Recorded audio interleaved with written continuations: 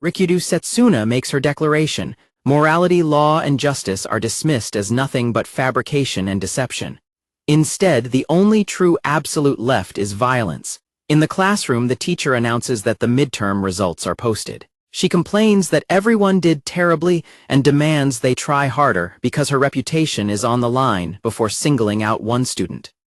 The teacher praises Masamichi Akita for once again securing the top score in every single subject. Masamichi brushes off his classmates' amazement at his perfect academic streak, casually claiming that he just got lucky.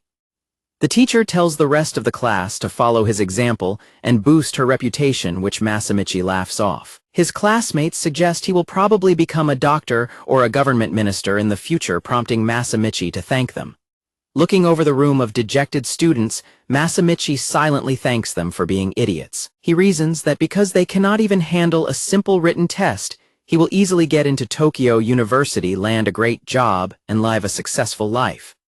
A classmate hugs him from behind and asks for help studying, which reinforces his belief that only the smart ones win in this world. Although he tells her he will help if he has time, he privately dismisses her request as a massive pain. Another student watches Masamichi intently from his desk. Suddenly, the student strikes Masamichi in the stomach. Masamichi demands to know why Ikashima punched him out of nowhere, only to be accused of flirting with Ikashima's girlfriend.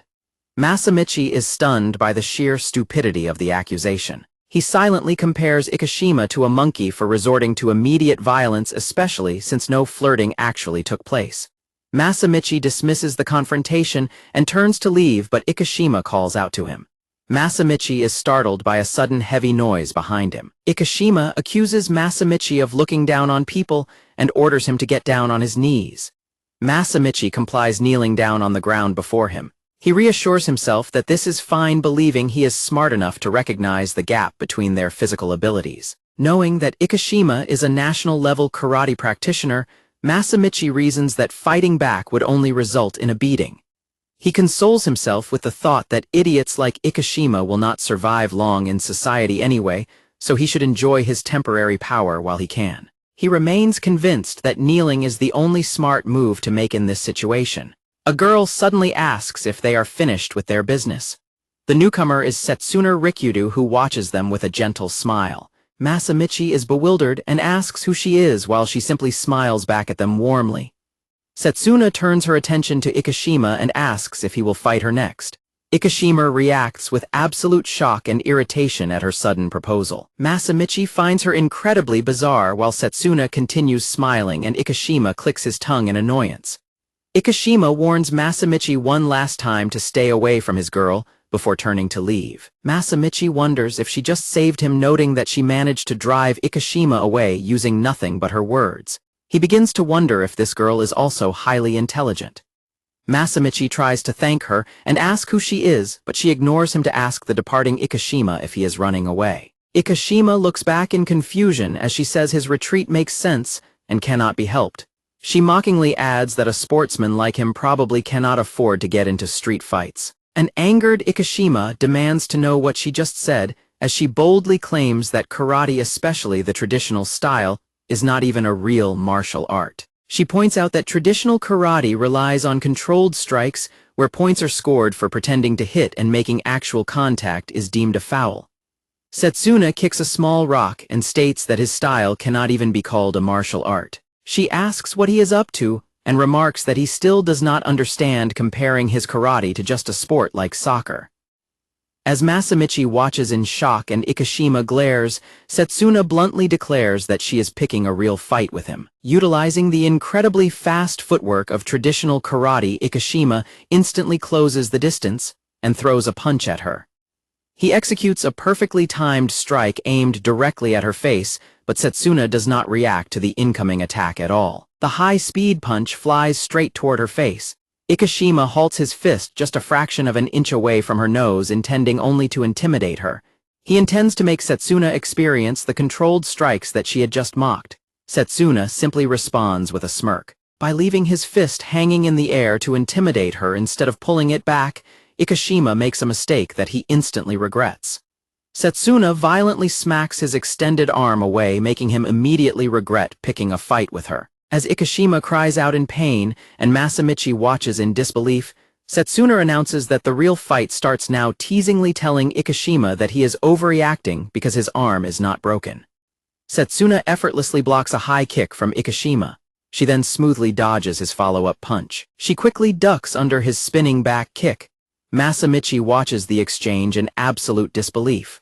A frustrated Ikishima realizes that not a single one of his rapid attacks is landing on her. While Masamichi questions what is going on with her, Setsuna casually asks Ikishima how she should phrase her thoughts, reminding him that he was ranked second in the country. She smiles mockingly and asks if his skills are just average. Masamichi looks on nervously as Ikishima becomes completely enraged by her taunt. Ikishima laughs darkly and warns Setsuna that he is going all out, telling her not to cry about it later. Setsuna clasps her hands and remarks that this is getting fun, while a nervous Masamichi questions if Ikishima is actually going all out. Ikishima takes a sharp breath and focuses his gaze intently. He dashes forward with incredible speed. A flashback shows Ikishima holding a certificate alongside his coach, highlighting that this is the specific technique that took him to the national tournament. It is explained that a normal punch usually begins with the feet. However, this technique involves striking with the hand first and letting the foot follow. He throws a punch at Setsuna with pure speed and absolutely no wasted movement.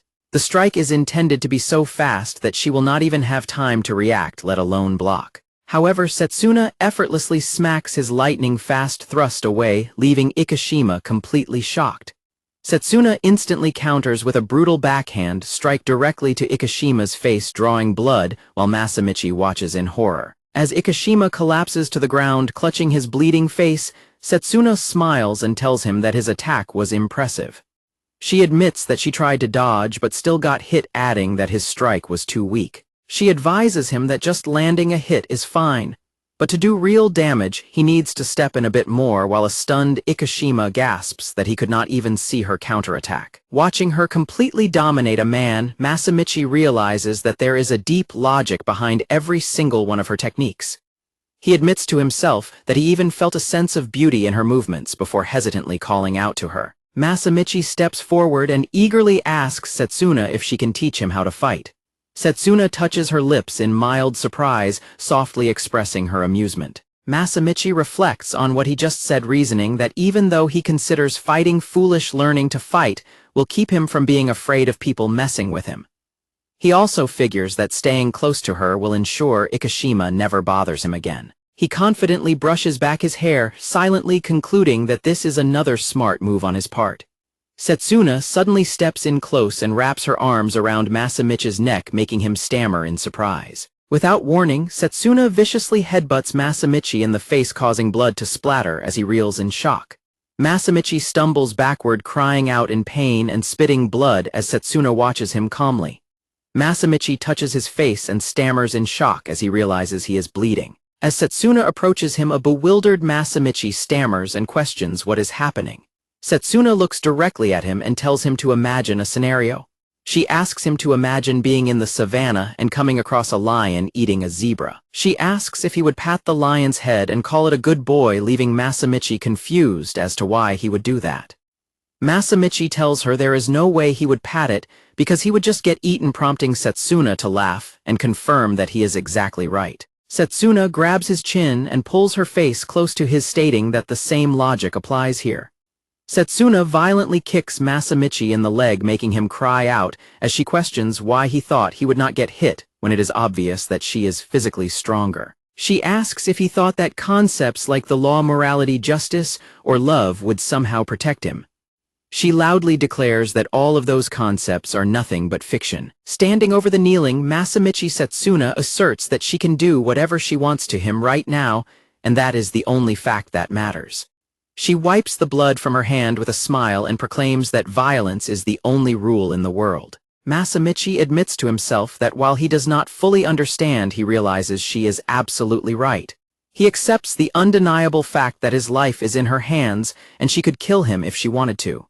He determines that there is only one thing left for him to do. Masamichi prostrates himself entirely, pressing his head against his hands on the ground. He decides to submit and beg for mercy, comparing his position to a yielding dog.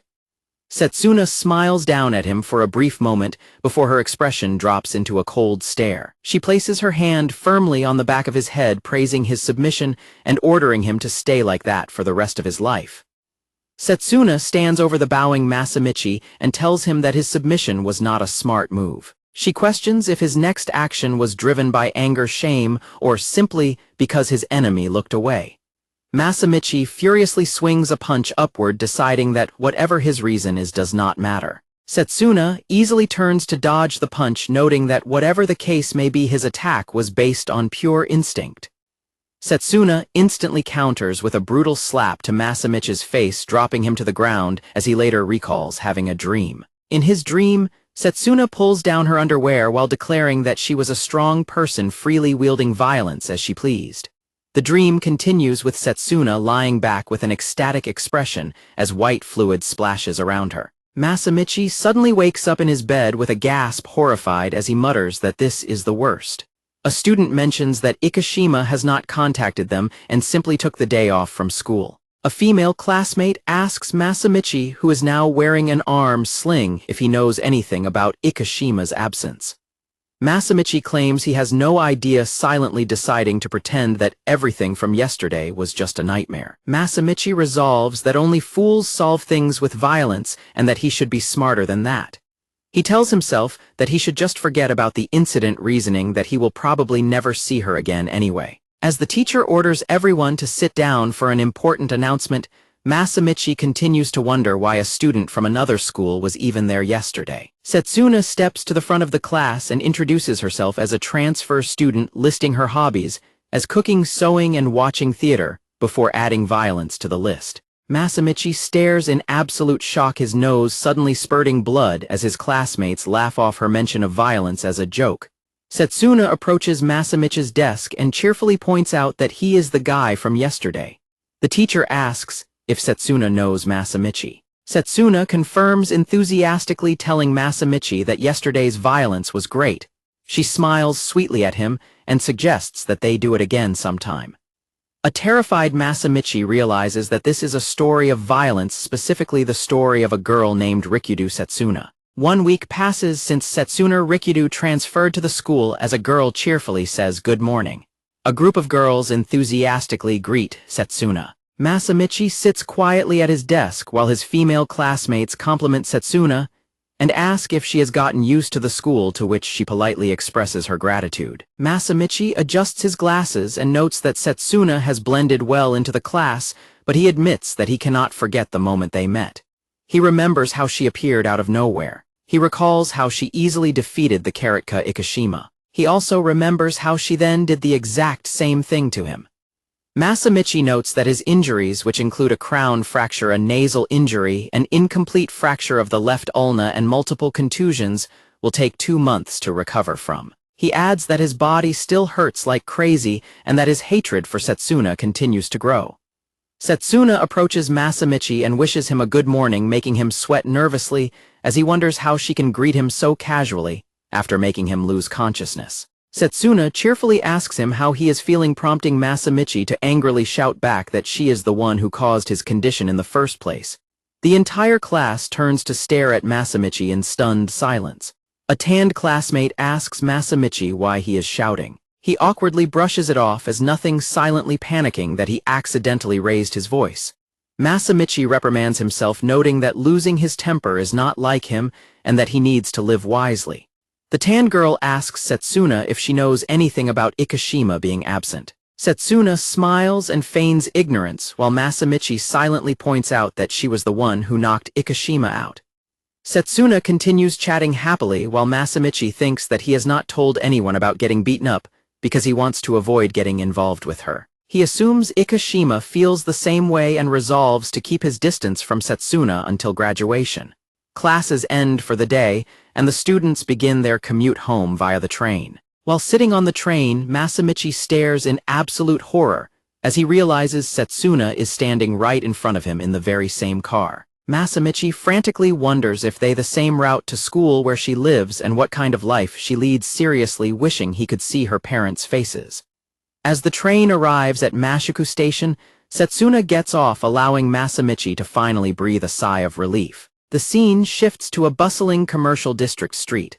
Masamichi trails behind Setsuna down the street, questioning why he is following her, but admitting his curiosity about what she does after school. Masamichi notes that she probably does not live in a commercial district, and wonders what a high school girl is doing in such an area right before someone suddenly bumps into him.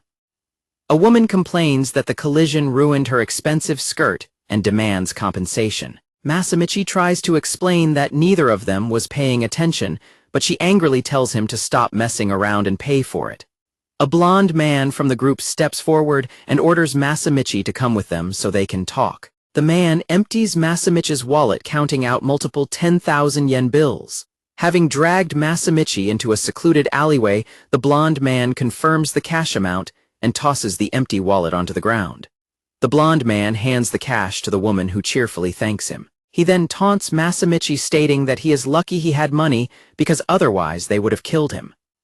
Masamichi silently fumes that they took 30,000 yen just for a bumped shoulder, viewing the man as a dumb delinquent host, and the girl as someone who thinks even less than him. Facing the group, Masamichi concludes that the situation is complete nonsense, assuring himself that his intelligence is far superior to all of theirs combined. Masamichi clenches his fist in frustration, but restrains himself, reasoning that hitting them would just result in his defeat and a police incident. He rationalizes that violence is merely a privilege for fools who fail to think ahead. The group mocks him with a casual farewell and walks past him, leaving Masamichi to bitterly accept that he would definitely lose a physical confrontation. Setsuna suddenly appears at the end of the alleyway, silently staring at them. Masamichi calls out her name in shock and asks if she came to help him, prompting the blonde man to ask if they know each other. Without a word, Setsuna suddenly dashes forward with her fist raised, catching the blonde man off guard and leaving Masamichi shocked that she is immediately ready to fight. Masamichi questions if Setsuna can actually win this fight, but a sudden realization hits him. He watches her sprint forward, noting with alarm that she is charging head-on into a 1-on-3 fight against grown men. Setsuna plants her foot firmly onto the ground to launch herself forward. Instead of attacking the group, Setsuna charges right past them and violently strikes Masamichi in the face, drawing a splatter of blood. Masamichi collapses to the ground in pain and asks what is going on, while the extortionists flinch and watch the sudden assault in total shock. A heavily bleeding Masamichi furiously demands to know what she is doing. Setsuna calmly remarks that she actually meant to knock him out with a kick, while the woman from the group questions why she just attacked him. Setsuna smirks and tells Masamichi that acting so passively is completely out of character for him. Masamichi is left utterly baffled by her words, silently admitting that he seriously does not understand this girl at all. Setsuna grabs Masamichi by the wrist and casually suggests they leave, brushing off the situation. A flustered Masamichi tries to stop her, urging her to at least assess the situation first. The blonde man steps in front of Setsuna to block her path, angrily asking if she is Masamichi's friend and warning her not to think they can escape with a cheap act. He yells at her for messing with him, while a nervous Masamichi stammers her name. The man threatens to kill her if she continues to look down on them. Setsuna stares back at the blonde man with a blank expression before slowly pulling down the collar of her uniform, revealing her cleavage to him. The blonde man smirks and tells Setsuna that she is pretty cute. The blonde man places his hand on Setsuna's shoulder and offers her a sweet job if she is struggling for money, suggesting she could help pay off her boyfriend's debt. Masamichi reacts in absolute shock, loudly questioning when he ever acquired a debt. Setsuna remains completely silent as the blonde man leans in closer, teasingly asking if she is mad and remarking that her angry face is also cute. Setsuna reaches up and firmly grabs the blonde man by the lapel of his jacket. She bluntly asks if he is promoting non-violence, leaving him thoroughly confused. Without warning, Setsuna strikes the blonde man directly in the throat with a swift, brutal chop. The blonde man reels backward as blood begins pouring profusely from his nose. He gasps for air while his stunned companion asks if his nose just broke. As the blonde man collapses to his knees, screaming in absolute agony, Setsuna coldly remarks that grabbing someone by the neck right in front of an enemy is the worst possible move. Setsuna explains that by letting an enemy into his personal space while occupying his own hands, he effectively abandoned both offense and defense, likening it to a declaration of non-violence.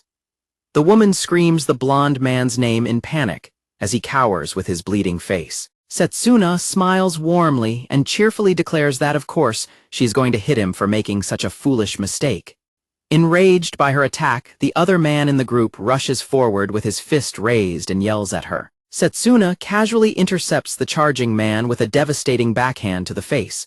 She smoothly follows through with her motion, delivering another rapid strike as the man groans in pain. Setsuna seamlessly follows up with a powerful body blow directly into his stomach, making him double over and gasp for air.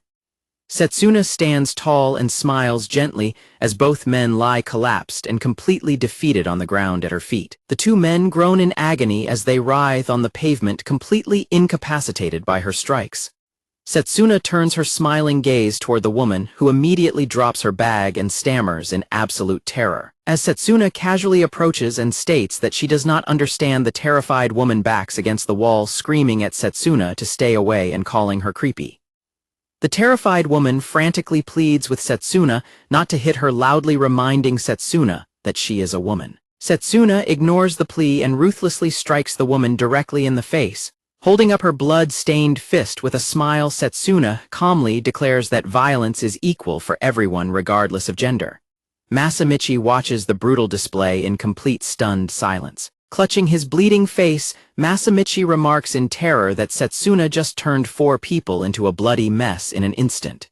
He acknowledges her incredible strength, but realizes that there is something even more terrifying about her. The text points out a total lack of awareness regarding societal norms.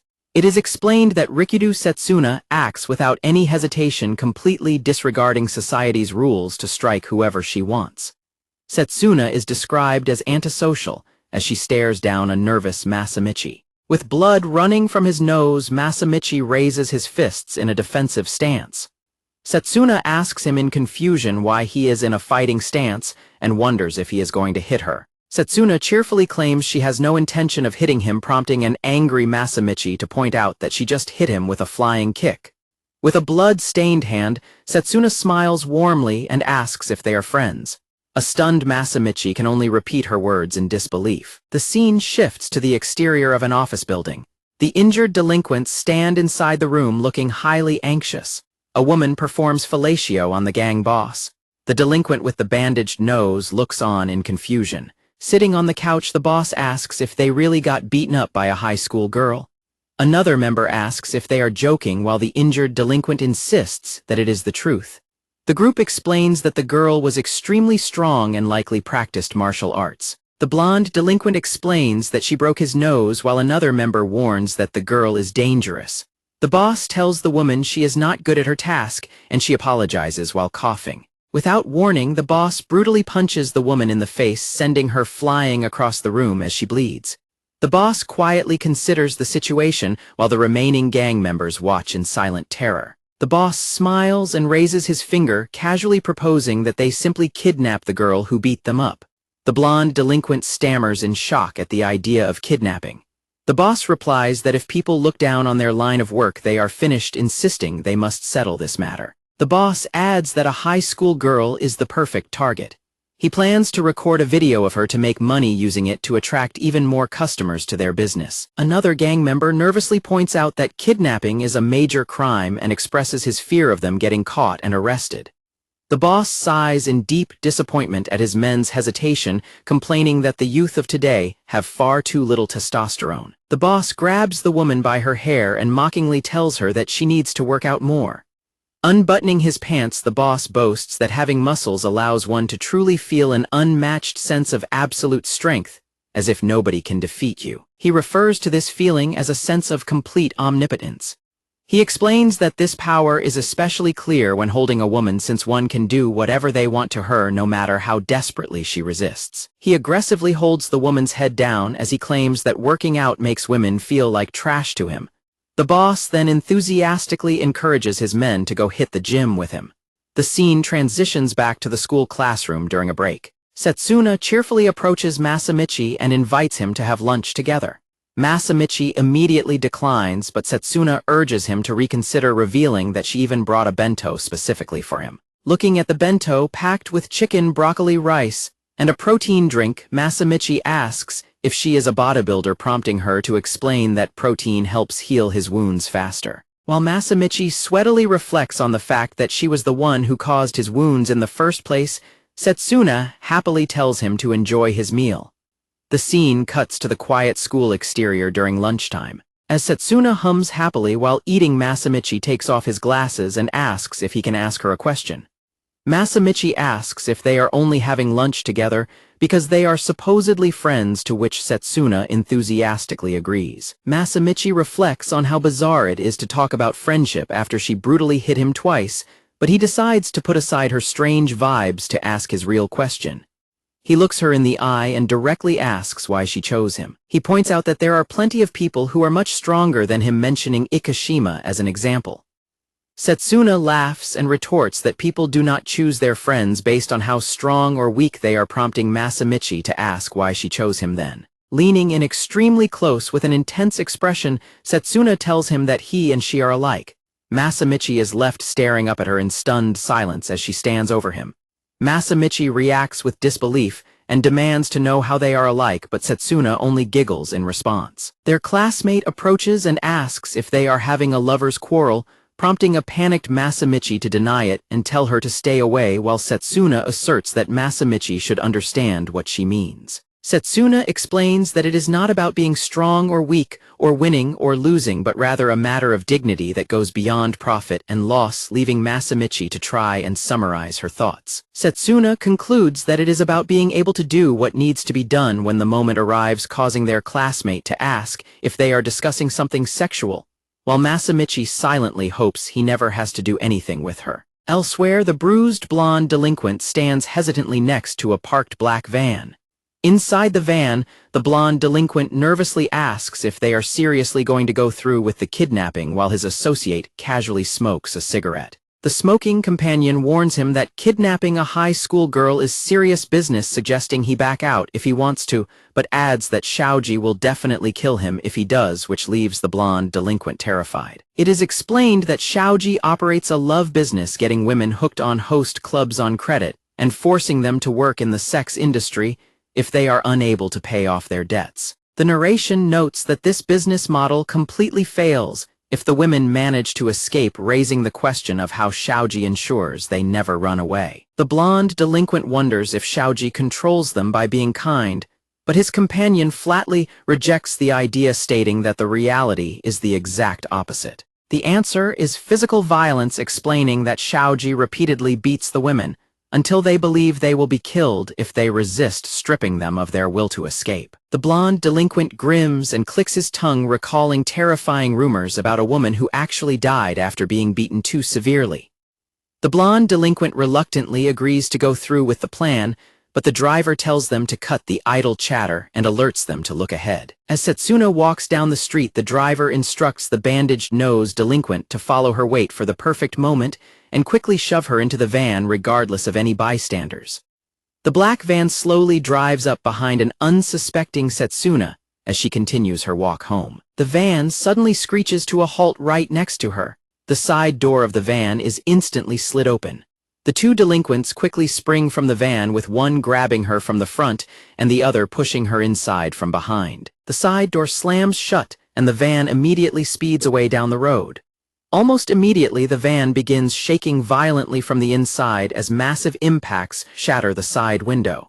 Meanwhile, the scene transitions to a quiet, empty office room inside Shaoji's building. Shaoji answers his ringing phone with a grin, asking if they have already successfully kidnapped the girl.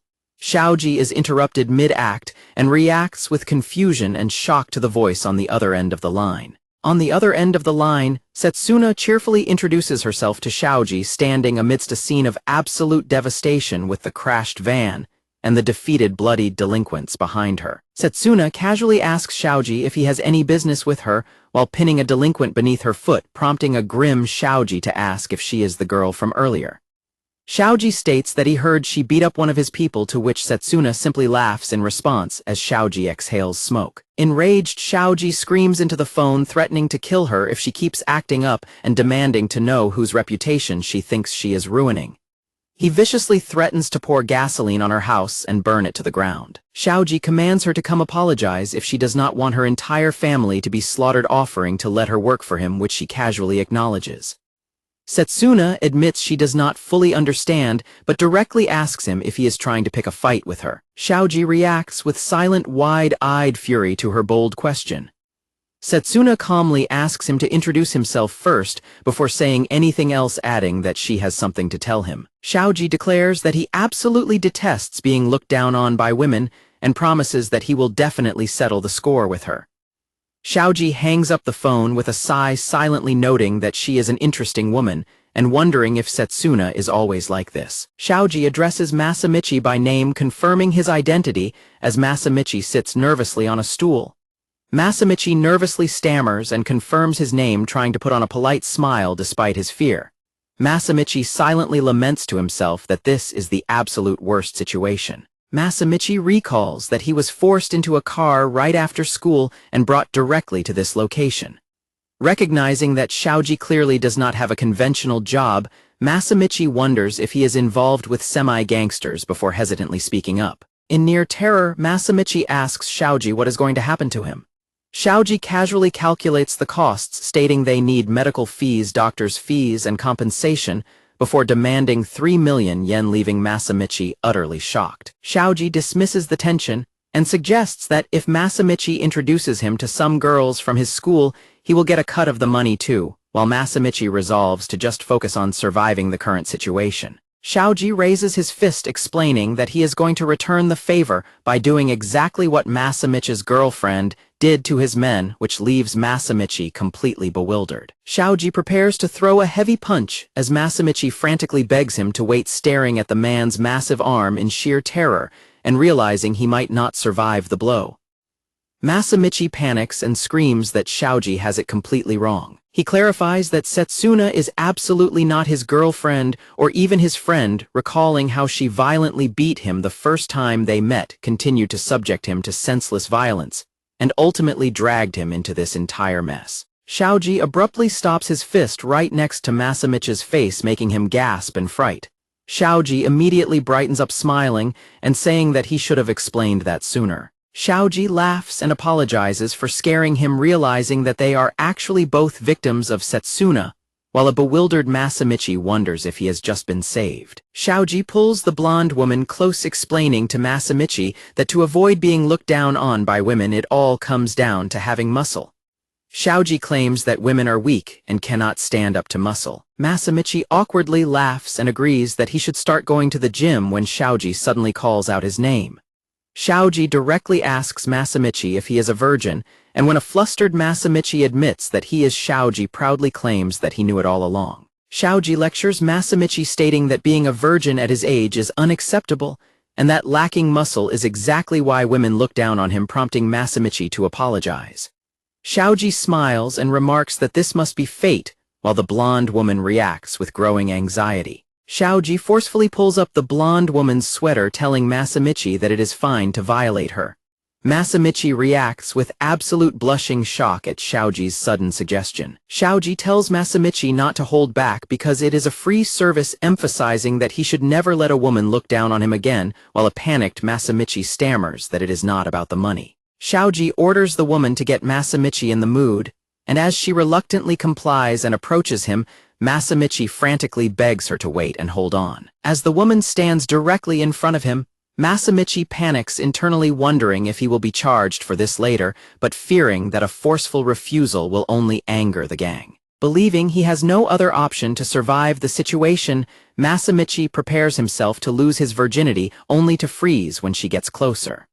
Looking closely at her, Masamichi is shocked to realize that her body is entirely covered in bruises. Xiaoji casually encourages him not to hold back, revealing that she has already slept with dozens of others to pay off her debt. Xiaoji cold-heartedly declares that she is nothing more than a tool and a plaything, leaving a horrified Masamichi completely speechless as he looks at her dead-eyed expression. Suddenly, Masamichi reaches out and gently grabs the blonde woman's hand to stop her. Masamichi firmly tells the woman that she does not have to go through with this, leaving both her and Xiaoji completely stunned. Xiaoji mockingly asks if he is just hiding his embarrassment, but Masamichi flatly refuses to cooperate. Masamichi reflects that he is not a feminist and has nothing against sex work in general, but his thoughts hesitate as he stands his ground. Masamichi furiously shouts at Xiaoji, declaring that forcing someone into sex is the lowest thing a person can do. Xiaoji mockingly remarks that Masamichi is talking a big game and suggests that the girl might fall for him before suddenly changing his tone. Xiaoji points out that Masamichi actually has an erection despite his noble speech. Masamichi instantly freezes in absolute embarrassment and shame. Xiaoji bursts into hysterical laughter, mocking Masamichi for preaching with an erection and comparing him to a cringy brothel customer, which leaves Masamichi completely humiliated. As Xiaoji continues to laugh hysterically and point at him, Masamichi frantically stammers that he has absolutely no intention of doing anything regardless of his physical reaction. Even the blonde woman cannot help but giggle and try to stifle her laughter at his sheer embarrassment. Xiaoji throws his head back and continues to laugh uproariously at him. Humiliated by their relentless laughter, Masamichi clenches his fist in pure rage, recalling that, while violence is legally deemed a crime that should never be committed, Masamichi snaps and strikes Xiaoji directly in the face with a devastating punch. Reflecting back on the moment, Masamichi wonders if everyone has a deeply frustrating memory that continues to haunt them even after many years. He describes those specific times when a person is faced with overwhelming unfairness and their basic dignity is threatened. He concludes that while it is an extremely rare occasion, there are moments when a person simply must strike. He declares that this is precisely why he is daring to shout it out. Standing victoriously over a defeated Xiaoji on the floor, Masamichi loudly proclaims the absolute supremacy of violence. Masamichi reflects that this was the very first time in his life he had ever hit someone. He feels as though he let out all the frustration he had been forced to endure all at once. He describes his brain going into overdrive, flooded with noradrenaline and dopamine. Because of the adrenaline, Masamichi realizes he does not feel any pain at all. In reality, Xiaoji had easily blocked or deflected the blow, and he simply sighs, rubbing his head in irritation. Xiaoji smiles smugly and calls Masamichi a crazy bastard for actually having the nerve to attack him despite knowing how strong he is. Xiaoji grumbles that he does not want to end up with a bruise on his face. Still feeling annoyed, Xiaoji decides that he will feel much better after landing 5 more solid punches directly on Masamichi's face. Suddenly, the door clicks open, and Setsuna calmly steps into the room, drawing Xiaoji's attention. Xiaoji recognizes her as Setsuna Rikudo and mockingly apologizes, stating that he just beat the crap out of her boyfriend, while a bloody Masamichi weakly calls out her name. Setsuna remains completely silent, staring back at Xiaoji with a blank expression. Xiaoji asks why she is staying silent and wonders if she is not furious, mockingly suggesting that she has been scared silent by the sight of her beaten boyfriend. Holding Masamichi by his hair, Xiaoji menacingly warns Setsuna that she will not get off easy and orders her to kneel and beg for her life while she casually interrupts him. Setsuna smiles coldly and asks Xiaoji if he is merely the type of dog that barks but does not bite. Xiaoji responds with a tense, dangerous smile as a vein bulges on his head. Xiaoji tosses off his jacket to prepare, and the confrontation begins. All thoughts of threats or mercy vanish from Xiaoji's mind as he focuses entirely on combat. Acknowledging that she defeated all his men using martial arts, Xiaoji cautions himself not to drop his guard just because she is a woman and carefully raises his fists. Meanwhile, Setsuna takes a decisive step forward. With incredible speed, Setsuna lunges forward and lands a devastating punch directly to Xiaoji's face. Setsuna follows up with another swift strike, catching Xiaoji completely off guard. She maintains her momentum, moving with absolute precision to keep up her offense. She lands another heavy blow on Xiaoji, making him groan in pain, and quickly grabs him to prevent any counterattack. After landing a few quick punches, Setsuna grabs Xiaoji by the head and smashes it against her knee, executing a flawless combo without any hesitation. However, Xiaoji smiles through the assault, revealing that everything is going exactly according to his plan.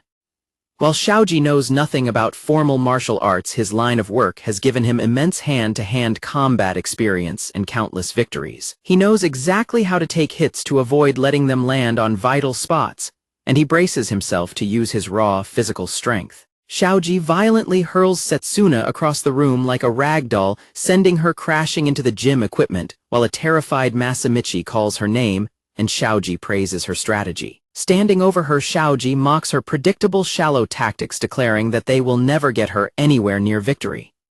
Shaoji proudly flexes his massive bicep, claiming that he will teach her that sheer force is the only thing that truly matters in a fight. Shaoji demands that she get back up, asking if she thinks he is satisfied with just a few hits before raising his fist and screaming for her to die. As Shaoji lunges at her, Setsuna remains calm on the floor and prepares to defend herself. Setsuna swiftly wraps her legs around Shaoji's body as he lunges forward, catching him in a tight hold. Shaoji looks down in complete confusion, demanding to know what she is trying to do as she locks him in place with her legs. It is explained that this defensive position is known as a cross guard in judo. The cross guard is a technique used to control an opponent with one's legs, making it significantly harder for them to land any effective strikes. Shaoji curses in frustration as she prepares to transition into her next technique. She executes a sweep technique known as the kusakari, instantly bringing Shaoji down. Following the sweep, Setsuna immediately takes the mount position, sitting triumphantly on top of Shaoji's chest with a smile. Setsuna mocks Shaoji by asking him to repeat his claim about sheer force being all that matters before calling him a dumbass, as she easily slips her arm around his head. Setsuna promises to teach him something much better, declaring that the only thing that truly matters in this world is violence. She immediately drives her fist downward, landing a brutal punch directly onto his face. The next chapter begins by illustrating the mount position, a fundamental combat posture. The mount position is described as highly simple and effective, showcasing the brilliance of mixed martial arts by allowing a fighter to restrain an opponent using only their lower body. With her upper body completely free, she is able to strike him with her absolute full strength.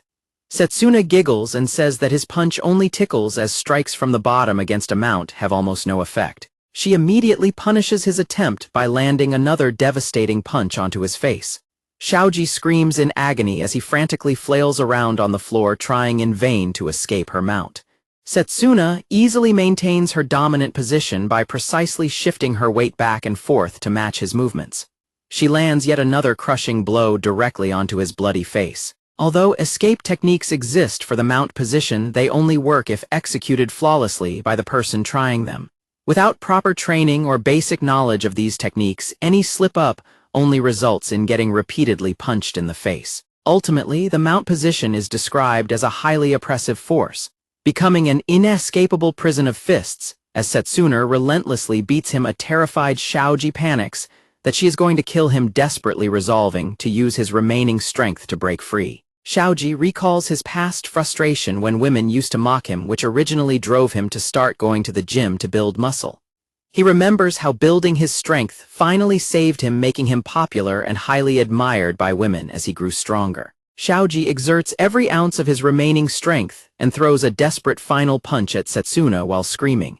His punch misses entirely, slamming into the concrete right next to Setsuna's head as she watches him with a calm, mocking smile. Shaoji groans in absolute agony and defeat, while Setsuna giggles quietly at his desperate struggle. Setsuna looks down at him, noting that he has always believed only the strongest win in a fight, which is a very simple and clear way of looking at the world. She tells him that violence is actually something much deeper and more interesting, before brutally slamming his head into the ground. Blood splatters across the window blinds, and as Masamichi looks around, he notes that the blonde woman managed to run away during the chaos. Shaoji lies completely motionless and beaten into a bloody mess on the concrete floor. Masamichi asks if Shaoji is still alive, to which Setsuna casually replies that he probably is, noting that he is used to getting beaten up and will be fine. Setsuna asks Masamichi if he is all right or if he needs to go to the hospital, but he remains completely silent. Staring blankly at the ruined office around them, Masamichi's expression turns cold and empty. Crouching on the floor, Masamichi quietly mutters that all of this is entirely her fault, leaving Setsuna slightly puzzled. He recalls that, because she initially picked a fight with those delinquents, he was targeted, kidnapped, and brutally beaten up. Masamichi furiously repeats that it is all her fault, explaining that his life was supposed to be a peaceful path to success rather than this living hell. But he admits that there is one thing he cannot deny. With a dark, manic smile, Masamichi admits that it felt incredibly good to finally strike back at someone who angered him. Standing up resolutely, Masamichi directly asks Setsuna to teach him how to fight. When Setsuna asks him why he wants to learn, Masamichi answers that the reason should be completely obvious. He points his fist directly at her, declaring that he wants to learn to fight so that he can eventually hit her. Setsuna tightly embraces Masamichi with a dark smile, welcoming him to her world of violence.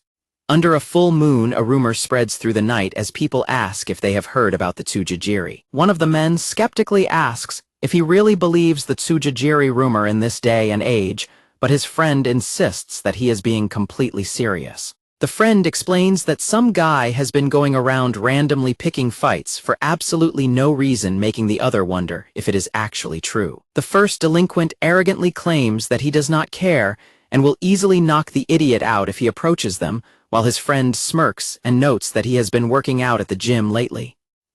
Masamichi suddenly approaches them, stepping forward while remarking on how nice of a night it is. Holding up a clenched fist with a dark, confident smile, Masamichi directly asks the two men if they want to fight him. Masamichi recalls an incident where his shoulder accidentally bumped into another man's shoulder. Even though neither of them had tried to dodge and the collision was mutual, the man angrily glared and groaned as if it were entirely Masamichi's fault. Seeing that Masamichi did not offer any apology, the man quickly grew even more enraged and riled up. Masamichi stood his ground, letting the confrontation turn into a fight. Returning to the present, a quiet week passes at the school. He notes that it has been a week since his violent encounter with the thug, and he has finally returned to a state of peace. However, his peace is slightly disrupted by the fact that Setsuna still sits right next to him, as she cheerfully wishes him a good morning. Nearby, Ikishima stands with a band-aid on his face, clicking his tongue in irritation, prompting Setsuna to complain that he will not say hello to her, which Masamichi points out is obviously because she beat him up. The tanned classmate apologizes on Ikishima's behalf, explaining that he is actually pretty shy despite his rough appearance, making Setsuna call him a cutie pie. The tanned classmate asks Masamichi if he agrees, causing a flustered Masamichi to stammer behind his book, while Ikishima stomps away in anger. Ikishima glares back and threatens that they will both pay for this, leaving Masamichi sweating in panic over why he is being included in the threat. The tanned classmate sighs that Ikishima did not need to get so angry, noting his behavior was not cool, while Setsuna casually tells her not to worry about it. Masamichi silently laments that Setsuna has once again earned him even more completely unnecessary hatred. He resolves to himself that nothing will ever change unless he physically beats up Setsuna. Later, Setsuna enthusiastically claps her hands together to begin their session outside the school.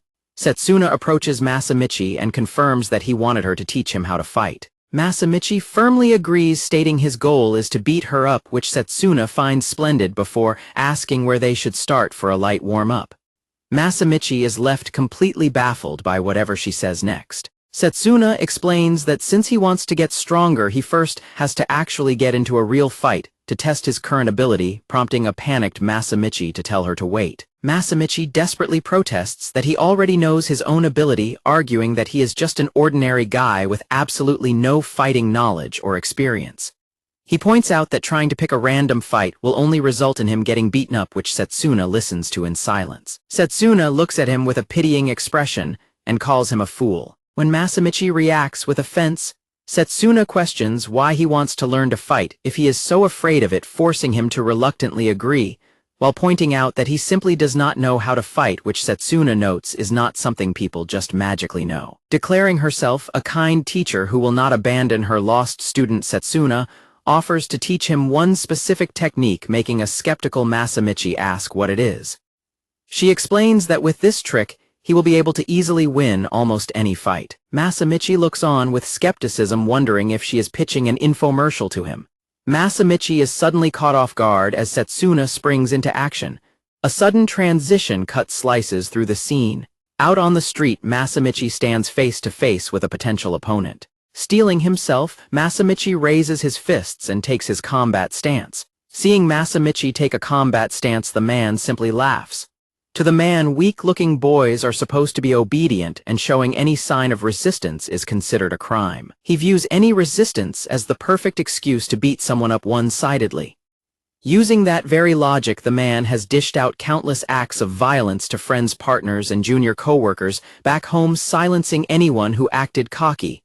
But things are going to be different this time. In a flashback, Setsuna teaches Masamichi that the most important thing is to land the first hit and end the fight in a single blow. She explains that if he gets hit first, he will lose his chance to strike back, making the first move the most crucial part of any fight, though Masamichi notes that things rarely go so conveniently. Setsuna reassures him that it is indeed possible, and that the technique she is about to teach him is perfectly suited for achieving exactly that. Back in the present, the opponent taunts Masamichi to come at him, asking if he is scared. The narration introduces a technique originating from Muay Thai that has wreaked havoc around the world. As the opponent screams that he will kill him, Masamichi takes a decisive, heavy step forward. The move is so incredibly effective that it has become a standard technique in modern mixed martial arts. It is executed from a range so far back that no counterattack can possibly reach. It involves a sudden leap forward, swinging the leg dynamically as if kicking a soccer ball. With all of his might, Masamichi unleashes the strike. He lands a perfectly timed calf kick directly onto his opponent's lower leg. The calf kick is a strike aimed at the tibialis anterior muscle, one of the softest spots, using harder parts of the leg like the ankle, instep, or shin. If they were to sum up the result of the impact in a few words, it is immediately obvious to the opponent. The opponent instantly doubles over and clutches his leg in agony, finding the impact painful as hell. Clutching his shin on the ground, the opponent curses in pain while Masamichi silently stands opposite him. Masamichi is thrilled that he actually landed the hit, realizing he successfully executed the technique Setsuna taught him. The opponent quickly recovers, angrily asking what his problem is, while Masamichi is left underwhelmed, wondering if that was all his kick would do.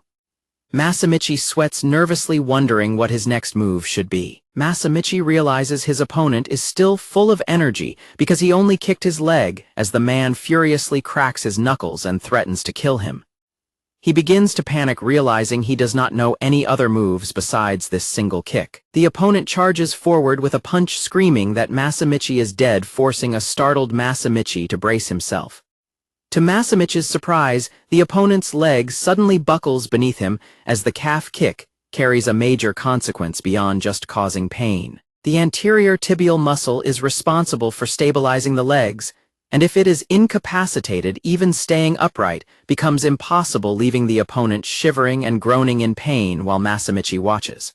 Completely losing his balance, the panicked opponent frantically screams for him to wait. Seizing the opportunity, Masamichi sweeps in and delivers a second crushing calf kick to his opponent's leg. The opponent screams in agony as his leg completely gives out, forcing him to collapse to his knees. Shielding his face in terror, the defeated opponent frantically begs for mercy and pleads for Masamichi to spare him, leaving Masamichi completely stunned.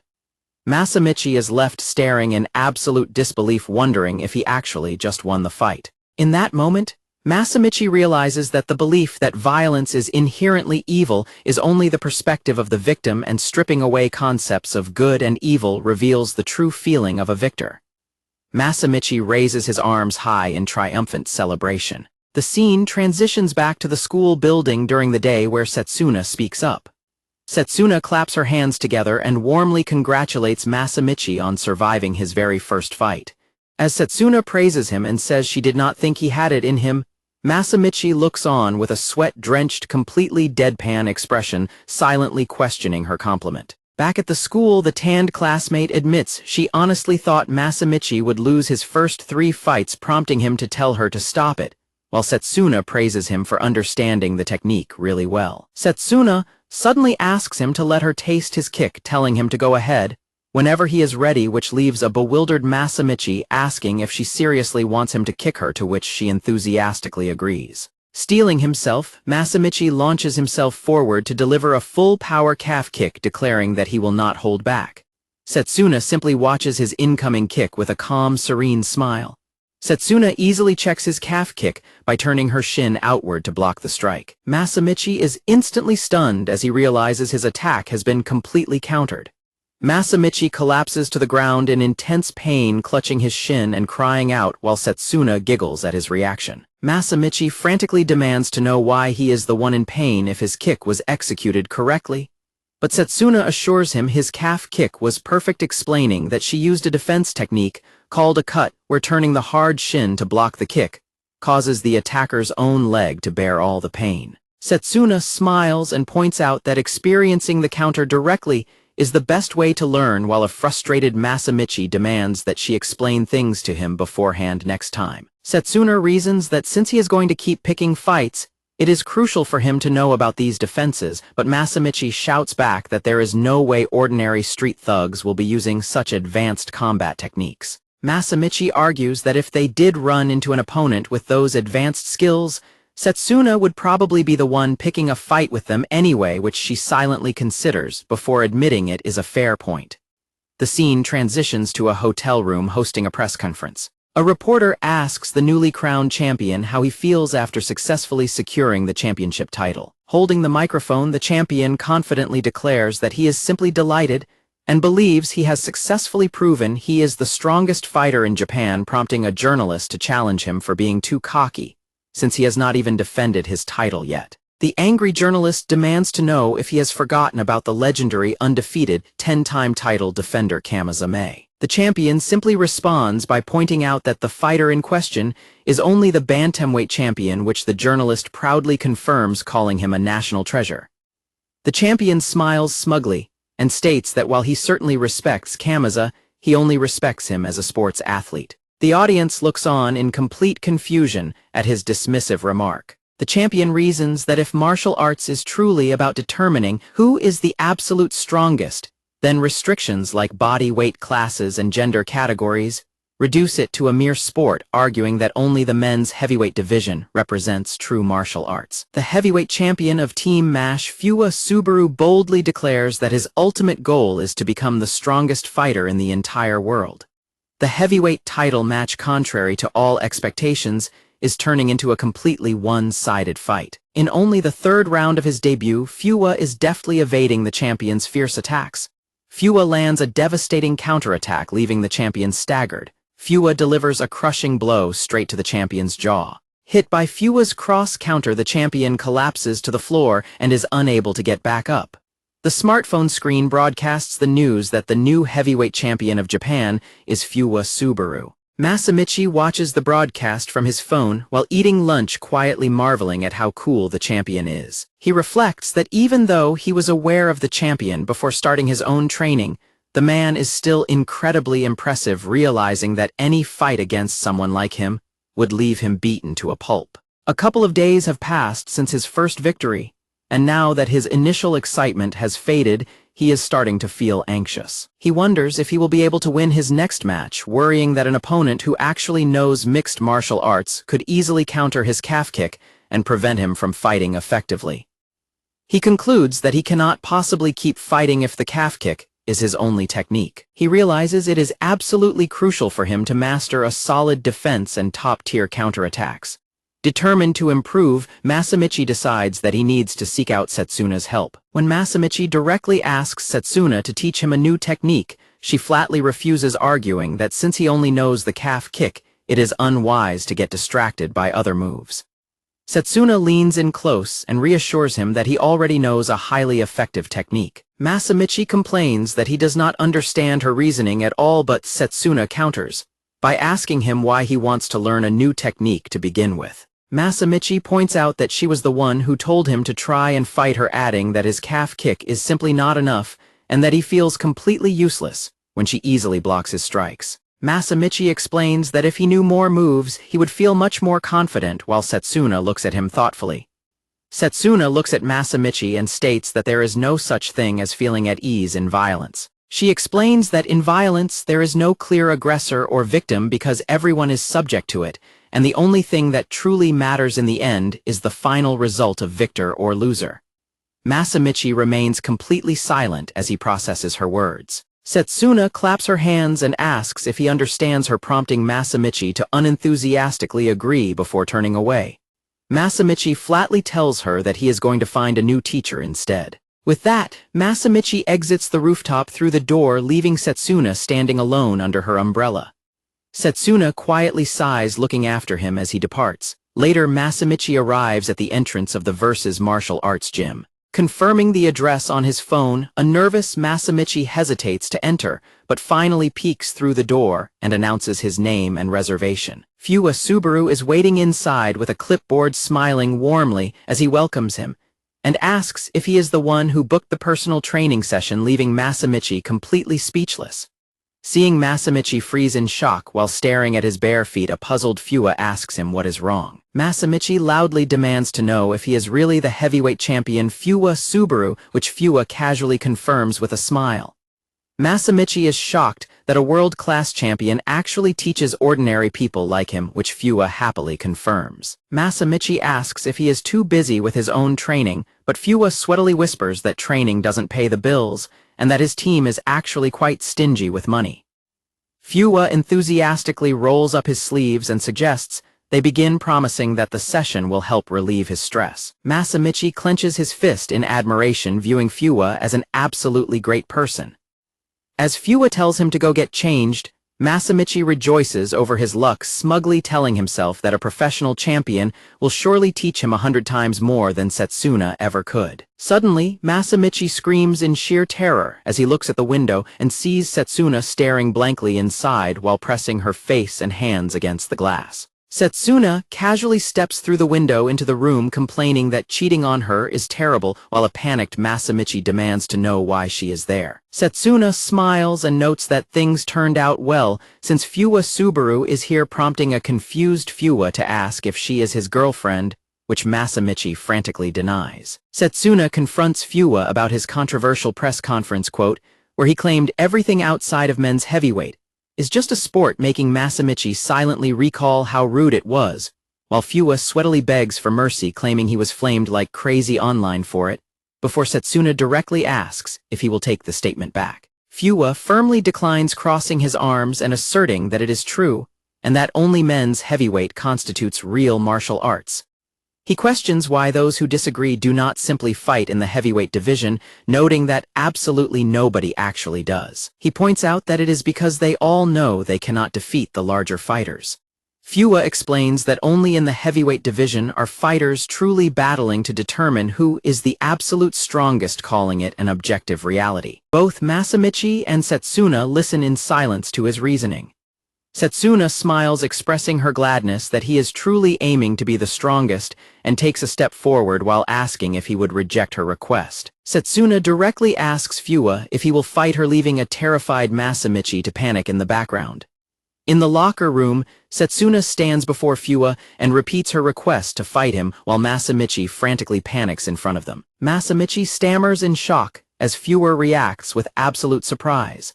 Masamichi furiously screams at Setsuna, asking if she is stupid and demanding to know if she has any idea who Fuwa is, which she cheerfully confirms. Smiling playfully, Setsuna points out that he is the champion of the famous sport of mixed martial arts, as Fuwa watches her closely. An older gym coach manager yells at Setsuna, demanding to know what her goal is, and ordering her to leave if she is only there to cause trouble, though she smiles and claims she is a trainee, while Fuwa asks them to wait a minute. Fuwa quietly muses over her comment about mixed martial arts being merely a sport, noting that she boldly threw that statement out. Fuwa argues that there is no holding back in mixed martial arts and questions where the sport lies in that, but Setsuna scoffingly tells him not to make her laugh. She stands with her arms outstretched as she details all the prohibited tactics, such as biting head, butting eye, gouging, striking the crotch, punching with bare knuckles, soccer ball kicks, punches to the throat, and strikes to the back of the head. Setsuna coldly smiles, pointing out that those are all categorized as violations, and noting that there are actually quite a lot of restrictions in his sport. Setsuna asserts that the very fact that victory is decided by a set of rules is precisely what makes it a sport, asking what else it could possibly be, while Fuwa retorts that those lethal moves are banned because the goal of a match is not to murder the opponent. Fuwa firmly maintains that under those standard rules, only the heavyweight can be considered the truly strongest, declaring that this is why he is currently the strongest in Japan and will soon prove himself to be the strongest in the world.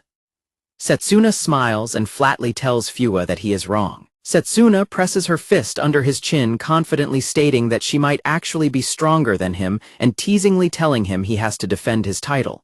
The other men in the gym laugh uproariously, calling her hilarious, while Masamichi looks completely shocked. Fuwa looks down with a serious expression and acknowledges that she is looking for a fight.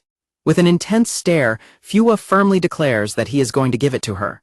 The older gym manager desperately yells at Fuwa not to take what she says seriously, noting from the way she talks. Setsuna quietly giggles behind her hand while the manager finishes his thought, realizing she is completely serious.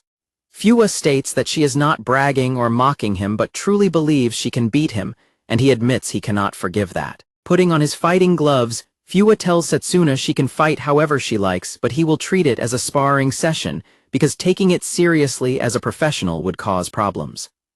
As the manager tries to stop him, Setsuna asks why and Fuwa adds that he has one condition. Setsuna sighs in slight disappointment and says it cannot be helped.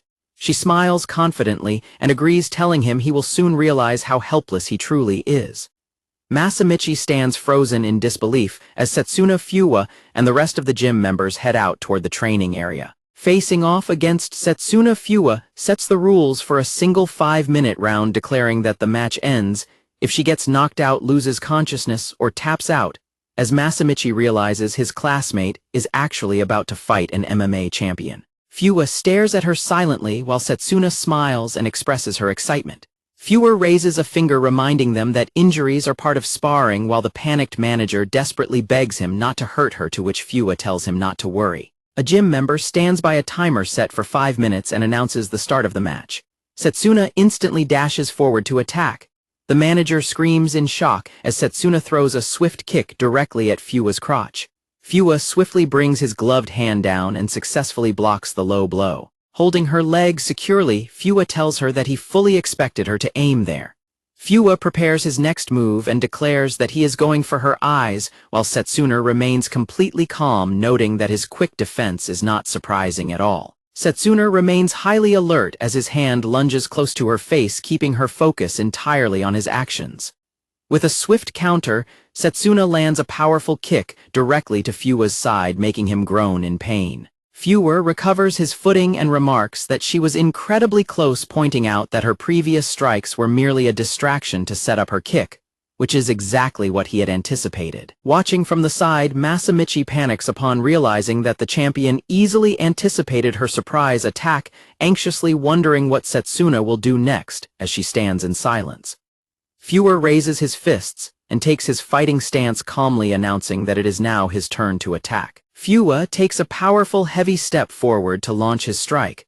The narration explains that the jab is one of the most fundamental and basic punching techniques in boxing. It adds that a quick jab using the lead hand is less powerful, but carries minimal risk, used strategically to keep opponents on the defensive. However, it notes that a jab from a heavyweight champion weighing over 100 kilograms is a completely different matter. Fuwa unleashes a devastating punch that slams directly into Setsuna's guard with massive force. Masamichi watches in silent shock as the sheer power of the blow forces Setsuna backward. Setsuna collapses face down onto the gym mat while Fuwa stands over her in a dominant stance. Looking down at her, Fuwa quietly states that the match is over, admitting that he was unable to hold back his strength.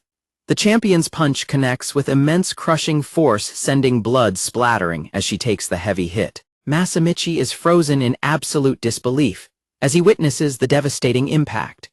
The massive strike sends Setsuna flying backward across the floor, while Masamichi remembers how this outrageous and incredibly strong girl had once smugly wiped blood from his own face. Setsuna now lies defeated and bleeding on the ground, having been completely struck down by a single powerful punch. Fuwa looks at her with concern, asking if she is all right and admitting he acted immaturely, before telling her to rest up before heading home. As the panicked manager screams his name, Fuwa turns away from Setsuna and asks if someone can bring her some water, unaware that she is already staring up at him with a sharp, fully conscious gaze. As Chapter 11 begins, the fast-paced sparring session continues with an intense exchange of blows. The manager screams in absolute disbelief, wondering if she just took a direct hit to the face, but Masamichi quickly points out that she actually managed to block the devastating strike. Moving with incredible speed, Setsuna leverages the momentum of his incoming punch to transition into a counter maneuver. Setsuna suddenly leaps and wraps her legs securely around Fuwa's neck and arm, executing a brilliant flying armbar in mid-air. Both Masamichi and the manager are left completely dumbfounded with their mouths hanging open in utter shock at her high-level technique. The manager sweatily realizes that Setsuna is completely wild, having intentionally taken his punch just to secure the opening to lock in the armbar. Setsuna pulls back with all her weight fully locking in the submission hold as Fuwa struggles beneath her. Seeing the armbar fully locked, the manager frantically screams for Fuwa to tap out, warning him that she will break his arm if he refuses to surrender. Instead of tapping out, Fuwa strains every muscle in his body and incredibly lifts Setsuna completely off the ground with his single free arm, leaving Masamichi to mutter in utter disbelief.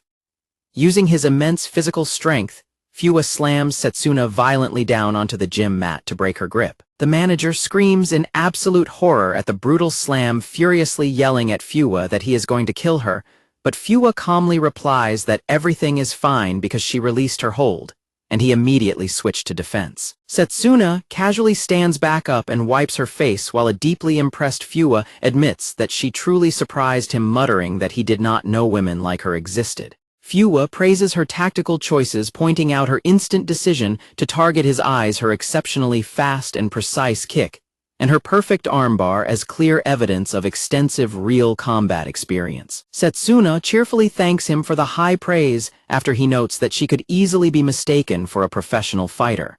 However, Fuwa's expression turns dead serious as he looks at her and admits that he actually feels bad for her. Fuwa explains that in the world of mixed martial arts, there are several inescapable and harsh realities that everyone must accept. He points out that larger and heavier fighters inherently possess a massive physical advantage, adding that, while she is undoubtedly skilled and far from average, she faces a major limitation.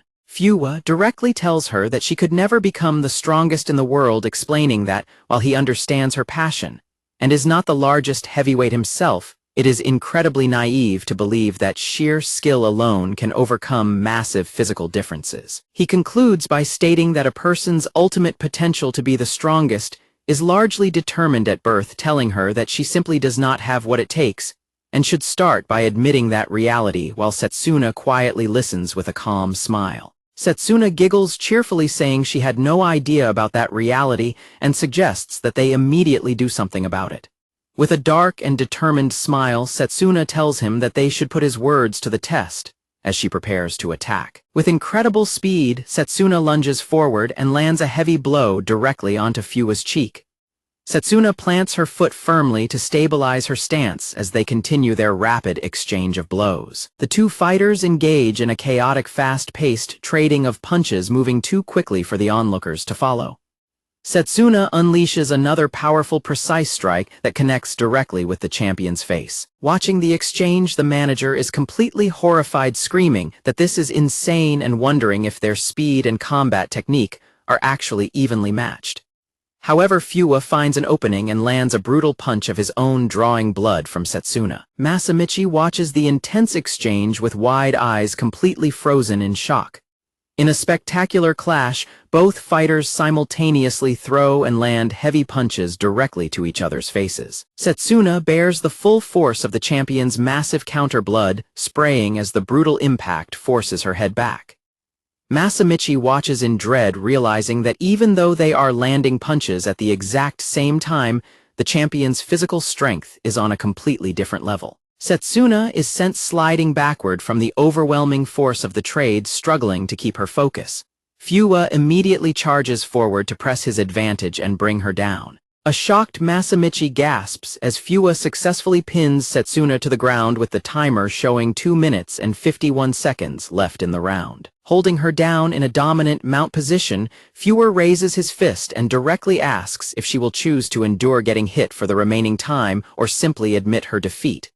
Pinned to the mat and bleeding from her mouth, Setsuna looks back up at him with a defiant, confident smile. The focus shifts as the concept of the cross-counter is illustrated, showing how a perfectly timed trading of strikes can determine the course of a fight. A flashback begins on New Year's Eve, where Masamichi recalls sitting in front of his television and accidentally coming across a life-changing broadcast. The flashback continues as Masamichi remembers watching a match in a ring made for only two people where manhood is proven solely by beating up the opponent, and the one who dominates in the end is deemed the winner. Seeing the champion crowned as the strongest in the world on television, a young Fua realized he did not want to be a mere television superhero, but rather the absolute strongest person in the entire world. That very night as he lay on his bed, Fua intensely contemplated what he needed to do to become the strongest, and his eventual answer was incredibly simple. To achieve his grand ambition, Fua decided that he had to throw absolutely everything else away. Fua immediately threw away all of his school textbooks and video game consoles, stopped spending time with his friends, and began attending school far less. Because his ultimate goal was far greater than any of those distractions, Fua did not waste a single day and dedicated himself entirely to training. He lived without any pursuit of romance or money, focusing solely on his training, and yet he found himself completely happy. Returning to the present, Fua looks down at Setsuna and firmly declares that he will become the strongest in the world. He adds that if he can make this single goal a reality, then absolutely nothing else matters to him. Setsuna simply responds with a light, amused grunt as she remains pinned beneath him on the mat. Suddenly, Setsuna attempts to escape from the mount, prompting the manager to loudly warn Fua to be careful of her movement. The narration explains that although the mount position appears inescapable at first glance, there are several effective escape techniques, making it rather difficult for even a skilled fighter to maintain. However, there is one major catch to these escape techniques. The success of these mount escape techniques is entirely dependent on both fighters being of similar body weight. Before she can execute her escape, Fua drives a heavy, devastating punch directly into Setsuna's face. With Fua weighing a massive 111 kilograms, his body weight is double that of Setsuna's, meaning she cannot even shift her position, let alone turn over to counter him. Because escape is physically impossible against such an immense weight class difference, Setsuna is left completely defenseless on the ground. The manager watches in horror, realizing that Fua is completely serious, as he relentlessly rains down punch after punch. Maintaining his dominant mount position, Fua continuously strikes Setsuna's face with brutal, heavy punches. As she lies beaten and bloodied on the mat, Fua looks down at her and quietly speaks. Fua looks down at the bleeding Setsuna and asks her why she is smiling. Setsuna is caught off guard by his question, wondering to herself if she was actually smiling. Fua warns her that he is punching her in the head and she needs to go to the hospital, but Setsuna replies that she does not mind. Watching the interaction, Masamichi silently observes how completely messed up the entire scene is. Setsuna smiles bloodily and points out that the situation is a grown man mounting and repeatedly punching a defenseless high school girl. She adds that if word of this ever got out to the public, his dream of becoming the world champion would be completely over.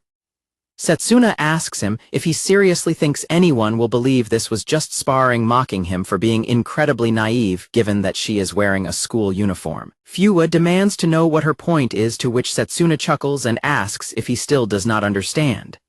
Setsuna looks up at him with a wide smile and tells him that she is recording him. Fua is struck with sudden panic as he realizes that the boy she came with must be recording everything on his phone. Fua looks back and is relieved to see that Masamichi is holding up empty hands and not recording at all, but the distraction allows Setsuna to make her move. Seizing the moment, Setsuna wraps her legs around Fua's body and executes a scissor sweep to take him down. The sweep successfully knocks the heavy champion off balance and brings him crashing down to the mat. Setsuna scrambles away and swiftly rises back to her feet, leaving Fua on the floor. Setsuna catches her breath and sighs in relief. Setsuna cheerfully celebrates escaping the mount while Fua gets back up in the background, sweating in disbelief and wondering if she is completely stupid. Fua furiously shouts at her, calling her bluff incredibly cheap and declaring that everything she just did was completely meaningless. Setsuna reasons that she still succeeded in escaping the mount, but Fua snaps back that his point is entirely different. Fua yells that while he can understand a dirty tactic like an eye poke, he finds her lie about recording him completely absurd, accusing her of disregarding the rules just to try and match his physical power. He points out that her threat only worked because she is a high school girl, and he is a professional athlete in a sparring session arguing that a victory achieved through such specific circumstances has absolutely no universality. Fuwa screams that winning with a cheap trick like that has absolutely nothing to do with proving who is the strongest in the world. As the other gym members watch them in silence, Setsuna simply smiles and asks Fuwa what exactly he is trying to say. Setsuna reveals to a stunned Fuwa that she is not actually aiming to become the strongest in the world. Raising her fists once again, Setsuna smiles and explains that she simply wants to beat up the person standing right in front of her. As Chapter 13 begins, the two square off once again with the question of who Fuwa is truly fighting looming over their confrontation. Setsuna immediately pushes forward to attack Fuwa once again. She repeats that she is not striving to become the strongest in the world. Fuwa begins to wonder what exactly she is fighting for as she unleashes another strike.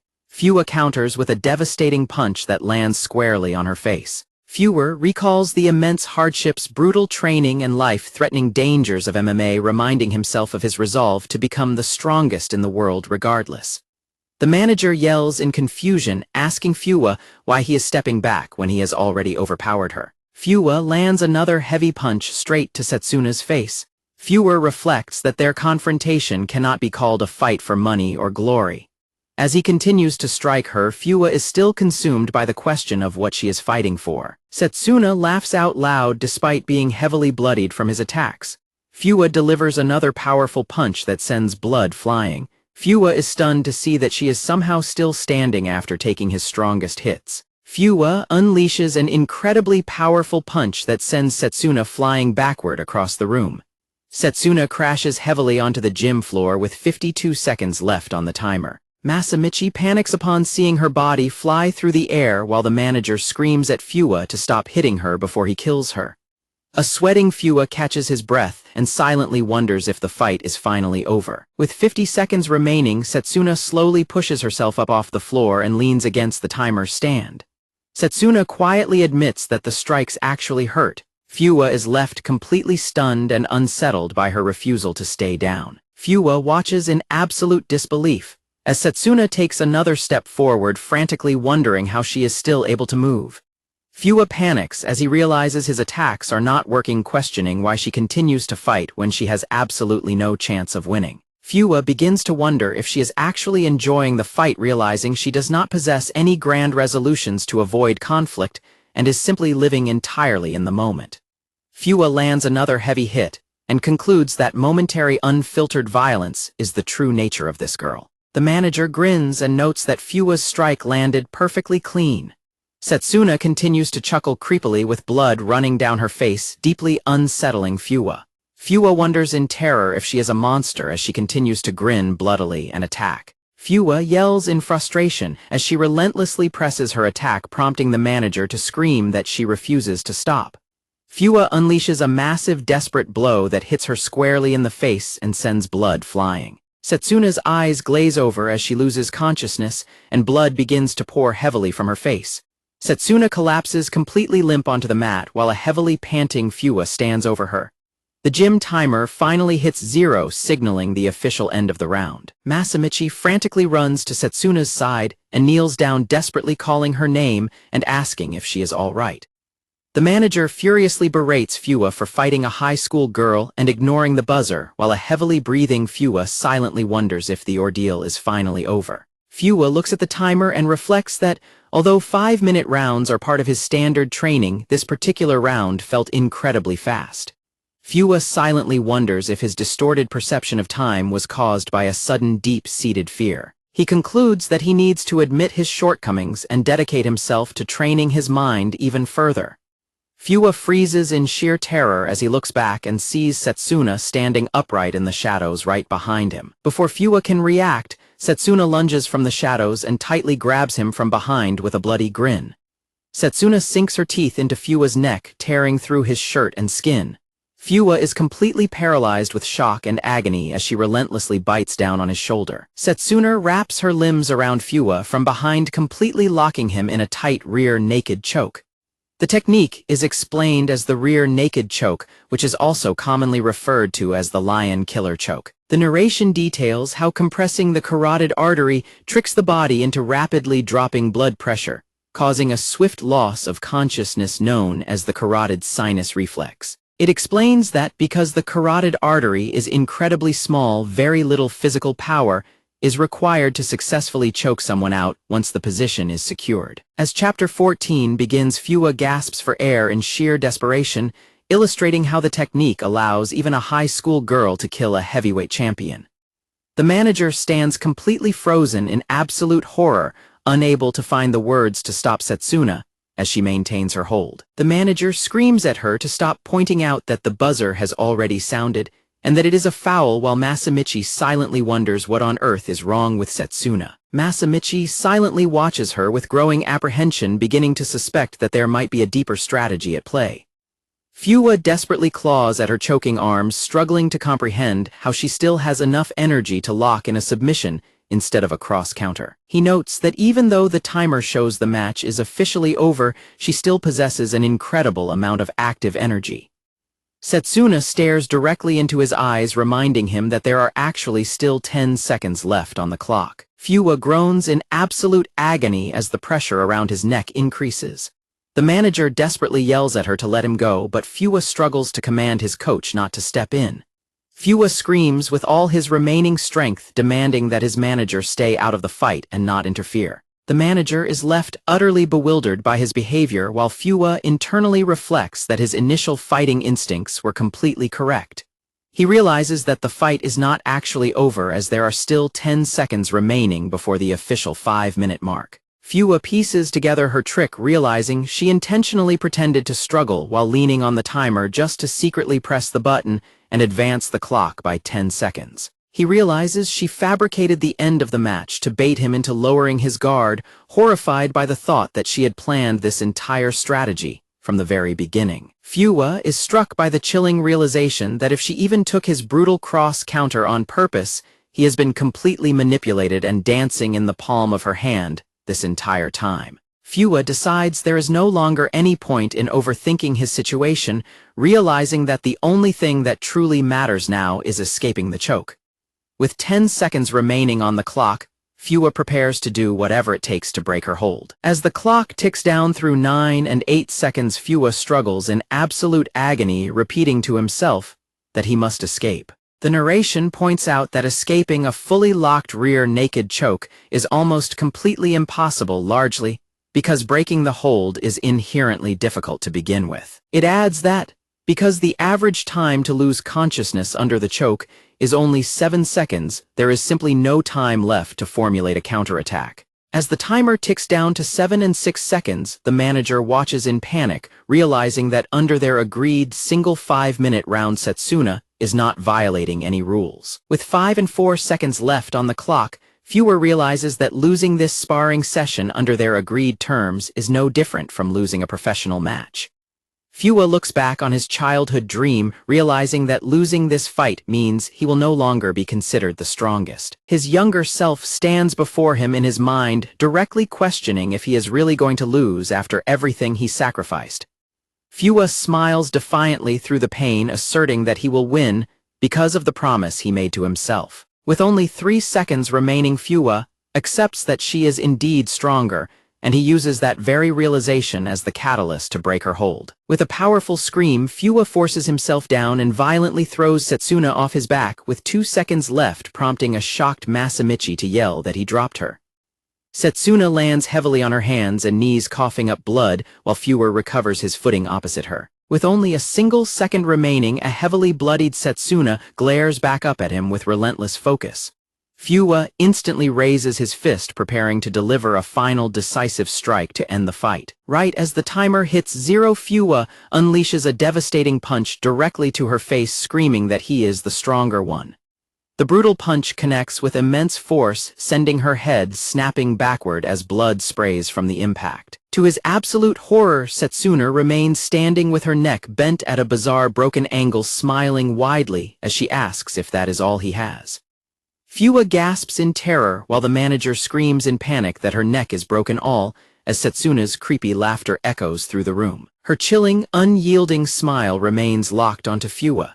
Setsuna's head hangs backward at a completely broken, unnatural angle as she laughs, mockingly, leaving Fua paralyzed in absolute terror. Staring in horror, Fua suddenly realizes that the terrifying sight of her broken neck is merely a hallucination caused by his extreme lack of oxygen.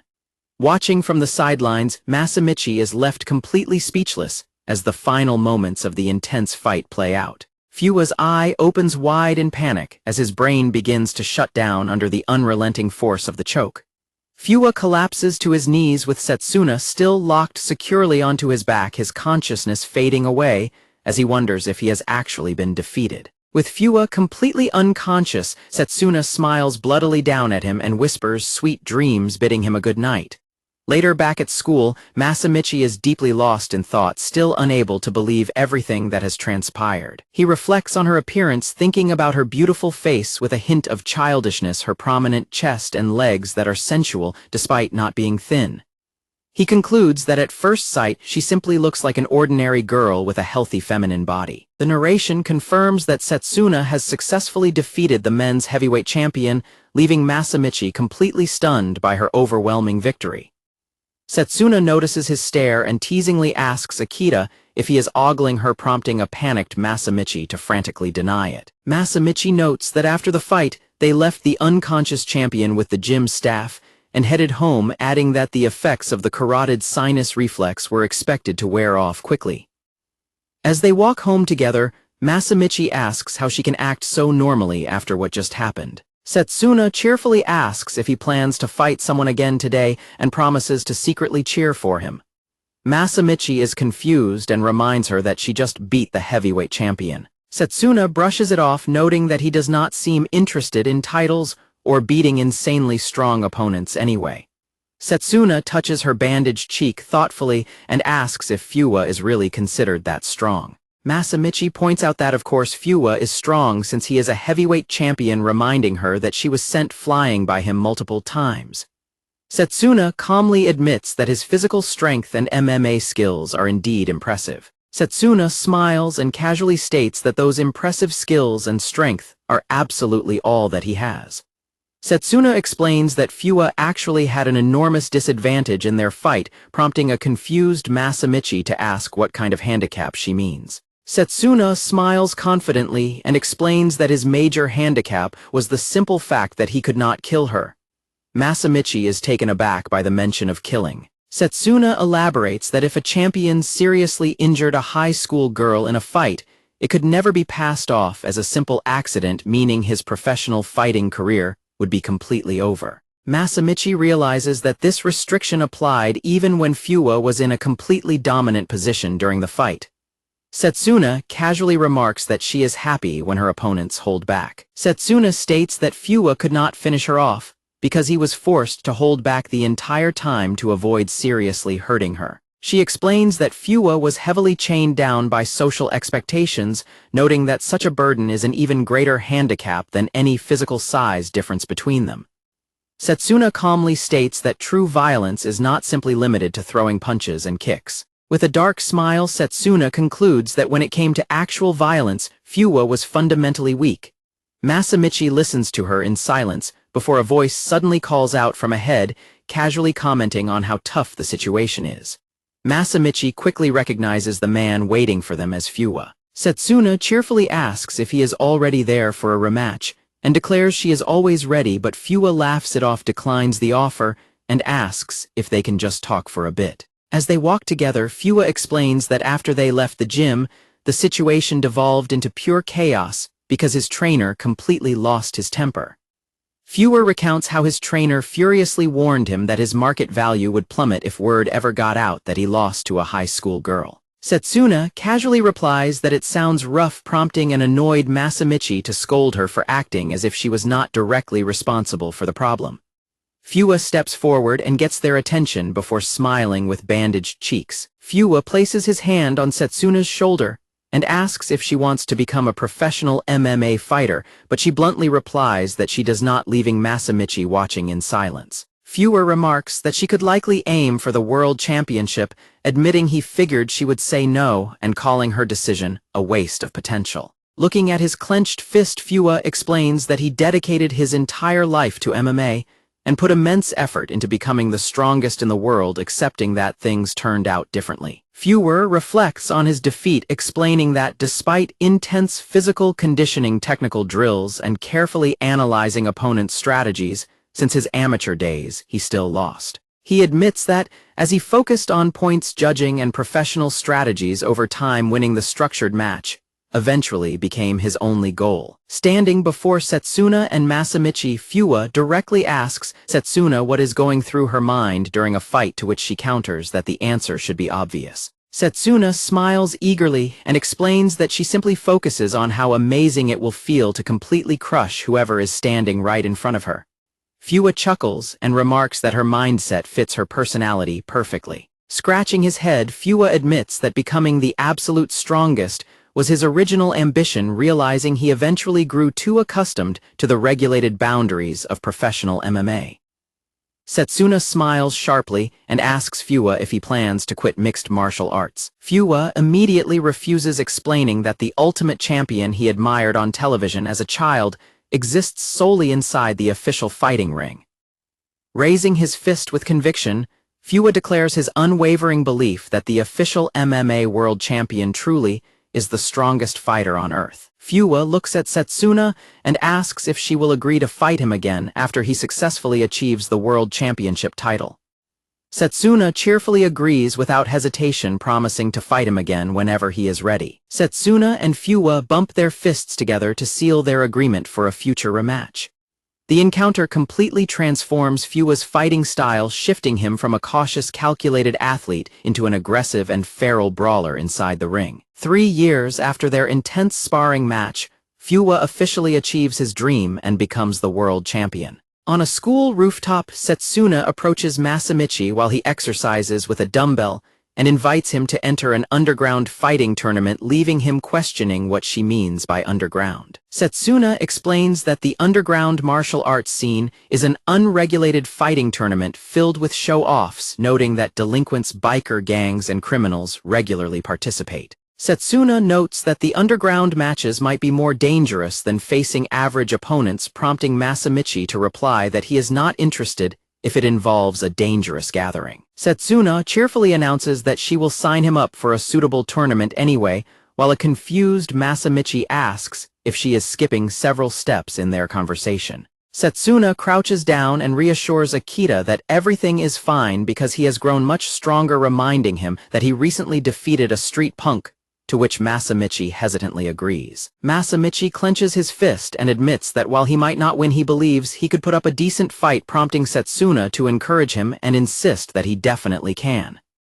The story shifts into a dark new chapter centered on despair. Masamichi pumps his fist and enthusiastically agrees to enter the underground match, while Setsuna claps her hands in celebration behind him.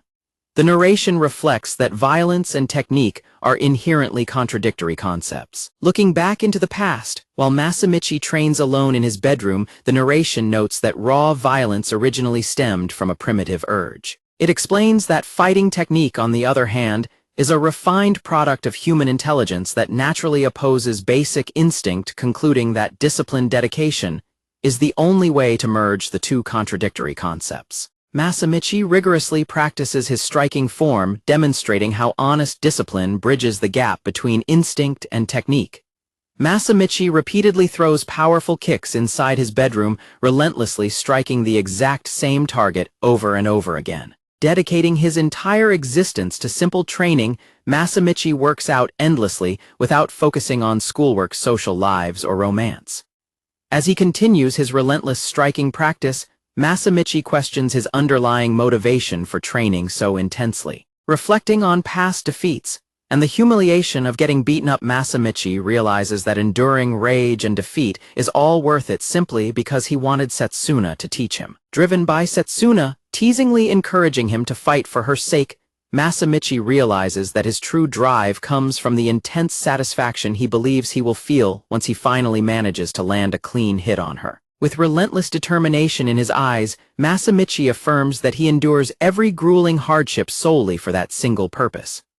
Outside near the school building, Masamichi puts on fighting gloves and takes his stance opposite Setsuna as she announces the start of their sparring session. Setsuna smiles eagerly and dashes forward with incredible speed to launch an immediate attack. Setsuna lands a devastating blow directly into Masamichi's midsection, forcing the breath from his lungs as he gasps in sudden pain. Setsuna cheerfully declares a knockout and giggles, explaining that her lesson for the day is the liver blow. She notes that strikes to the sensitive organ cause intense pain comparable to a groin strike, though she casually admits she does not know how that actually feels while Masamichi kneels on the ground in agony. Coughing from the heavy blow, Masamichi frantically begs her to explain the techniques verbally before demonstrating them directly on his body. Masamichi gets back up and shouts that even though he asked her for fighting lessons, he never agreed to get beaten up severely during practice. Leaning in close with an amused smile, Setsuna argues that physical pain helps the body learn techniques much faster, prompting Masamichi to point out that she simply wanted an excuse to strike him. Crouching down in his sparring gear, Masamichi frustratedly admits that the calf kick is the only move he knows and asks her to teach him a different technique. Setsuna asks if he wants to build his skills through repetitive drill training, leading a nervous Masamichi to agree that repetition is the only way to improve. Grabbing Masamichi firmly by his collar with a sharp grin, Setsuna announces that they are continuing their physical sparring session, immediately throwing him into sudden panic. Setsuna pins Masamichi to the ground and continuously punches him, explaining that their grueling training regimen is necessary because the underground fighting tournament is quickly approaching. Masamichi looks bewildered and questions whether he actually has to participate in an underground fight. Terrified by the concept of an underground arena, Masamichi frantically worries that opponents might use weapons or release dangerous animals, causing Setsuna to laugh and remark that his imagination sounds like something straight out of a comic book. Smiling calmly, Setsuna reassures him and offers to explain the concept of underground fighting in simple terms. The focus shifts to the history and nature of underground mixed martial arts competitions. Setsuna explains that underground fights are simply unofficial matches originating from private MMA clubs, noting that the events historically attracted rough outlaws and street delinquents. She elaborates that strict modern compliance standards caused many sketchy organizations to shut down, resulting in a much cleaner and organized underground fighting scene today. Setsuna adds that disciplined amateur athletes have largely replaced criminal brawlers, noting that online live streams have helped turn many competitors into popular figures within the fighting industry. Standing on the rooftop, Setsuna explains that while plenty of legitimate amateur tournaments exist today, the overall environment still depends heavily on the specific event organizers. Setsuna notes that their upcoming tournament will be broadcast live online, giving high school amateurs like Akita a great opportunity to gain public recognition. Setsuna playfully teases Masamichi by suggesting that winning a live-streamed match might even make him popular, with girls catching him completely off guard. Adjusting his glasses thoughtfully, Masamichi decides that entering a serious MMA tournament is a great opportunity to test his strength and observe unique fighting styles. Setsuna gets incredibly excited about the match, raising her fist and shouting that they will give it their absolute all, which leaves a startled Masamichi wondering what she is planning. The official name of the underground fighting promotion is revealed to be Bakai Bakai. The actual underground arena is a chaotic place filled with roaring crowds, rough spectators, and brutal brawlers fighting in a caged ring. Masamichi grows extremely nervous as Setsuna brings him closer to the Bakai Bakai event, hesitantly calling out her name as he looks around at the intimidating crowd. The darker rumors surrounding the group suggest that their operating business is merely a front for illegal activities, and that their actual funding comes directly from a local Yakuza syndicate. Masamichi furiously tells her to stop messing with him, while Setsuna simply smiles and comments that the tournament is bound to have some incredibly interesting moments. Terrified by the presence of giant, dangerous-looking thugs everywhere, Masamichi tries to turn around and leave, shouting that she must have brought him here just to get killed. Setsuna stops him and looks him in the eyes, confidently guaranteeing that he will win if he simply unleashes his true power. When a skeptical Masamichi asks what her basis is for such a bold claim, Setsuna suddenly distracts him by pointing out his scheduled opponent. Masamichi looks over and sees a heavily tattooed, intimidating fighter calmly smoking a cigarette in the corner. Seeing the terrifying opponent, Masamichi completely loses his composure and screams at the top of his lungs that he is leaving. As the next chapter begins, Masamichi finds himself standing in the center of the ring, facing his heavily tattooed opponent, admitting to himself that he is incredibly nervous. He stands opposite the intimidating delinquent, unable to believe that a simple high school student like him is actually about to fight such a scary person. The delinquent leans in close and smiles mockingly, leaving Masamichi panic-stricken by the sudden reality of having to fight in a ring. In a quiet hallway before the match, Setsuna asks if he is doing all right, mentioning that she is the only person who came to support him. Setsuna explains that she wants to see him become the undisputed Bakai champion and commands him not to lose a single fight, shocking Masamichi. A completely stunned Masamichi looks at her and asks what exactly she means by that. She gestures while explaining that the level of competition in this tournament will not get any higher and that serious training is more than enough to handle simple amateur fights. Placing her hand over her heart, Setsuna smiles confidently and declares that she would never allow him to suffer a single defeat in a place like this. Setsuna glares intently at Masamichi and warns him that if he unexpectedly loses even once, she will never let him look at her again for the rest of his life. Masamichi stammers in confusion as Setsuna chuckles and casually notes that they would still have to meet at school regardless. Leaning in with a smile, Setsuna tells Masamichi that everything will be fine as long as he just wins the match. Walking toward the ring, Masamichi silently reflects that getting a win is much easier said than done. Inside the ring, his heavily tattooed opponent named Kurachiga laughs crazily while Setsuna smiles from ringside. Kurachiga glares down at Masamichi and directly threatens to kill him in 10 seconds, noting that an otaku-looking guy showed up to fight. Surrounded by intense spectators screaming at Kurachiga to kill him, Masamichi sweats nervously and notes that both his opponent and the audience are terrifying. From outside the ropes, Setsuna cheerfully yells to Masamichi that people who say extreme things and have tattoos are usually weak, prompting him to tell her not to unnecessarily provoke a crazy opponent. The referee directs both fighters to their respective corners, while Masamichi recalls from his prior research that Kurachiga is definitely not that strong. Kurachiga is introduced as a self-proclaimed street fighter with no formal martial arts experience, who holds a record of 1 win and 4 losses by knockout. Masamichi remembers watching footage of Kurachiga's past fights, concluding that he clearly fights like an amateur and just looks scary on the surface. Recalling his sparring sessions with Setsuna, Masamichi reasons that while he is also an amateur, he holds an advantage with his calf kicks, acknowledging that he will be in trouble if Kurachiga grabs him or pulls out a high-level technique. Looking over his shoulder, Masamichi asks Setsuna if she has any advice, and she simply tells him that hitting his opponent will secure a win. The match officially commences as the referee shouts for them to fight, and Masamichi raises his guard opposite Kurachiga. Raising his fists into a fighting stance, Masamichi notes to himself that the match has begun. Across the ring, Kurachiga smirks and steps forward with raised fists to engage. Masamichi tells himself to calm down, reminding himself that since he won his previous fight with a kick, he can win this match as well.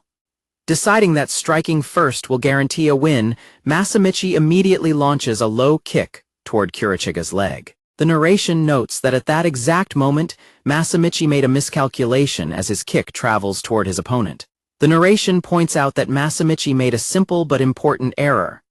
Masamichi throws his calf kick, but Kurachiga easily pulls his leg back and dodges the attack completely. Masamichi gasps in sudden shock as his attack completely misses its mark.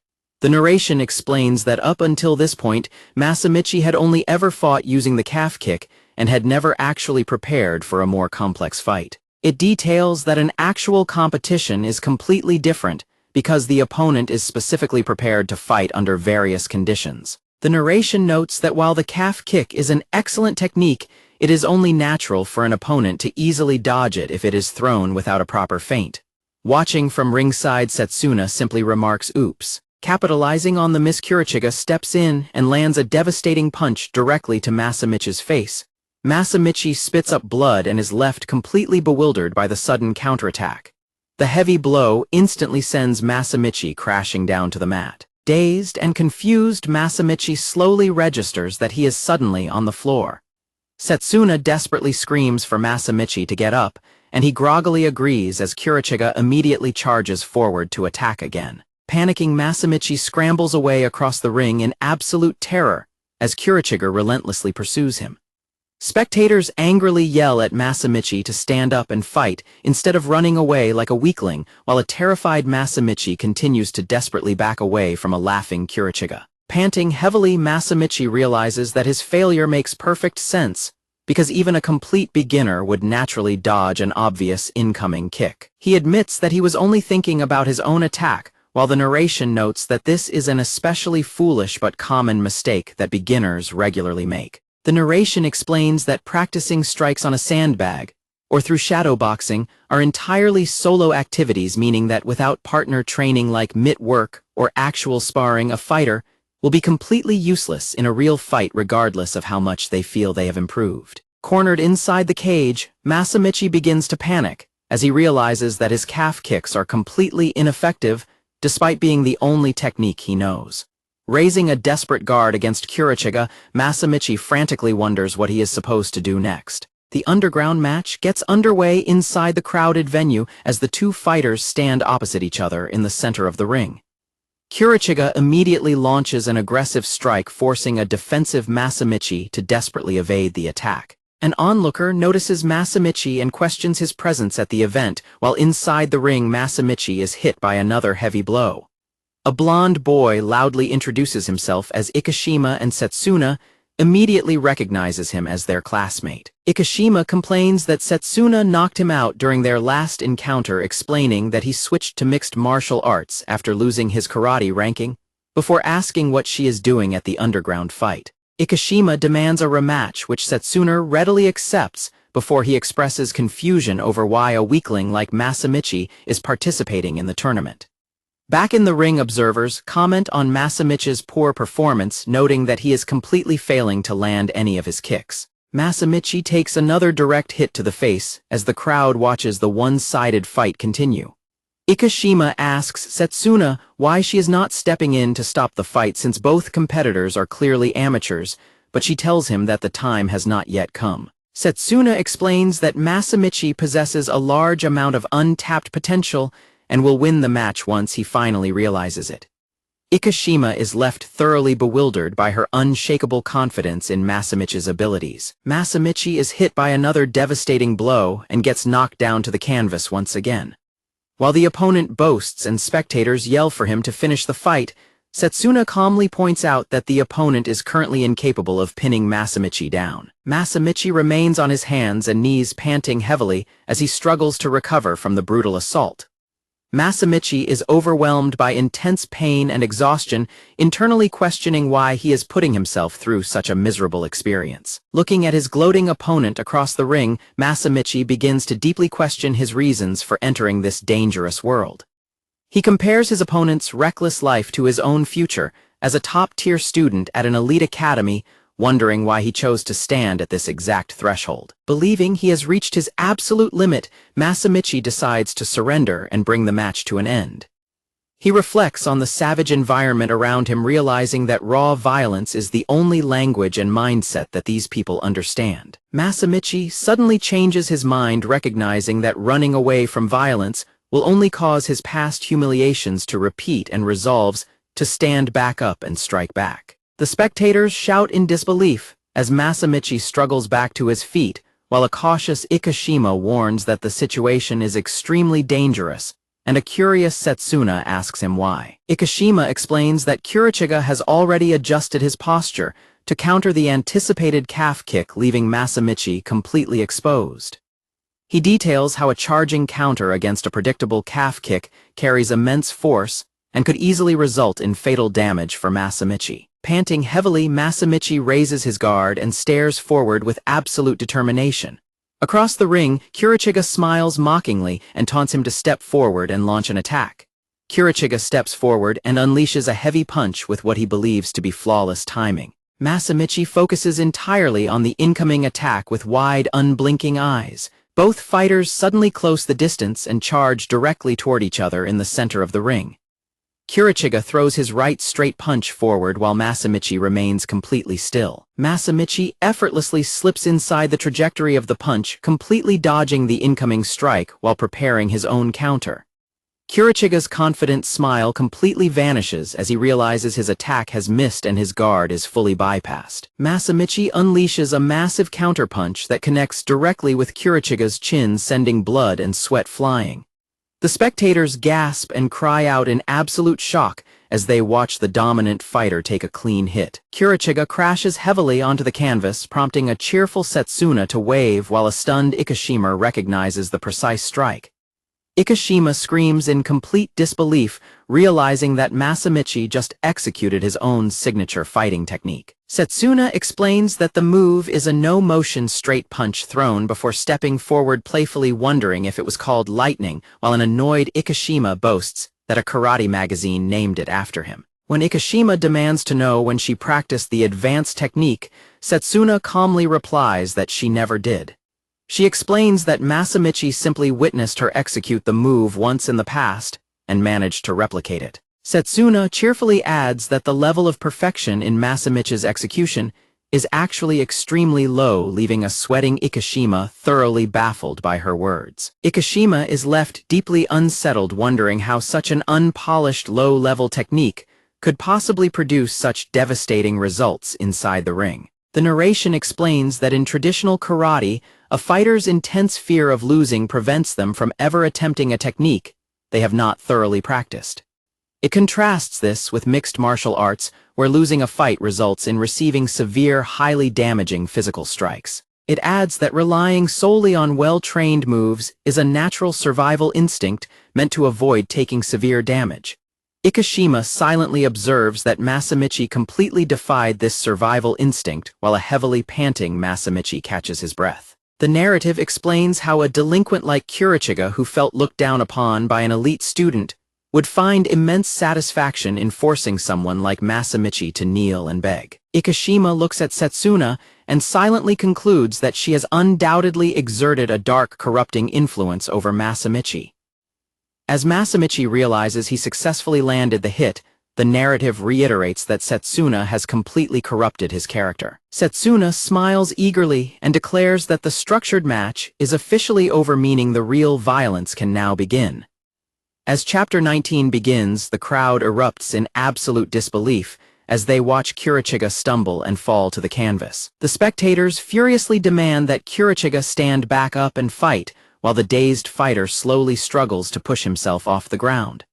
Masamichi remains completely focused, keeping his guard raised as he warily watches his opponent. Masamichi quickly steps forward and lands another direct strike to Kirichiga's face. Kirichiga is left completely bewildered, unable to comprehend how an imitation punch is successfully hitting him even though he managed to dodge the initial calf kick. Setsuna explains to a confused Ikishima that Masamichi's success is due to the strategic introduction of multiple choices. She uses a baseball analogy, explaining that while a batter can easily hit a fastball if they know it is coming, the threat of breaking balls introduces uncertainty that leads to a strikeout. She explains that the same principle applies to the fight, as the opponent became so focused on avoiding the persistent calf kicks that he was left completely defenseless against the lightning-fast punch. Setsuna cheers as Masamichi lands another clean blow, though Ikishima remains highly skeptical of his performance. Ikishima points out that despite taking multiple solid hits, the opponent is still full of energy, but Setsuna shrugs it off as a consequence of using a makeshift skill, while noting that the reverse is also true. Masamichi grows frustrated as he realizes he cannot completely defeat his opponent using only his newly copied punch. Setsuna explains that because the opponent is constantly waiting to defend against a calf kick, Masamichi's lightning punch lands successfully. She continues that if the opponent shifts his focus to anticipate the lightning punch instead, then the calf kick will inevitably land cleanly on his leg. Masamichi executes the strategy, perfectly landing a devastating calf kick that makes Kirichiga scream in agony. The spectator crowd erupts as Kirichiga doubles over in extreme pain inside the ring. The crowd reacts in shock, with spectators loudly arguing over whether the strike was a sudden low kick or a classic calf kick. Setsuna gushes over Masamichi, following her instructions exactly, prompting Ikishima to ask what kind of training she gave him, to which she replies that she only had him do daily shadow practice. Setsuna explains that anyone can excel if they perform 10,000 practice swings a day, leaving a shocked Ikishima screaming in disbelief. She admits that while 10,000 was meant as a joke, Masamichi actually took the instruction thoroughly to heart and completed it, which Ikishima calls absolutely brutal. The narration details how Masamichi relentlessly practiced simple boring swings 10,000 times every single day without getting distracted by other techniques. She highlights his incredibly earnest, almost annoying dedication as Masamichi's true talent as he continues to press his attack in the ring. The crowd notices that Kurachiga is dragging his left foot and can no longer put any strength into his injured leg. Setsuna smiles and states that the fight is about to get highly interesting from this point forward. Masamichi immediately exploits the weakness, landing another devastating calf kick on his opponent. Kurachiga switches his stance to protect his injured leg, but Masamichi simply lands another calf kick on the opposite side. Masamichi seamlessly follows up with a lightning punch as soon as the opponent begins to anticipate the leg kicks. Overwhelmed by fear and unable to mount any offense, Kurachiga is forced to completely cover up as his body freezes. Masamichi unleashes a relentless barrage of rapid punches against his opponent's guard. As the crowd goes wild, a sweating Ikishima watches the fight in stunned silence. Ikishima asks if Masamichi is going to be all right, while Setsuna smiles and softly admits that she is thoroughly enjoying the spectacle. The narration details that soaking in the cheers, fighting, punching, and getting stronger represent what it truly means to be alive for him. It adds that every single part of this violent experience is irresistibly fun. With a final display of violence, Kurachiga is knocked completely unconscious, scoring Masamichi a clear knockout victory. As Masamichi stands panting, the announcer officially declares him the winner of the match. Setsuna enthusiastically gives him a thumbs up, while Ikishima applauds with a resigned expression. Masamichi raises his fist high in the air to celebrate his hard-earned victory inside the ring. From a distance down the hallway, an observer watches Masamichi's celebration and asks who just won the match. A woman with glasses mentions that the winner is a first-time participant and doubts Lord Mitsuhara would be interested, but the man replies that strength does not matter as long as a fighter is interesting. The man, known as Mitsuhara, enthusiastically declares that the greatest forms of entertainment have always been sex, drugs, and violence. The story continues as the announcer loudly congratulates Masamichi Akita on securing a victory in his first ever match. Setsuna playfully teases Ikishima by telling Masamichi that he came to support him, prompting a furious Ikishima to loudly deny it. A group of angry delinquents suddenly storm the ring to attack Masamichi, shouting that Kuga never loses and warning him not to get cocky. One of the intruders lands a sudden punch directly to Masamichi's face, declaring it his revenge. Outside the ring, Ikishima asks what is going on, while a delighted Setsuna claps her hands and cheers that it has officially begun. Setsuna excitedly explains that a massive brawl is a Bakai specialty, noting that the viewers often join the chaos, and the management cannot control it at all. Setsuna enthusiastically leaps into the ring to join the brawl, while a panicked Masamichi realizes that this chaotic free-for-all is the real reason she brought him to the tournament. Mitsuhara suddenly appears and screams at the crowd to immediately stop the chaos. Mitsuhara steps over the ropes and commands the crowd to clear the area so the tired fighters can rest, leaving the onlookers stunned by his powerful voice. Smoking a cigarette, Mitsuhara cheerfully raises his hands and congratulates everyone on a job well done. One of the aggressive delinquents tries to intimidate Mitsuhara, demanding to know who he is and telling him to get out, but Mitsuhara simply chuckles and comments that it is good to be so energetic. Mitsuhara announces that it is time to start the show, grabbing the delinquent's shoulder before calling Masamichi over and physically pulling him forward. Mitsuhara declares that the fight has officially begun, tossing the panicked delinquent straight toward Masamichi and telling him to go ahead and fight. His cheerful demeanor suddenly vanishes as Mitsuhara darkly warns the delinquent that if he came here only to run with a herd, he should leave immediately. He questions the very value of a person's life if they are incapable of thinking or acting for themselves. Staring down at the terrified delinquent, Mitsuhara coldly dismisses him as completely boring. While the delinquents continue to complain, the narration reveals that the man is Mitsuru Hikarubara, Japan's greatest promoter, who has successfully produced live MMA broadcasts and various blockbuster entertainment projects. Ikishima wonders what such a major industry figure is doing at a low-level underground event, while Setsuna adds that he is also the famous producer behind Karakuri's Kari. Hikarubara addresses Masamichi directly and tells him that he finds him highly interesting, leaving Masamichi and Setsuna surprised. Hikarubara explains that very few fighters can thoroughly enjoy beating someone up after already taking a severe beating themselves, while a sweating Masamichi silently wonders if this famous promoter's observation was actually meant as praise. Hikarubara dramatically announces that he wants to buy Masamichi's violence and invites him to fight in his own upcoming event, squeezing Masamichi's shoulder so tightly that the dazed teenager silently winces in pain. Turning his attention towards Setsuna, Hikarubara casually remarks that she is cute, prompting a curious tilt of her head. Leaning closer to Masamichi, Hikarubara directly asks him if Setsuna is his girlfriend. Masamichi frantically denies any romantic relationship while Hikarubara casually steps towards Setsuna to greet her directly. Hikarubara suddenly leans in incredibly close, bringing his face right next to Setsuna's while she stares back at him with wide eyes. Smirking, Hikarubara licks his lips and remarks that she is tasty, leaving Masamichi and the surrounding crowd completely paralyzed in absolute shock.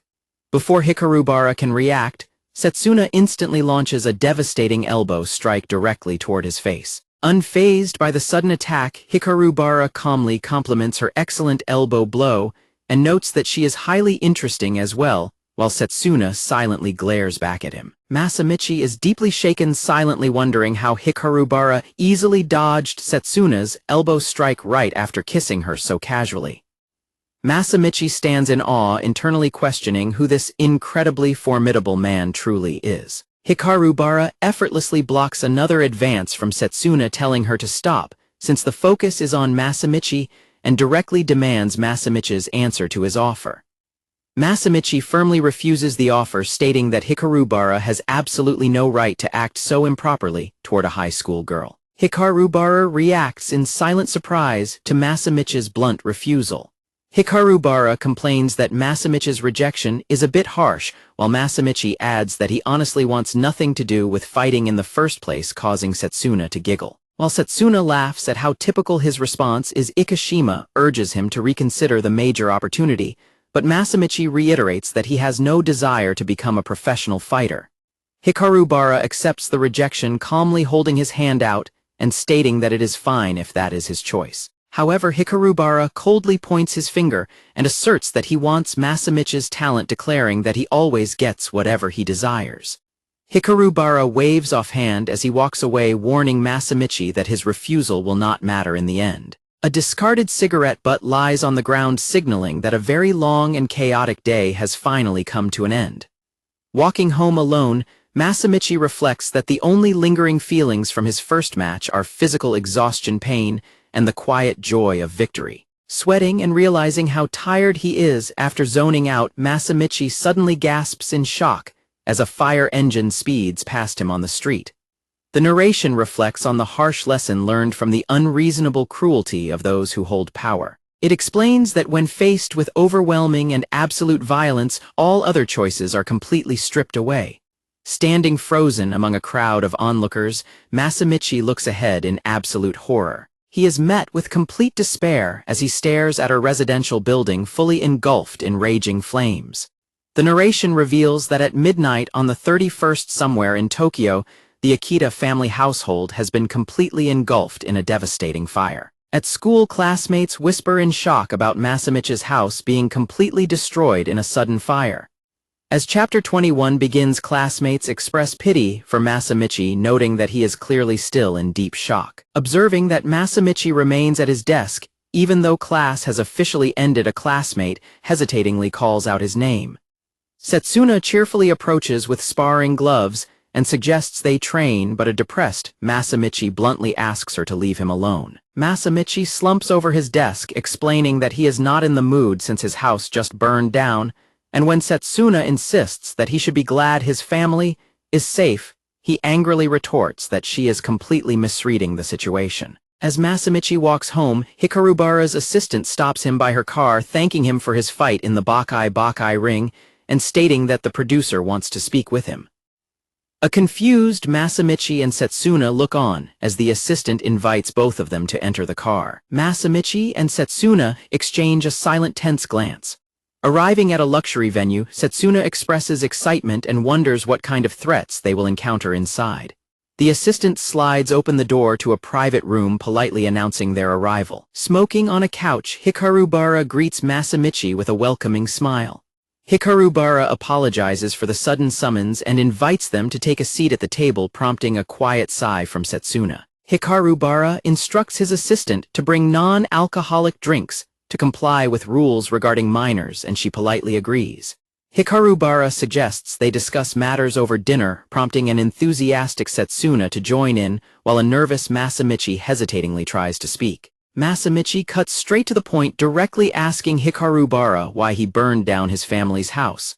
Hikarubara praises Masamichi's directness, smilingly noting that he is just as impressive as he expected. Hikarubara openly admits to the crime, preparing to explain his motivation to the tense teenagers.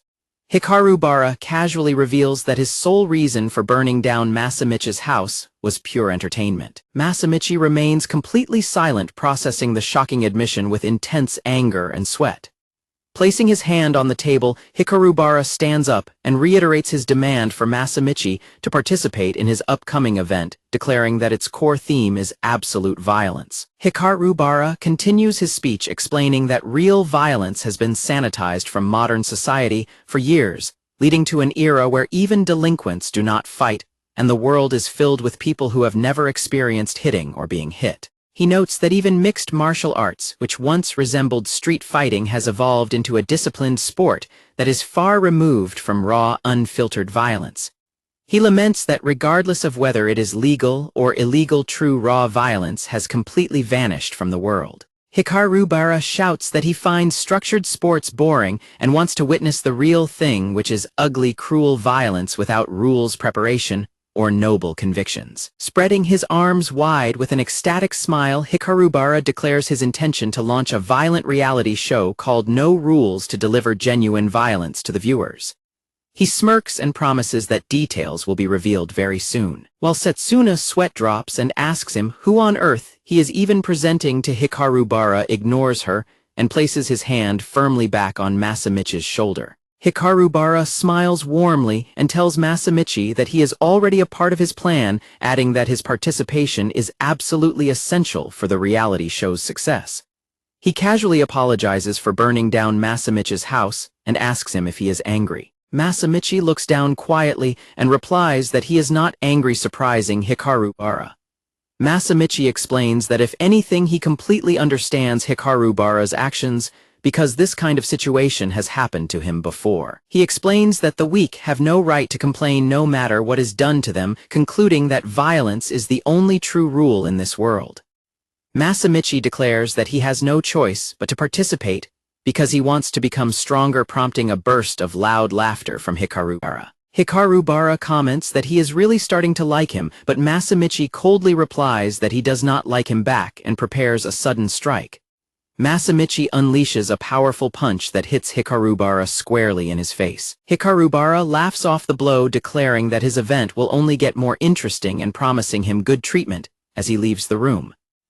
Setsuna suddenly steps forward and lands a massive, devastating punch to Hikarubara's face, sending him crashing backward through the sliding screen doors. As Hikarubara wipes blood from his face, he comments that the upcoming event is indeed shaping up to be interesting, while Setsuna looks at him in silence. Setsuna smiles sweetly and holds up her slightly bloodied fist, asking if she can participate in the event as well. Wiping the blood from his cheek, Hikarubara chuckles and praises Setsuna's excellent punch. He notes that his legs are trembling from the impact and calls her pure violence, while Setsuna smiles sweetly and asks if he will let her participate in his event as well. Despite his bloodied mouth, Hikarubara smiles warmly and immediately refuses her request. Both Setsuna and Masamichi look on in surprise at his sudden refusal. Setsuna demands to know why, but Hikaru explains that it is actually for her own benefit, claiming the show will be far more interesting if she does not participate in it directly. He grabs Setsuna firmly by her shoulders and passionately explains that successful entertainment is built on raw intuition, asserting that his own intuition has never steered him wrong. He wildly insists that they must trust him, promising that the event will be an extraordinary experience for them and viewers worldwide. While Setsuna stares back in silence, a sweating Masamichi anxiously worries that she is about to strike the promoter again. To Masamichi's absolute shock, Setsuna calmly accepts the decision and steps back without any resistance, allowing Hikaru to begin explaining the exact details of the event. Hikaru explains that the core concept of the show is unrestrained lawless violence designed to faithfully recreate the raw chaos of actual street fights. He holds up 3 fingers, announcing that there are only 3 minimal rules required to make this lawless environment possible. The narration details that the event utilizes a ranking system of 100 active participants, where winning causes a rank to rise while losing or actively avoiding a fight results in a rank drop. It explains that participants are allowed to fight anyone at any time or location, with victory determined solely when an opponent surrenders or is rendered completely incapacitated. It reveals that every participant must wear a specialized device that monitors their vitals to automatically detect incapacitation and process any official surrenders. Hikaru concludes that whoever ranks first after 3 months will be crowned the champion of the event. He reveals that the champion of the tournament will be awarded a massive bonus prize of 1 billion yen. A completely stunned Masamichi asks if this is some kind of joke, but a chuckling Hikaru replies that his shocked reaction makes all the preparation worthwhile. Clenching his fist, Hikaru admits he has spent a long time contemplating how to successfully establish and spread raw violence as the ultimate form of entertainment. He explains that they must first change the modern taboo surrounding raw genuine violence, which is currently viewed by society as a strictly forbidden evil. Hikaru declares that what they need to achieve this cultural shift is a true star. He explains that the general masses are unable to objectively distinguish good from evil, meaning that whatever a star does is naturally viewed as good. Because of this public gullibility, he plans to aggressively promote the champion of no rules across television, social media, and all other platforms to build them into a mainstream star. He vows to redefine violence itself as a positive force, ensuring that the public will consume it without hesitation and become thoroughly addicted to the pleasure. Grabbing Masamichi tightly from behind, Hikaru ecstatically invites him to help build a brand new world completely overflowing with violence. He screams directly into Masamichi's face, asking if the prospect gets him incredibly fired up. The assistant suddenly enters the room to announce that it is time for Hikaru next appointment, forcing him to reluctantly cut his speech short. As the assistant physically drags Hikaru out of the room, he desperately shouts back to Masamichi that he is seriously counting on him to participate. Left standing alone on the checkered floor, a bewildered Masamichi wonders if the meeting has actually concluded. Walking through the streets afterward, Masamichi quietly mutters that the situation has become highly critical. He complains about being forcibly coerced into participating in a violent reality show. Masamichi turns to Setsuna and points out that his involvement with her has brought him nothing but massive life-disrupting problems. Setsuna smiles warmly and replies that she is glad to hear it, noting that life is finally beginning to get interesting. Masamichi asks with disbelief if she can genuinely say something so insensitive to a person whose home was just completely destroyed. He gives a small, resigned smirk, acknowledging her point as they continue walking. Setsuna suddenly asks him where he actually plans to sleep tonight now that his house has been completely reduced to ashes. Masamichi explains that while the local government is temporarily lending his family some public housing, it is unfortunately located ridiculously far from their school. When Setsuna asks about his family members, Masamichi explains that he lives with his parents and a younger sister, prompting her to look down thoughtfully. Staring back at him with blank, unreadable eyes, Setsuna directly asks Masamichi if he would really abandon his younger sister if she were ever taken hostage.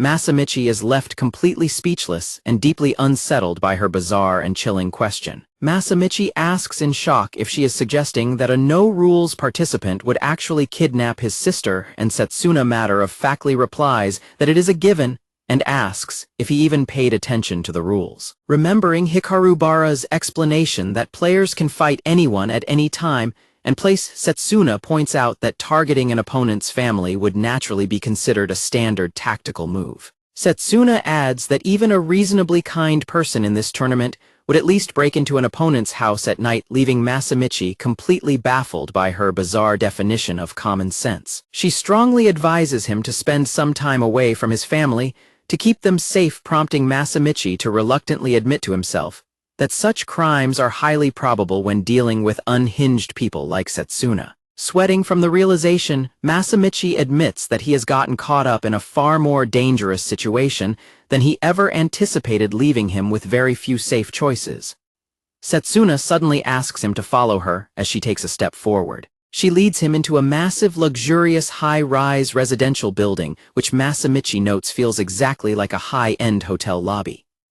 After riding the elevator, Masamichi asks where they are, and why she brought him here, only for Setsuna to open an apartment door and invite him directly inside. Setsuna happily welcomes him to her home, explaining that she lives completely alone, and there is no need for him to feel worried. While a stunned Masamichi comments on how incredibly nice her apartment is, Setsuna excitedly explains that she has formulated a perfect plan to simultaneously ensure his family's safety and get him plenty of training. Spreading her arms wide with a big smile, Setsuna suddenly proposes that the two of them live together in her apartment. Masamichi is left entirely frozen in absolute shock by her sudden proposal. As Chapter 23 begins, Masamichi sighs deeply, feeling completely overwhelmed by the chaotic turn of events. Soaking in a hot bathtub to relax, Masamichi reflects that his life has somehow gotten completely out of hand. He reviews his bizarre situation, noting that his house burned down, he is forced to enter a lawless reality show, and he is now stepping out of a female classmate's bathtub. Stepping out of the bathroom, Masamichi is suddenly startled to see a set of black underwear lying discarded on the floor. Red-faced and deeply embarrassed, he picks up the underwear and mutters to himself that it clearly belongs to Setsuna. Holding the garment in a daze, Masamichi internally laments that his life has taken a very strange turn. Walking back into the spacious living room, Masamichi looks around the modern apartment, silently marveling that a girl like Setsuna actually lives entirely on her own in such a luxurious place. Masamichi reflects on the strange contrast between the apartment's feminine decor and its heavy training equipment, feeling incredibly uneasy about suddenly living alone with Setsuna starting today. Setsuna suddenly walks in wearing a very short, tight outfit, causing a panicked Masamichi to yell in embarrassment about her choice of clothing. Setsuna lifts the edge of her shirt to show her gym shorts and explains that she always dresses like this at home, leaving Masamichi begging her not to lift her shirt and feeling increasingly anxious about their living arrangement. While Masamichi tries to catch his breath, Setsuna smiles and declares that it is time to move on to the next task. Setsuna cheerfully asks if they should begin his special training, immediately catching a startled Masamichi completely off guard. She explains that his special training will be a continuous 24-hour course from now on, though she smiles and suggests they should go to sleep since it is already quite late. Without warning, Setsuna suddenly launches a swift, powerful punch straight at Masamichi's face. Setsuna smiles as she observes his defensive reaction. Masamichi manages to successfully block the strike with his arm, sweating as he admits he truly believed she was going to hit him. Setsuna proudly praises him for clearly growing stronger, though Masamichi humbly replies that he has simply gotten used to her unpredictable personality. Setsuna happily stretches and says she looks forward to the rest of his training, but the moment is interrupted when Masamichi's phone suddenly begins to ring. Masamichi answers the call only to hear Hikarubara's voice greeting him, leaving him completely startled. Panicked, Masamichi demands to know how Hikarubara obtained his phone number, while Hikarubara casually replies that there is something important he needs to communicate. Hikarubara instructs him to wear the ring device until morning, warning him that intentionally taking it off will result in an immediate disqualification. Hikarubara adds one final request, asking Masamichi to turn on his television right away. Although Masamichi is confused by the request, Hikarubara urges him to hurry as a countdown begins on the screen. Hikarubara suddenly appears on the television screen, loudly asking the audience if they want to witness real violence. Masamichi and Setsuna watch the broadcast in complete silence as Hikarubara's face fills the screen. The television broadcast shows footage of brutal fights while emphasizing that the show will feature real strength, real combat, and an absolute lack of rules. The commercial officially announces that 100 chosen participants will compete in a completely rule-free ranking battle for a grand prize of 1 billion yen. On the television broadcast, Hikarubara dramatically announces that his new show is officially called No Rules. Masamichi nervously wonders if the commercial is being broadcast nationwide, while Setsuna comments on the immense budget behind the production as Hikarubara prepares to introduce some of the participants. The broadcast showcases a formidable judoka and an aikido advocate as featured competitors. It introduces a highly skilled female kickboxer alongside an undefeated legendary street brawler with a record of 1,000 wins. The commercial continues by introducing a young schoolgirl jiu-jitsu student and a veteran professional mixed martial artist. A dangerous ex-convict and the headmaster of an ancient assassination school are revealed as some of the deadlier participants. Hikarubara then dramatically presents Masamichi as a simple, ordinary high school student. Masamichi screams in sheer horror at seeing his face on national television, while Setsuna claps and celebrates his sudden national debut. On the screen, Hikarubara explains that these highlighted participants are his personal featured picks whose unique abilities will make the show highly engaging. He adds that the remaining 91 competitors include various eccentric oddballs and capable fighters whose violent clashes will create immense excitement. With a crazed expression, Hikarubara concludes the commercial by loudly asking the viewers if they are ready to go wild with real violence. Masamichi and Setsuna sit in complete silence on the sofa as the television broadcast ends. Masamichi buries his face in his hands, wondering what kind of grudge Hikarubara has against him, while Setsuna smilingly points out that it is obviously because he punched him. She cheerfully adds that while the broadcast might make him famous, it will undoubtedly turn him into a very easy target for all the other participants. Masamichi panics over his new status as a target, prompting Setsuna to declare that they must begin their training immediately before the assistant quietly clears her throat in the background. Setsuna explains that there is a third special move in their series after the calf kick and the lightning punch that will allow anyone to win a fight. Masamichi gulps as Setsuna explains that while steady progress is ideal, his current situation requires the fastest possible growth, and she prepares to reveal the nature of this third special technique. With a sharp smile, she reveals that the third special technique is focused entirely on ground fighting. She tells him to prepare himself for grueling day-long practice sessions where the two of them will be closely tangled together to master grappling and ground submissions. Masamichi is left standing in absolute wide-eyed silence as he realizes the highly intimate nature of the grappling training he is about to endure.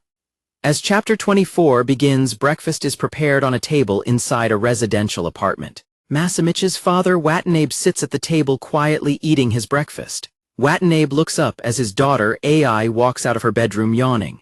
Watanabe wishes Ai a good morning, but she silently walks past him without responding. Walking into the kitchen, Ai greets her mother, who warmly replies while Watanabe quietly watches them. Ai tells her mother that she will not need dinner tonight because she is eating out with a male companion, causing a suspicious Watanabe to listen intensely. Watanabe asks Ai if she has a boyfriend, but she immediately reacts with disgust and dismisses the idea. When Watanabe asks her if she wants to finish her breakfast, she quickly declines and walks out the door. The scene shifts to a large office building during the day. Inside the office, an angry boss furiously berates Watanabe, demanding to know how many years he has been working at the company. Watanabe trembles and repeatedly apologizes, bowing his head in submission. As Watanabe walks away, his coworkers quietly gossip about why their boss always singles him out and humiliates him in front of everyone. The coworkers note that everyone looks down on Watanabe because he never gets angry no matter how poorly he is treated. Night falls over the city. Watanabe leaves a local convenience store as the clerk bids him a good night. Watanabe jogs down the street holding a hot meat bun, panting heavily as he tries to keep his hands from burning. He walks past a group of rowdy delinquents who are sitting on the street drinking and laughing loudly. Watanabe accidentally kicks one of their open cans, sending beer splashing across the concrete. A furious delinquent stands up and screams at Watanabe, demanding that the terrified old man pay for the spilled beer. Watanabe desperately protests that he did not kick the can on purpose, but the delinquent grabs him tightly by his tie and screams that he does not care. The delinquent aggressively orders him to go back to the convenience store to buy replacement beer, while his friends loudly demand that he buy them cigarettes as well. Without warning, Watanabe unleashes a massive crushing punch straight into the delinquent's face. The powerful blow connects squarely with the delinquent's jaw, sending him reeling backward. As another delinquent immediately lunges forward to attack, Watanabe swiftly slips the punch with a quick, agile movement. While the remaining delinquents shout in rage, Watanabe delivers a hard, precise counterpunch directly to another attacker's face. Watanabe remains entirely calm and focused, systematically dismantling his attackers with overwhelming physical strength and landing a decisive knockout blow. The last standing delinquent yells and throws a desperate punch at Watanabe. Watanabe easily slips the strike and lands a heavy counterpunch to his ribs, leaving the other onlookers in absolute shock as the delinquent collapses. One of the punks draws a knife in absolute terror, backing up against their van and frantically demanding to know who Watanabe actually is. Adjusting his glasses, Watanabe coldly replies that he is merely a middle-aged man before preparing to strike again. Watanabe delivers a final bone-crushing punch that completely neutralizes the threat, sending the armed delinquent flying backward. Later, the scene transitions to a quiet train station platform where passengers are waiting for their ride. Sitting meekly among the commuters on the train, Watanabe internally reflects that it has already been several years since he first started engaging in these secret street fights. He admits to himself that he intentionally kicked the beer can to bait the delinquents into starting a fight, acknowledging that he is merely using these encounters to release his deep-seated life frustrations. He questions his own actions, wondering what on earth he is doing with his life. He confesses to an insatiable desire to hit, kick, and beat down more people, even though the constant fear of getting arrested and losing his job and family terrifies him. Slumping on the train seat, Watanabe covers his face in his hands and tearfully admits to himself that he is fundamentally weak. Watanabe eventually returns to his family's apartment building late at night. Watanabe quietly announces his return, and his wife calmly mentions that a package has just arrived for him, calling it a matter of fate. The next morning arrives as birds chirp peacefully outside. Watanabe sits quietly at the table while eating his breakfast toast. After yawning and receiving a warm morning greeting, AI suddenly stops in her tracks to stare at her father, asking him what he has on his wrist. Watanabe continues eating his toast and drinking coffee as AI looks down at the specialized device on his wrist, showing a ranking of 22, bluntly calling it lame. Laughing nervously, Watanabe silently admits to himself that he simply cannot beat AI. The event profile lists Shio Watanabe, a 49-year-old participant representing full contact karate.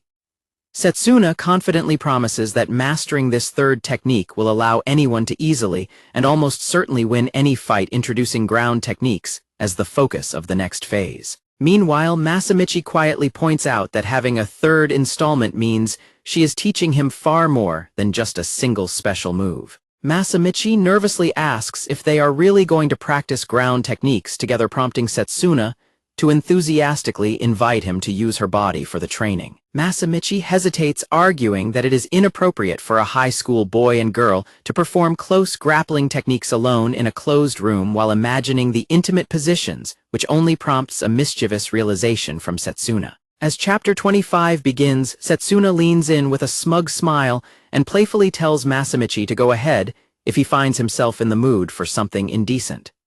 Setsuna suddenly steps forward to begin the training, catching a startled Masamichi off guard. Setsuna places a hand on Masamichi's shoulder before suddenly grabbing hold of him tightly to initiate their first grappling drill. Setsuna instantly moves to initiate the ground technique, pulling Masamichi into a hold and catching him completely off guard as he gasps in surprise. Masamichi freezes in sheer panic as he realizes his face has once again been pulled directly into her crotch. Tangled together on the floor, Masamichi internally questions if he is truly being shoved face first into her crotch. Setsuna maintains her hold, smiling smugly as she locks him in place. Straining against the hold, Masamichi quickly begins to lose consciousness as everything starts to fade. Setsuna continues to smirk as her hold takes full effect. Masamichi suddenly bolts upright in a panic, gasping in shock to find himself still in the room with Setsuna, who calmly smiles and wishes him a good morning. Setsuna holds up a finger and cheerfully explains that the technique she just used was a flying triangle choke. Confused, Masamichi asks what just happened to him, only for Setsuna to happily inform him that he passed out for about a minute, leaving him entirely speechless. Setsuna explains that a mastered grappling move is a guaranteed victory, noting that in an actual fight, she could easily finish an opponent in just a single minute. Masamichi admits that the technique sounds incredibly powerful and says he is starting to feel motivated, but Setsuna quickly cautions him that it is not a move he can master in just a day or two of practice. She explains that in a real match, a moving opponent makes securing the perfect triangle choke extremely difficult. When Setsuna points out that beginners should avoid the move, because escaping it puts them in a disadvantageous position, a sweating Masamichi flatly asks why she is making him do it in the first place. Setsuna cheerfully replies that is precisely why they need to practice, warning him that he will not be getting any sleep tonight, while Masamichi silently begs for help inside the high-rise apartment. The next day at school, Masamichi sits slumped over his desk, completely drained and silent after the grueling overnight training. A male classmate wonders aloud how Masamichi is doing after the fire, and if he really appeared on television, but when his female classmate tells him to just ask Masamichi directly, he quickly demurs before she reveals that she already asked him herself. Squealing with excitement, the girl reveals she heard Masamichi is living alone with Setsuna, leaving the male classmate in disbelief. The male classmate objects that it is inappropriate since they are still high school students, while the girl giggles and teases that it is incredibly naughty. While the classmates wonder how far the two have gone and dismiss the idea by claiming Masamichi lacks the courage, Setsuna smirks to herself nearby. Standing over a completely exhausted Masamichi, Setsuna comments that yesterday's practice really surprised her, teasing him that his skills have not improved at all even after practicing the hold hundreds of times. Setsuna remarks that he might have even less talent for striking than he does for grappling, prompting an annoyed Masamichi to firmly tell her to shut up. Tangled on the floor in practice, Masamichi complains that the technique is tough because even a slight movement causes the hold to fail, but Setsuna simply smiles and calls it special training for clumsy people. Masamichi complains that they have already been working all night and asks what else she is adding to the training, to which Setsuna closely replies that if he does not like it, he should simply get better at it. Setsuna cheerfully declares that she will not let him sleep again tonight, leaving Masamichi begging for a break, while their female classmate listens in absolute blushing shock at the misunderstood conversation. A week later, the two classmates look out over the city at night, whispering to each other and assuming that Masamichi and Setsuna are constantly being intimate together. Back at the apartment, Masamichi lies on his back and announces that he is starting, while Setsuna sits calmly over him and warmly tells him he can begin anytime. Masamichi tightly grips Setsuna's collar and swiftly pulls her down to initiate his attack. Mentally reviewing the steps, Masamichi pushes her arm in from the closed guard and prepares to hook his leg around her neck. He quickly forms a figure 4 with his legs, successfully locking Setsuna into a tight triangle choke. Following the final steps, he pushes his own knee and tightens the leg lock even further around a completely silent Setsuna. Setsuna quickly taps out on his leg in submission, prompting Masamichi to loudly celebrate his successful technique. Setsuna acknowledges that he is now able to land most of the holds in practice, which Masamichi attributes to being drilled relentlessly for an entire week. Setsuna smiles and teasingly adds that normal people usually manage to learn the holds a bit faster, causing Masamichi to groan in defeat. Setsuna decides his progress is fine and suggests moving on to the next step, ignoring Masamichi's plea for a short rest as he stands at the door and announces he is going to the convenience store. Setsuna asks him to bring her back a cream puff, which he quietly agrees to do. Walking out of the convenience store with a bag, Masamichi rubs his sore shoulder, complaining to himself that while her teaching is helpful, her hard hits are seriously going to injure him. Suddenly, the tournament ranking bracelet on his wrist begins to vibrate, prompting a confused Masamichi to look down at it. The vibrations rapidly intensify, leaving Masamichi completely startled as the device buzzes faster and faster on his wrist. He wonders if the device is suddenly broken, but quickly considers a far more dangerous possibility. As he looks up, an unassuming middle-aged man wearing glasses quietly walks toward him on the street. The middle-aged man steps closer, exuding an intensely dark and intimidating aura as oblivious pedestrians pass by.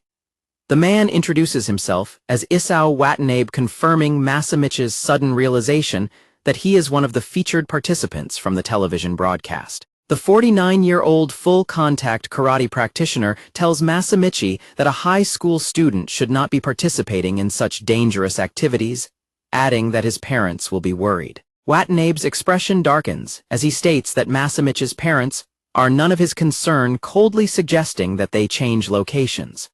Masamichi recalls initially thinking that the wrist device only displayed a participant's current ranking, but soon realizes it has another critical function. He remembers the rule that the device automatically vibrates whenever two participants are in close proximity, guaranteeing that those who meet by chance will end up fighting each other. He recalls Hikarubara explaining that this proximity alert mechanic is designed to properly simulate the sudden, unexpected nature of a real street fight. Relocating to a quiet park, Masamichi and Watanabe sit silently on separate benches beneath a glowing street lamp. Sitting in the dark, Watanabe quietly reflects that his day has passed without a single enjoyable moment. He mentally recounts the miserable events of his day, remembering how a delayed train left him crushed in a massive crowd, his daughter completely ignored him, and his boss publicly berated him. Clenching his fist on the bench, Watanabe wonders if everyone thinks he is just a robot completely devoid of feelings, admitting that even he is capable of deep anger. As Watanabe internally screams in absolute fury about his miserable life, a nervous Masamichi silently watches him from the other bench. Watanabe clears his throat and politely excuses himself before standing up, noting that Masamichi did not just follow him here to chat. Taking a firm fighting stance, the 20th ranked participant, Isao Watanabe, asks Masamichi if they should begin their match. Masamichi stares back in tense silence, preparing himself for the impending fight. Adjusting his glasses, Masamichi recalls the extensive triangle choke training he just underwent with Setsuna. The 100th ranked participant, Masamichi Akiter, raises his fists and mentally declares his eagerness to test out his newly learned grappling technique. As Masamichi approaches Watanabe to start the fight, a small camera drone buzzes closely overhead, recording their every move for the broadcast. Sitting on a couch in a private room, Hikarubara eagerly anticipates the upcoming fight, declaring that it is going to be an exciting match. His assistant asks if it is even worth discussing who will win and lose, prompting Hikarubara to laugh and agree that it absolutely is not. The assistant points out that Watanabe was once a powerhouse who placed second in a world tournament for full-contact karate, and Hikarubara notes that even though he quit afterward, true strength does not fade easily. The assistant concludes that the fight pits the strongest salaryman against an ordinary high school student. Watching the live feed on a large screen, the assistant asks Hikarubara if he is simply looking forward to seeing Masamichi get beaten up, which he confirms is partially true. Smiling around his cigarette, Hikarubara explains that, while Masamichi would definitely lose in a standard match, this tournament has absolutely no rules. He observes Masamichi on the screen, noting that how a person chooses to confront pure violence can change everything. Back at the park, Masamichi carefully observes Watanabe's average middle-aged build as they both take their fighting stances. Masamichi swiftly steps forward to launch his first attack. He executes a sudden, powerful low kick that lands a direct hit on Watanabe's leg. Watching the broadcast, the assistant praises Masamichi's skill, while Hikarubara excitedly points out how he perfectly hid the attack within his normal footsteps to erase any tell. At the park, Masamichi is left completely shocked as Watanabe remains perfectly still and unfazed by the strike. Masamichi realizes that his opponent did not even react to the blow, completely negating the attack. Staring down the unmoving Watanabe, Masamichi mentally confirms that his kick landed perfectly, making the lack of damage completely unnatural. The narration introduces the martial arts concept of dedicated body part conditioning.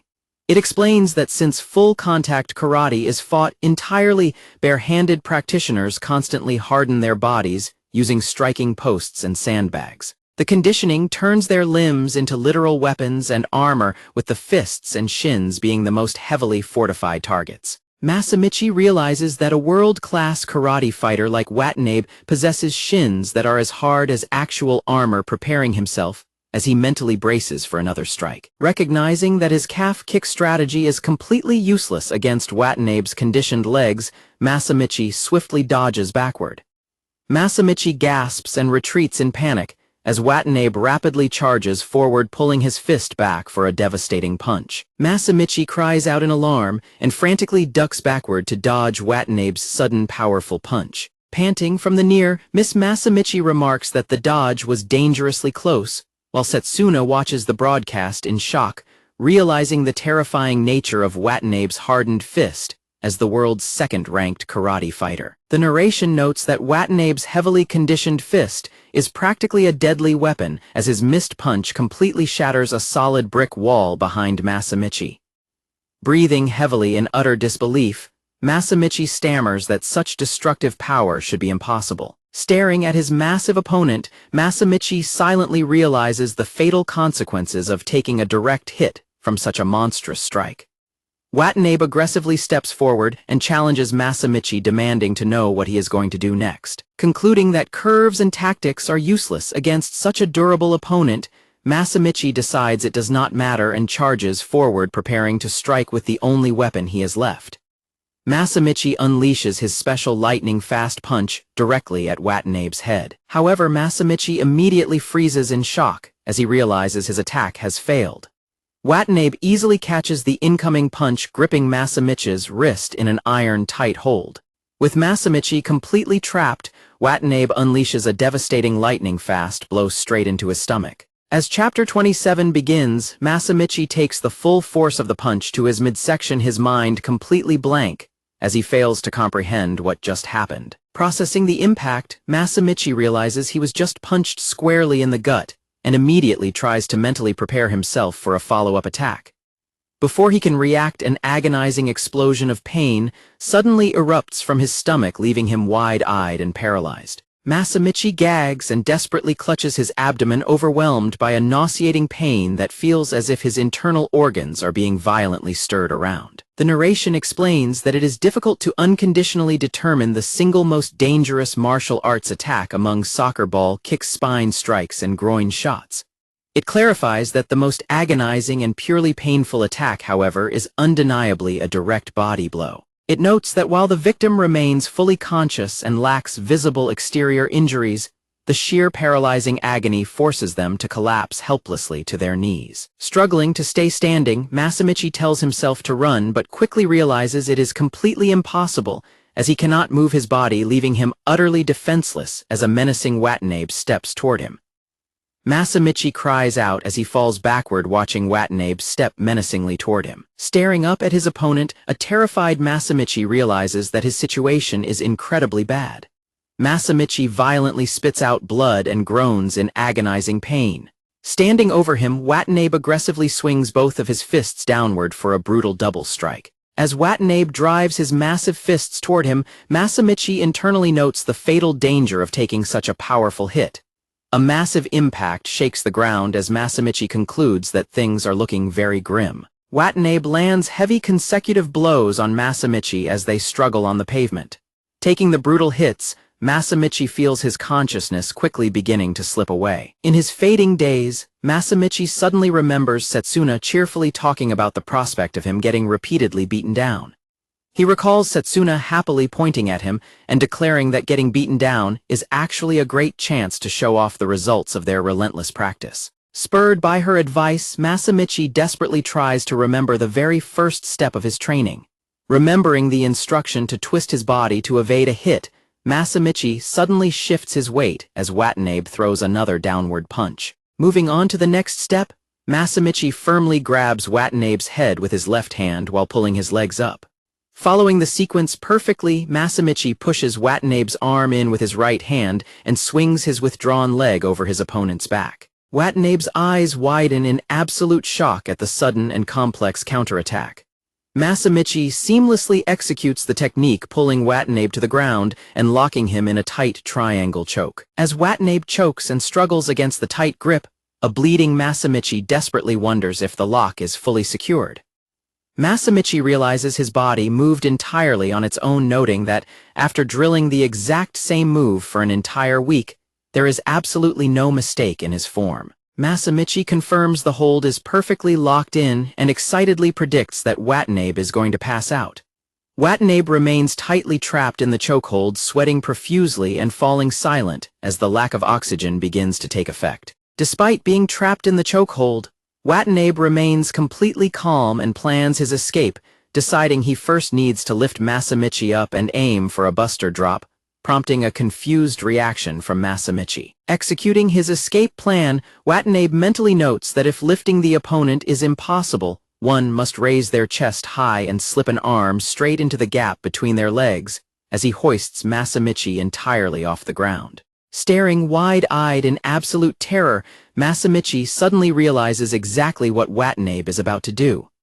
With a swift and brutal motion, Watanabe aggressively slams Masamichi onto the hard ground to forcibly break the tight triangle choke. The heavy impact completely shatters the hold, leaving Watanabe freely positioned over a stunned and grounded Masamichi. Wasting no time, Watanabe immediately rolls backward to create a safe distance between himself and his opponent. Crouching on the pavement next to his discarded glasses, Watanabe successfully completes his escape and lets out a dark, satisfied chuckle. Picking up his glasses, Watanabe remarks that even classroom study should not be taken lightly, admitting that he is fundamentally a complete amateur regarding ground techniques, which leaves Masamichi deeply confused. Watanabe casually explains that he simply studied ground defense by watching tutorials on a video site called No Rules, leaving Masamichi utterly bewildered that his opponent managed to escape based solely on watching videos. Frustrated, Masamichi laments that he trained until he was in tatters for an entire week, wondering if the massive gap between them simply comes down to raw physical ability. Masamichi mentally reviews his utter failure, realizing that his calf kicks, lightning-fast punches, and even a perfectly executed triangle choke were completely ineffective against Watanabe. Bleeding, battered, and completely out of options, a desperate Masamichi wonders exactly what he is supposed to do next. Masamichi suddenly remembers Setsuna cheerfully asking him what he should do if every single one of those supposedly guaranteed winning moves ended up getting completely countered. He remembers her bluntly stating that he would simply lose, and should just run away, adding that if escaping was impossible, he should pray he avoids serious injury before finally offering to teach him one last highly specific move. Setsuna warned him with intense seriousness that the final technique is so incredibly difficult he will almost always fail, and failing would guarantee he suffers terribly. Staring down at the blood dripping onto the pavement, Masamichi recalls her final advice that mastering it requires far more than just practice and standard courage. Clenching his fists and standing his ground, a heavily bleeding Masamichi fiercely screams out that what he truly needs is reckless courage. As Chapter 28 begins, Watanabe and Masamichi square off against each other in the park, firmly retaking their fighting stances to continue the brutal match. Adjusting his necktie, Watanabe calmly states that he is going to offer Masamichi a piece of advice as his elder. Watanabe calmly points out that the vast difference between their strength and skill makes it obvious that Masamichi has absolutely no chance of winning, firmly advising the teenager to surrender immediately and head straight to a hospital. Staring at the battered and bleeding teenager holding up his fists, Watanabe questions why Masamichi is still trying to fight. Masamichi glares back with a bloodied face and fiercely replies that he does not even know the reason himself. Staring back at his opponent, Watanabe lets out a sigh and quietly wonders to himself what on earth he is witnessing. Observing the boy, Watanabe mentally notes that even in such a desperate situation, Masamichi refuses to give up and still genuinely believes in his own potential to win. Watanabe glares intensely, silently admitting that Masamichi's unwavering determination is making his skin crawl. Taking a firm stance of his own, Watanabe notes that Masamichi's defiant eyes look exactly the same as his own once did. A flashback shifts the scene back 25 years to the Kyokushin Karate Open Tournament World Championship. Standing outside a hospital room, an older instructor stares solemnly and tells a young Isao Watanabe that his current plan is incredibly reckless. Sitting on the floor in his karate gi, a 24-year-old Watanabe firmly declares that he is still going to fight. The instructor yells at Watanabe not to be stupid and aggressively grabs his arm to inspect it, causing the young man to flinch in pain. The instructor reminds Watanabe that his right fist was completely shattered during his semifinal match, noting that he is now left with nothing but flashy moves. Sweating from the pain, a young Watanabe stubbornly argues that losing the use of his right fist simply makes for a pretty good handicap. The instructor calmly assures Watanabe that even without his favored right arm, his overall ability is still the best in the entire tournament, promising him that he will undoubtedly win the championship in 4 years if he rests now. The instructor insists that fighting now is impossible, but a young Watanabe interrupts him, arguing that waiting another 4 years is far too long for someone who is only 24. Watanabe casually remarks that the time difference might not matter to an older man like his sensei, prompting the angry instructor to yell that this is no time for jokes, before Watanabe firmly states that he is not afraid of losing. Staring down at the floor, Watanabe confesses that what truly scares him is the thought of running away without even trying to win. Clutching his injured fist with absolute resolve, the young Watanabe declares that as long as there is even the slightest chance of victory, he will absolutely fight. Addressing his student by name, the instructor sighs in resignation and admits he has nothing more to say, proudly ordering Watanabe to go out there and win. Filled with intense energy and determination, a young Watanabe loudly accepts his instructor's blessing. However, a miracle did not happen for the young Watanabe, and he ended up lying defeated on the gym floor. He reflects that the pain from his shattered fist was not something that could be overcome by sheer willpower alone, leaving him unable to properly block or strike during a match that some would call disgraceful. With a single strike, his opponent was knocked out cold, prompting a loud shout to halt the match.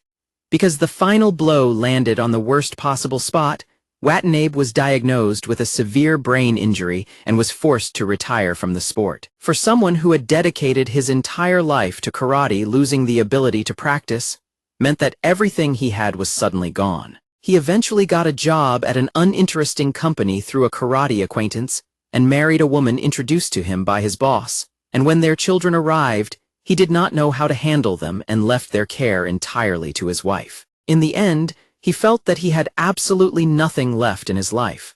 He laments that he should have never taken on a battle he could not win, realizing that by choosing to fight on that fateful day, he ended up losing everything. Returning to the present, Watanabe stands looking down at the young high schooler. Watanabe warns him that he is blinded by the glory of victory and fails to recognize the immense risks of the fight. He adds that if he fails, he will only end up suffered and far more severely hurt. Watanabe raises his own fist with fierce resolve, declaring that he will teach the boy this lesson himself.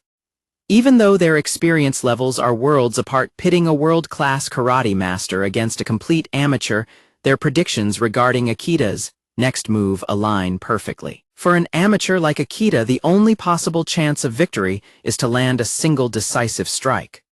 Watanabe internally notes that while defeating an opponent with a single blow is the ultimate ideal of karate, achieving it in reality is incredibly difficult. He understands that the human body is unexpectedly sturdy and resilient to simple attacks.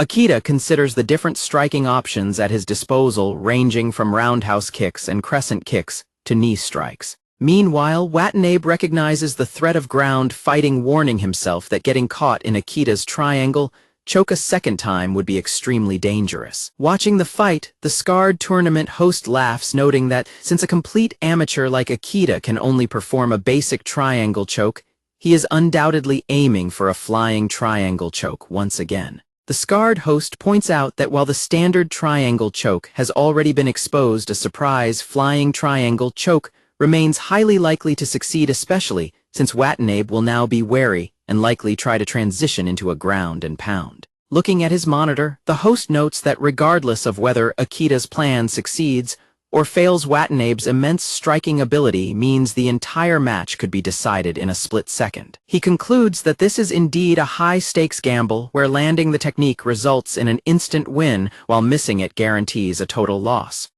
The host suddenly yells in excitement as Akita finally makes his move. Back at the park, a battered Akita raises his fists and mentally notes that he has no choice but to commit fully to his final move.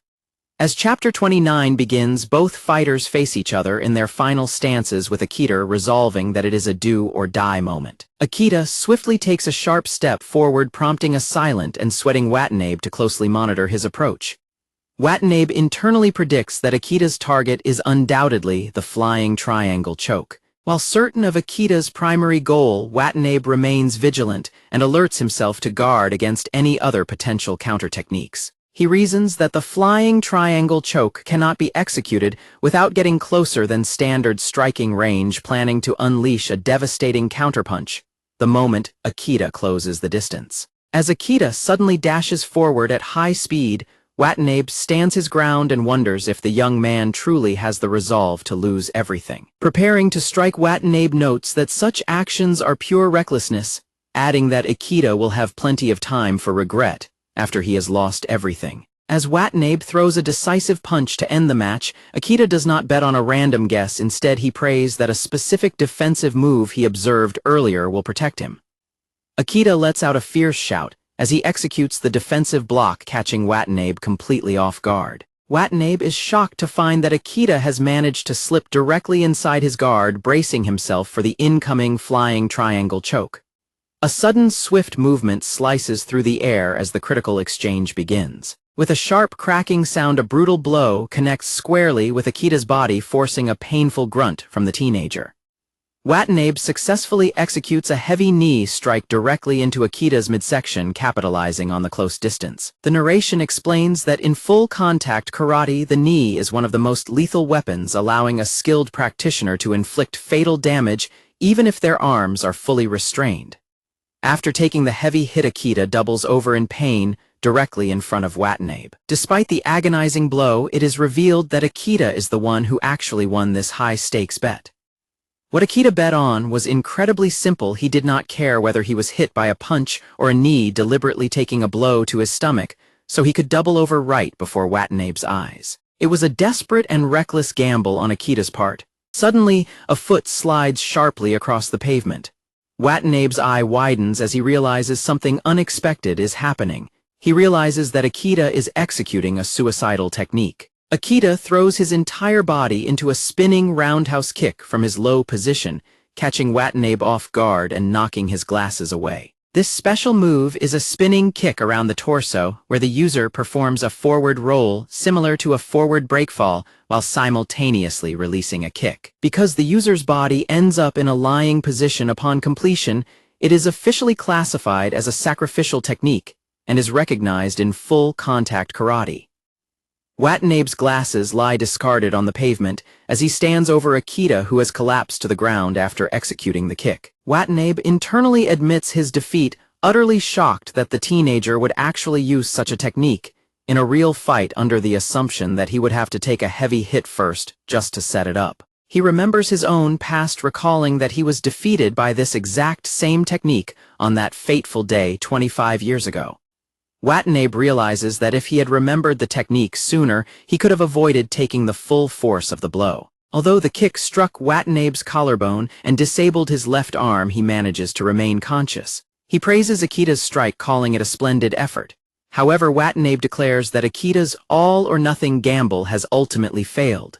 Akita calmly states that he is going to say it once more. He asserts that in this match, the one who actually won the gamble is Akita. Leveraging his position on the ground, Akita successfully locks Watanabe into a tight triangle choke. Confused by the sudden shift, Watanabe gasps in surprise as the hold takes effect. Watanabe recognizes the triangle choke and tries to escape, but quickly realizes that he cannot lift his chest to break the hold. Watanabe wonders in disbelief if Akita had been deliberately aiming for this ground position from the very start of their encounter. As his consciousness begins to fade, Watanabe struggles to comprehend how the young amateur managed to outmaneuver him. A broadcasting drone buzzes overhead, declaring that Isao Watanabe has officially lost consciousness. The system officially announces Masamichi Akita as the winner of the match, leaving the battered teenager gasping for breath on the pavement. Finding himself in darkness, a disoriented Watanabe wonders where he is before suddenly remembering that he was in the middle of a fight and warning himself not to lose focus. Watanabe gasps and snaps back to reality as his eyes fly wide open. Watanabe suddenly sits upright on the park bench, completely startled to find himself there, while Akita quietly watches him. Watanabe instantly raises his fists to resume the battle, prompting a panicked Akita to wave his hands and desperately beg him to stop. After calming down, both of them sit quietly on the bench as Akita nurses his bruised cheek, while a subdued Watanabe mutters that he finally understands. The narration explains that people who are choked unconscious often suffer temporary memory loss and mistakenly assume the fight is still ongoing. Taking a sip from a canned drink, Watanabe quietly asks if he truly lost the match.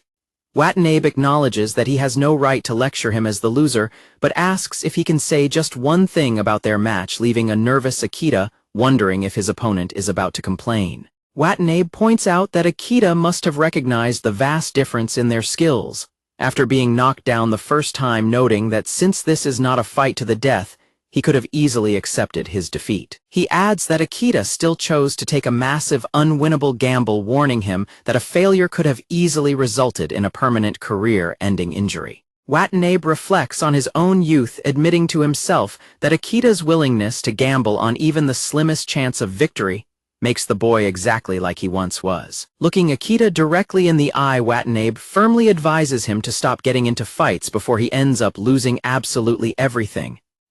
As Akita processes the warning in silence, they suddenly hear a footstep approaching nearby. Setsuna stands before them with a smug smile, calling Akita a complete fool.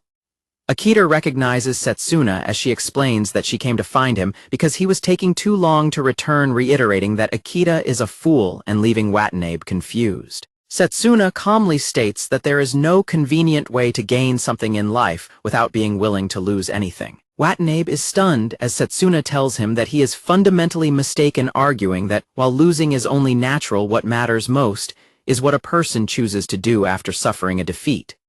Setsuna points out that Akita has actually already lost everything prior to this match. She recites his previous failures, noting that his house was burned down, his face was literally smashed by a woman, and he was forced to kneel and apologize in front of observers. She calls Akita a pathetic loser who has already lost his pride, his family, and everything else, leaving a bewildered Watanabe to wonder what on earth happened to the boy's life. Akita clenches his fist and firmly states that because he has lost so much, he never wants to bow his head to injustice again and is determined to become stronger. Setsuna proudly adds that despite losing everything, Akita still chose to stand back up. Setsuna turns to Watanabe and asks what he plans to do next, questioning if he is really going to quit. She points out that he still has fists that can strike and legs that can kick. She assures Watanabe that he has not actually lost anything yet and that he is still capable of winning. With a confident smile, Setsuna declares that everything ultimately comes down to violence, leaving Watanabe in complete shock. As Setsuna and Akita walk back down the street together, Setsuna muses that Watanabe was mostly correct in his advice. She explains that in strict martial arts terms, Akita's spinning body kick was actually a very poor tactical move, even when factoring in the triangle choke that followed. Akita crossly tells her not to teach him such reckless moves, but Setsuna calmly replies that if he could win using standard techniques, they would not have to rely on a desperate comeback move in the first place. Setsuna clarifies that she is actually paying him a compliment, noting that the outcome was exactly as she had expected. She tells him that while he might lack direct talent for standard fighting, he definitely possesses a talent for underhanded battles, and she congratulates him on securing his first victory in the no-rules tournament. She playfully offers to give him a special reward for his success. Akita is left feeling completely flustered and confused by her offer of a reward. The next day, Watanabe's furious boss aggressively screams at him at the office, demanding to know what went wrong after receiving a heavy complaint from a client. Nearby, Watanabe's coworkers quietly note that he is getting yelled at once again, with one colleague admitting he would hate to end up like that. Watanabe calmly explains that it was actually the client's mistake, as previously noted in his email. but his furious boss violently slams the wall and screams that he does not want to hear any excuses. The boss lectures him, reminding him that the client is extremely important and that if the client says something is black, then it is black regardless of the truth. The boss aggressively points a finger at Watanabe, accusing him of having no self-awareness and failing to act like a responsible working adult. Pointing at Watanabe's bandaged left arm, the boss demands to know what happened and insults him by stating that he is too old to be doing stupid things, concluding that this is exactly why he will never get promoted past section chief. A sudden massive thud echoes through the room, shocking all of the onlookers. Watanabe stands in silence, his body trembling as he exhales heavily with rage. Turning away from his sweating and utterly terrified boss, Watanabe politely excuses himself and announces that he is returning to work. On the table behind them, a deep smoking fist imprint is left inside the completely shattered wooden surface. The coworkers are left in absolute wide-eyed horror at the sheer destructive power displayed right in front of them. Adjusting his glasses, Watanabe remains entirely calm, quietly thinking to himself how cool his action felt. As Chapter 31 begins, Akita lets out a tired sigh.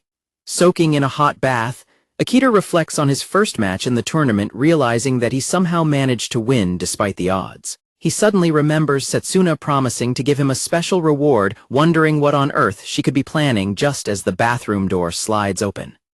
Akita screams in absolute shock as Setsuna enters the room wearing a tight one-piece swimsuit, casually asking if he has warmed up yet. While Akita panics in embarrassment over her provocative outfit and questions if this is the reward she meant, Setsuna simply smiles and requests that he stand up.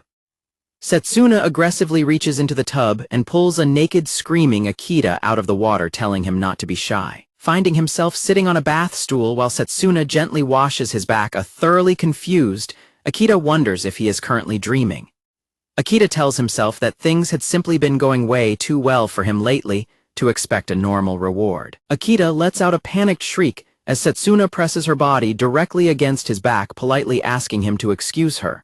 Giggly, Setsuna tells him to relax, but Akita panics at the intimate sensation of her bare hands sliding across his skin. Akita's mind completely races as she wraps her arms around him and touches him all over his torso.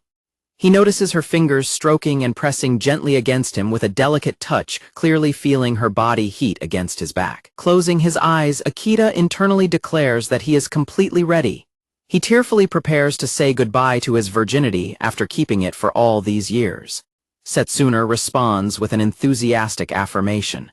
Without warning, Setsuna slaps him hard on the back, loudly declaring that there are no abnormalities, fractures, or serious injuries from his previous match. A bewildered Akita asks if she was simply checking him for injuries, and when he mentions his expectation of a different kind of reward, Setsuna giggles and teases him for being impatient. Setsuna tells him that she has already prepared everything properly, instructing him to wash up and wait for her before she exits the bathroom. She adds that it would be a major problem if he started bleeding, asking him not to make things too rough. Akita is left standing in absolute blank-faced confusion. As Setsuna departs, she muses that a virgin simply would not understand, leaving Akita to wonder if her previous warning about bleeding was actually meant for him. The scene transitions to a high-rise office building overlooking the city skyline at night. Inside a private office, the tournament host lets out a satisfied chuckle as he watches a playback of the match. The host laughs hysterically, admitting that he is genuinely shocked Akita actually managed to win.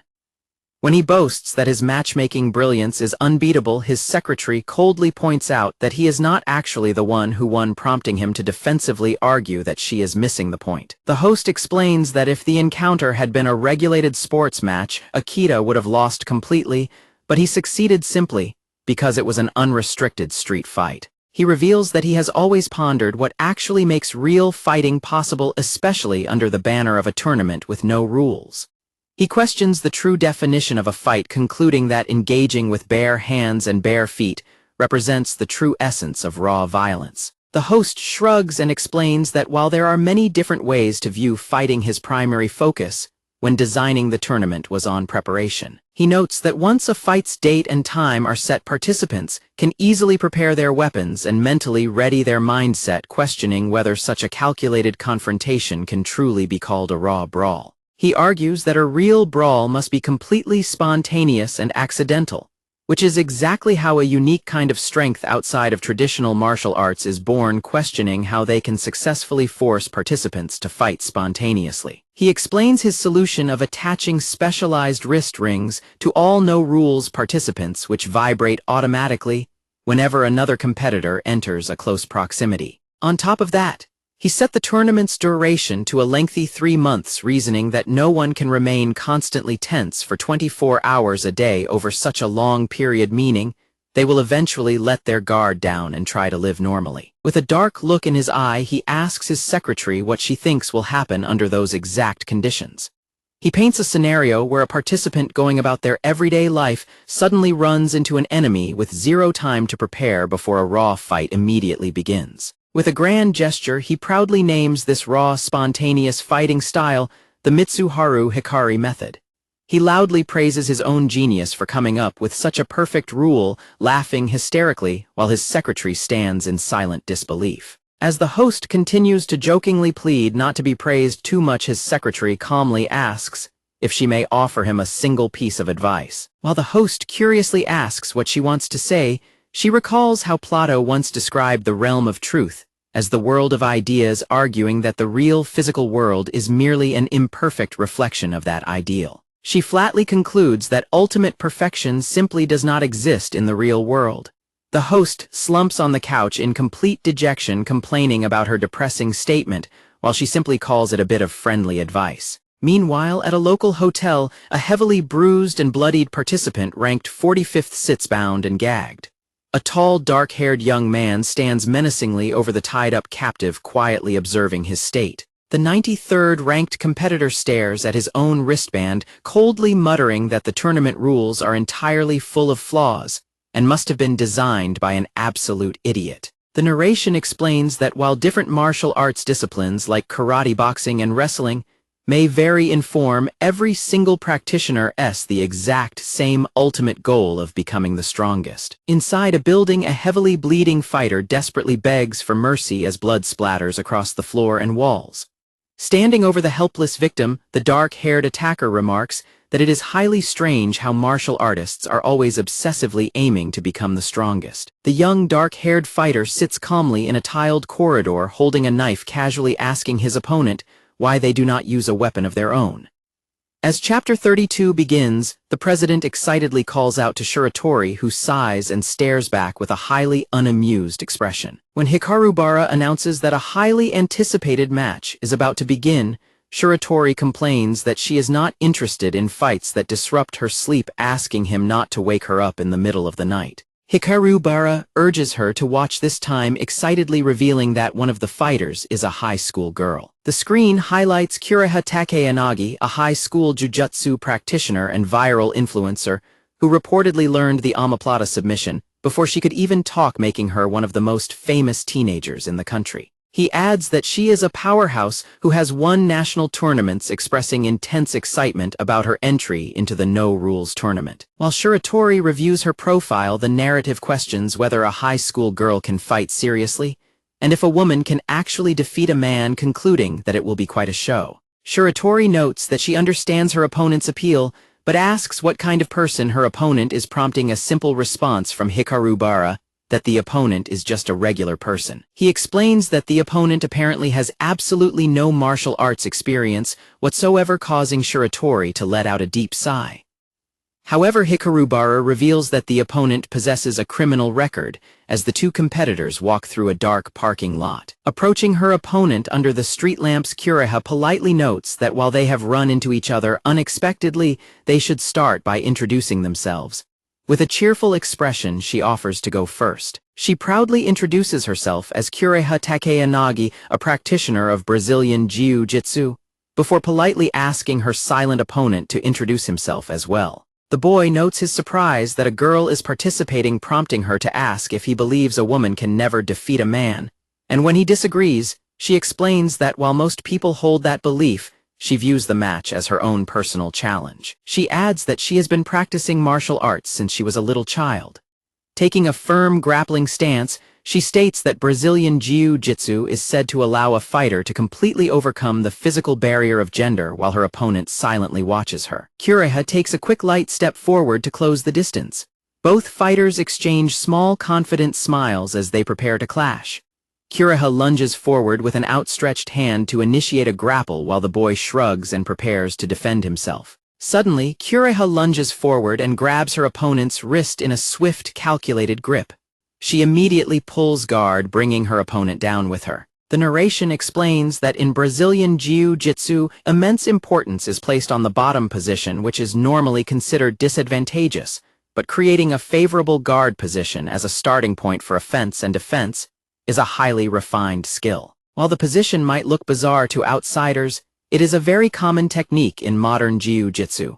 From her seated position, Hurrah rapidly rotates to execute a berimbolo, seamlessly taking her opponent's back. From this dominant back position, she quickly transitions to her final submission hold. She locks in a tight rear naked choke, completely wrapping her arms around the knife user's neck. She assures him that the fight is over, explaining that escaping is impossible once a rear naked choke is fully locked in, and advising him that passing out is not too bad. The knife user's eye widens in absolute terror as he begins to choke, gasping for air. Hurrah smiles gently and tells him to go ahead and pass out. Suddenly, a violent splatter of blood erupts across the scene. In a desperate move, the knife user reaches back with his knife and slashes Hurrah's arm that is wrapped around his throat. Screaming in agonizing pain, Hurrah is forced to release her hold and falls back, clutching her heavily bleeding arm while her opponent falls to the floor coughing. Standing back up with his knife, the knife user calmly praises her skills, noting that she must have practiced incredibly hard to become such a top-class athlete. However, he declares that all of her training is completely meaningless, as he delivers a brutal heavy kick straight into her face, sending her blood flying. He questions the point of getting strong with just one's bare hands, pointing out that even an overwhelmingly strong person can easily stumble and fall over something as trivial as a single knife. As Hurrah lies groaning on the ground in a pool of blood, the knife user kicks her again, stating that he cannot understand her and demanding to know if she is still planning to fight. Completely broken and terrified, a crying Hurrah desperately begs for forgiveness, screaming for him to stop. Holding up his bloody knife, the knife user coldly declares that this absolute submission and terror is what real violence is all about. Back at his residence, a bandaged Akita leans against the sink, sighing that his experience was incredibly rough. He reflects that he has already gotten more than enough of a reward from the backwash, but shivers in panic as he recalls Setsuna telling him that she still has something else prepared. Akita panics, internally wondering what kind of reward could possibly surpass the previous one. Setsuna reveals his actual reward, holding out a sleek tactical pocket knife from behind her back. Akita is left completely dumbfounded and stares at the weapon in shock. She presents the knife to him as a gift, warning him that if he plans to survive the brutal tournament, he needs to learn how to properly handle a knife. Akita protests that weapons must be against the tournament rules and are illegal under Japanese law, but Setsuna playfully points out that there are no such restrictions in their matches. Setsuna giggles and calls Akita as silly as ever. She reminds him of the televised broadcast, noting that because the tournament has no rules and is an absolute free for all, competitors will undoubtedly use whatever weapons they can find. She looks at him with a serious smile, asking if he thinks it is foolish to expect his enemies in a real fight to play fair.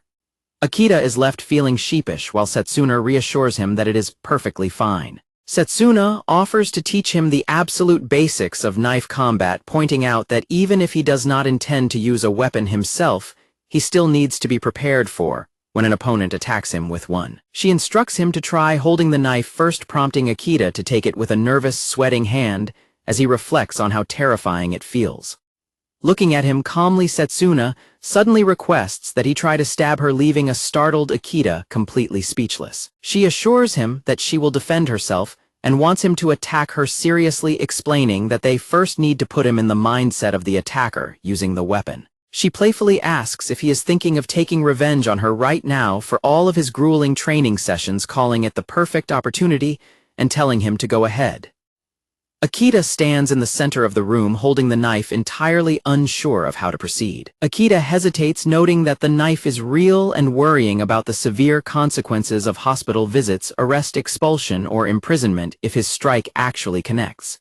He decides to execute a controlled, cautious stab so that she does not get hurt. The moment Akita thrusts the knife forward, Setsuna parries his hand with a sharp, lightning-fast strike, violently slapping his wrist and forcing him to drop the weapon as he cries out in pain. Clutching his bruised wrist, Akita angrily protests that she hit him too hard, but Setsuna seriously asks what would happen if someone got hurt because of the weapon he just dropped.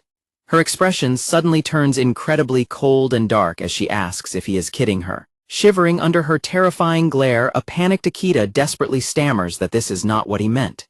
Setsuna looks down at the discarded weapon and asks if he simply does not feel like using a knife.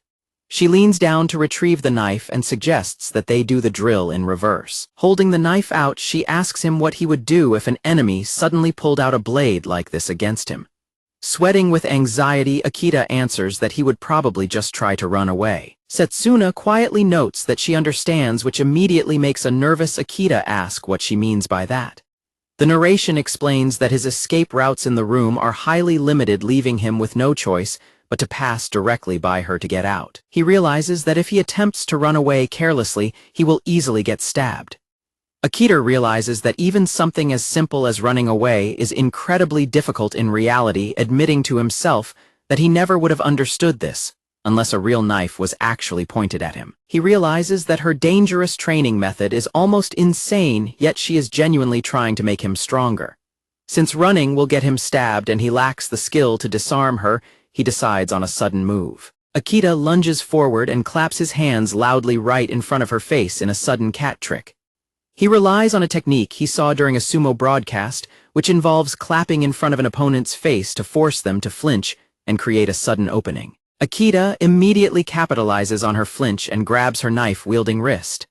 However, Setsuna's expression turns completely empty and cold as she calls him a fool. Akita suddenly remembers his earlier realization that trying to escape or pull tricks against this woman is completely ridiculous unless he is genuinely prepared to die. Declaring that he must pay the price for his carelessness, Setsuna drives the knife straight into Akita's hand with a sickening slash.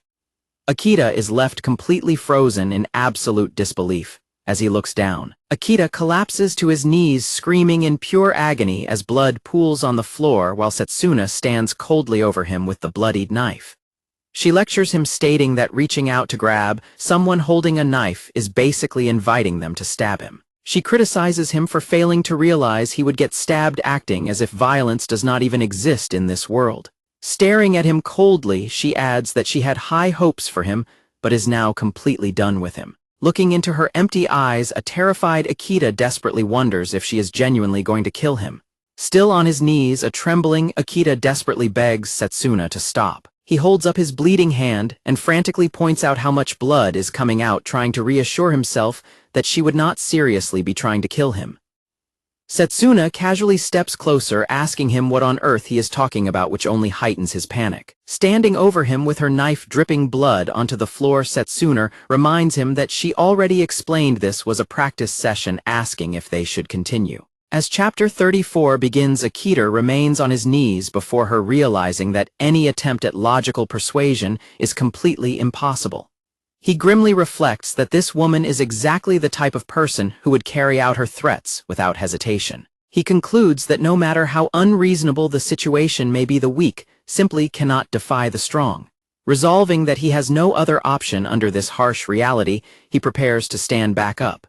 He stands his ground and raises his fists, declaring to himself that he has no choice but to fight. Setsuna tilts her head, slightly observing his sudden shift in attitude in silence. Recalling her earlier advice that an opponent will not go down unless struck with the intent to kill, Akita realizes that he must attack with enough force to neutralize her completely, otherwise he will not even be able to run. While ignoring the sharp pain in his sliced hand, he mentally tries to devise a strategy, acknowledging that he lacks skill and experience, and that his raw physical body is all he has against her weapon. He takes a solid fighting stance, concluding that since there is no way to avoid the confrontation, he must prepare a decisive counterattack.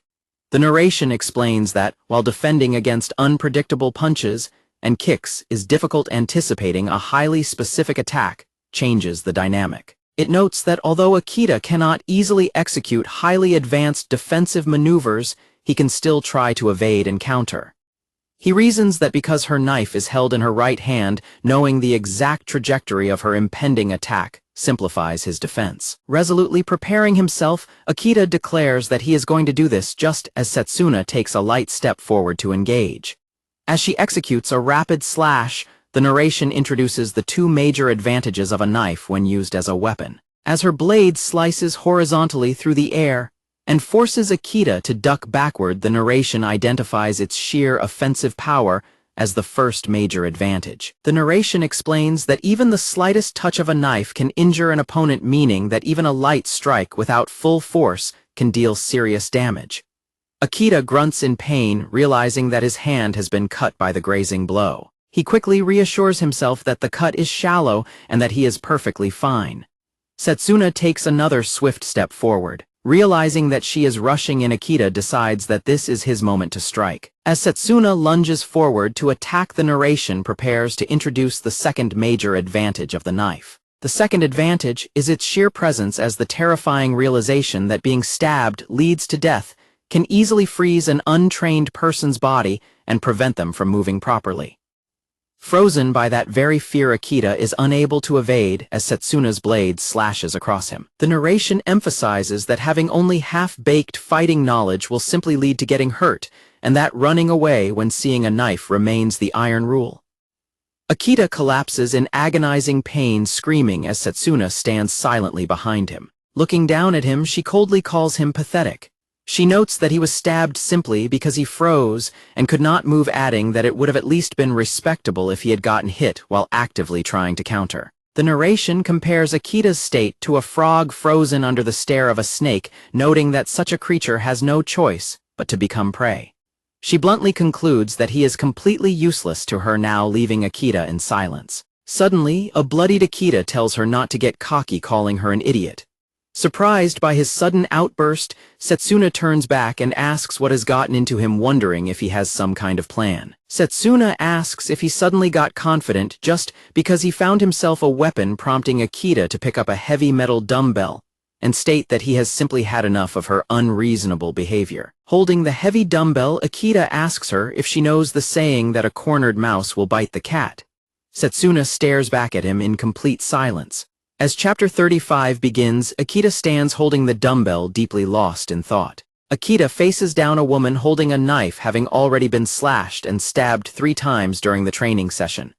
Perhaps because the situation has become so deeply abnormal, the sheer intensity of the danger actually begins to calm his mind. He realizes that his thoughts are starting to be completely tainted by violence. He concludes that his only real path to victory is to somehow catch her completely off guard. Observing how comfortably she handles the weapon, he admits to himself that simply picking up a dumbbell is far from enough to give him a realistic chance of defeating her. As Setsuna quietly asks him if he is okay, he grips the dumbbell tightly with his bleeding hand. She observes his posture and asks if his right arm is unable to move, catching him completely off guard. With a cheerful smile, she reassures him that a minor muscle injury will heal quickly and tells him not to worry.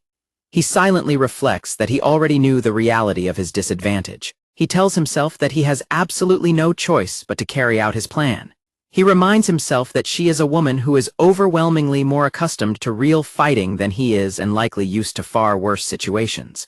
He realizes that Setsuna's true capabilities are far beyond his expectations. He acknowledges that her combat skills and mental fortitude easily surpass his wildest imagination. The two fighters stare each other down in tense, silent anticipation. As Akita suddenly pulls his arm back to execute his strategy, Setsuna looks on with a focused expression. Akita throws the heavy dumbbell directly at her face with all of his remaining strength.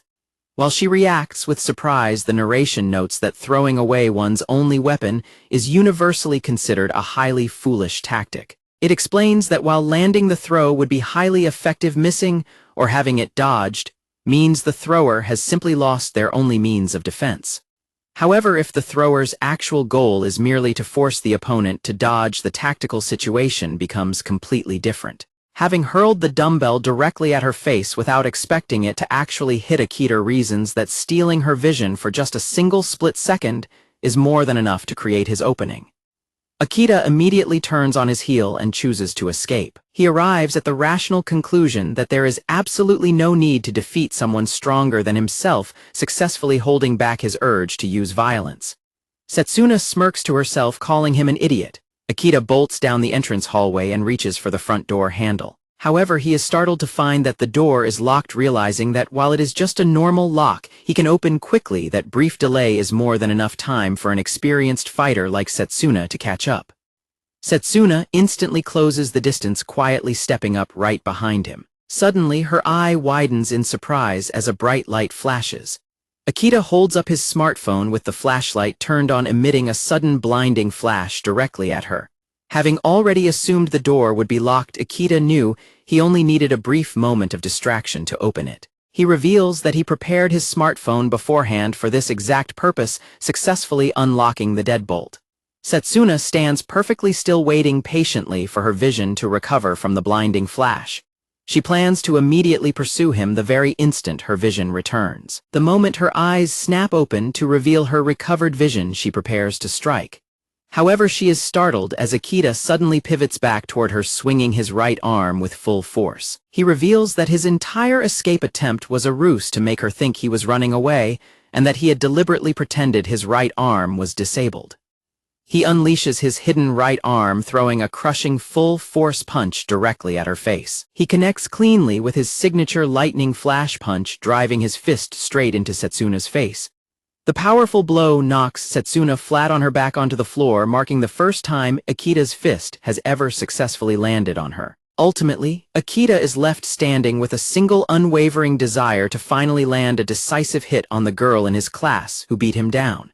He recalls how he was repeatedly beaten, kicked, and punched during their brutal sparring session, but he desperately hung on regardless of the pain. After enduring all of that, his moment of retribution finally arrived.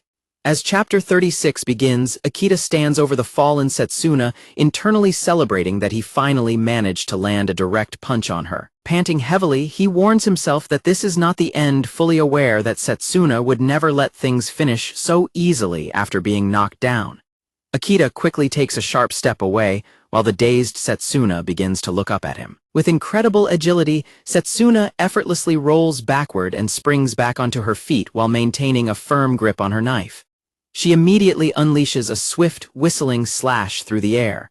However, she is caught completely off guard as her attack cuts only empty air. Setsuna turns around only to find the door wide open and her opponent completely gone. She steps out into the quiet hallway, looking around in silence. She looks genuinely surprised, wondering if he actually managed to escape her. Her expression quickly softens into a quiet, amused chuckle as she starts to giggle. She suddenly bursts into a fit of unbridled, ecstatic laughter.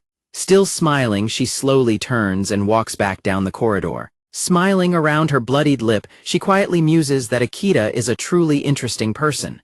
Meanwhile, Akita walks into a quiet, secluded park, telling himself that this spot should be safe enough. He looks over his shoulder, noting that she does not seem to be following him and has likely allowed him to get away. He admits that while he has a massive mountain of things to think about, the sheer agony of his sliced hand suddenly overrides his thoughts. Inspecting his hand, he notes that he can still move his fingers and the bleeding is slowing down, meaning it is likely not a severe injury. However, he decides he should probably head to a hospital, though he worries about how he will explain the wound to the doctors. As he ponders his next move, his wristband suddenly begins to vibrate violently, flashing a bright exclamation mark warning. Akita's wristband continues to vibrate violently, warning him that another participant is nearby. His eyes widen in absolute disbelief as he realizes the horrible timing of this sudden encounter. Realizing there is indeed another participant in close proximity, he frantically looks around the empty park to find where they are. A tall, dark-haired boy slowly steps out of the darkness and approaches him, prompting a defensive and sweating Akita to warn him to stay back. The stranger calmly tells him to relax, explaining that he is simply looking for teammates. Akita is left utterly confused by the mention of teammates, and the dark-haired boy confirms his statement. The boy references the tournament broadcast, recalling Hikaru explaining that because there are no rules, forming alliances and co-operating with other participants is not prohibited. He reasons that forming allies and fighting together is obviously far more advantageous, noting that, while they would eventually have to face each other if they survive, until the end having companions is much better until then. While Akita silently reflects that Setsuna would never allow such an alliance, he asks why he was chosen, prompting the boy to explain that their interests simply happen to align, and that they should cooperate. The boy points out that the tournament is full of massive loopholes, explaining that exploiting them will allow them to win without ever having to engage in a real street fight. He intensely asserts that surviving the tournament does not require direct fighting skills, but rather the sheer will to survive a survival game. Akita listens to the explanation in tense silence. Akita internally admits that he was so desperately focused on getting stronger that he had never seriously considered the strategic implications of the rules. While Akita marvels at the existence of such tactical participants, the dark-haired boy introduces himself as Hibiki Heizama, a part-time worker currently ranked 93rd. Heizama asks for his name in return, leaving a sweating Akita deeply suspicious of the stranger's true intentions and wondering if he can actually trust him. Just as Akita considers that having an ally would indeed be a major advantage, Heizama's expression suddenly shifts as he notices something. Heizama suddenly points out his bloody hand, but as a startled Akita tries to dismiss it as nothing, Heizama insistently lunges forward, claiming to have medical knowledge and demanding to inspect the wound. Before Akita can react, Heizama suddenly unleashes a vicious lightning-fast kick aimed directly at his head. Acting with brutal deception, Heizama drives a hidden knife straight into Akita's shoulder, sending a violent spray of blood into the air. As Akita screams in absolute agony, Heizama stares down at him with cold, murderous eyes, reminding him that he already explained this is a kill or be killed survival game. As Chapter 37 begins, Heizama rubs his bruised head and complains about being hit out of nowhere, while a heavily injured Akita crouches on the ground, coughing violently. Heizama asks Akita if he practices martial arts like kickboxing, noting that he can easily tell the teenager has trained a lot. Akita sweatingly laments to himself that this is the second time today he has run into such a dangerous opponent. He realizes that something which has absolutely no place in a fair fight has suddenly appeared right in front of him. Heizama observes that whenever he pulls out his knife, everyone reacts with the same face, looking as though he has broken some kind of unspoken rule. Heizama questions why martial artists consistently insist on fighting entirely unarmed. He deduces that they only do so because they are obsessively aiming to prove they are the strongest. He admits that walking around with a firearm carries high legal risks, and that carrying a larger weapon like a bamboo sword everywhere is impractical. However, he notes that a small knife can easily fit right inside a pocket with minimal risk of detection.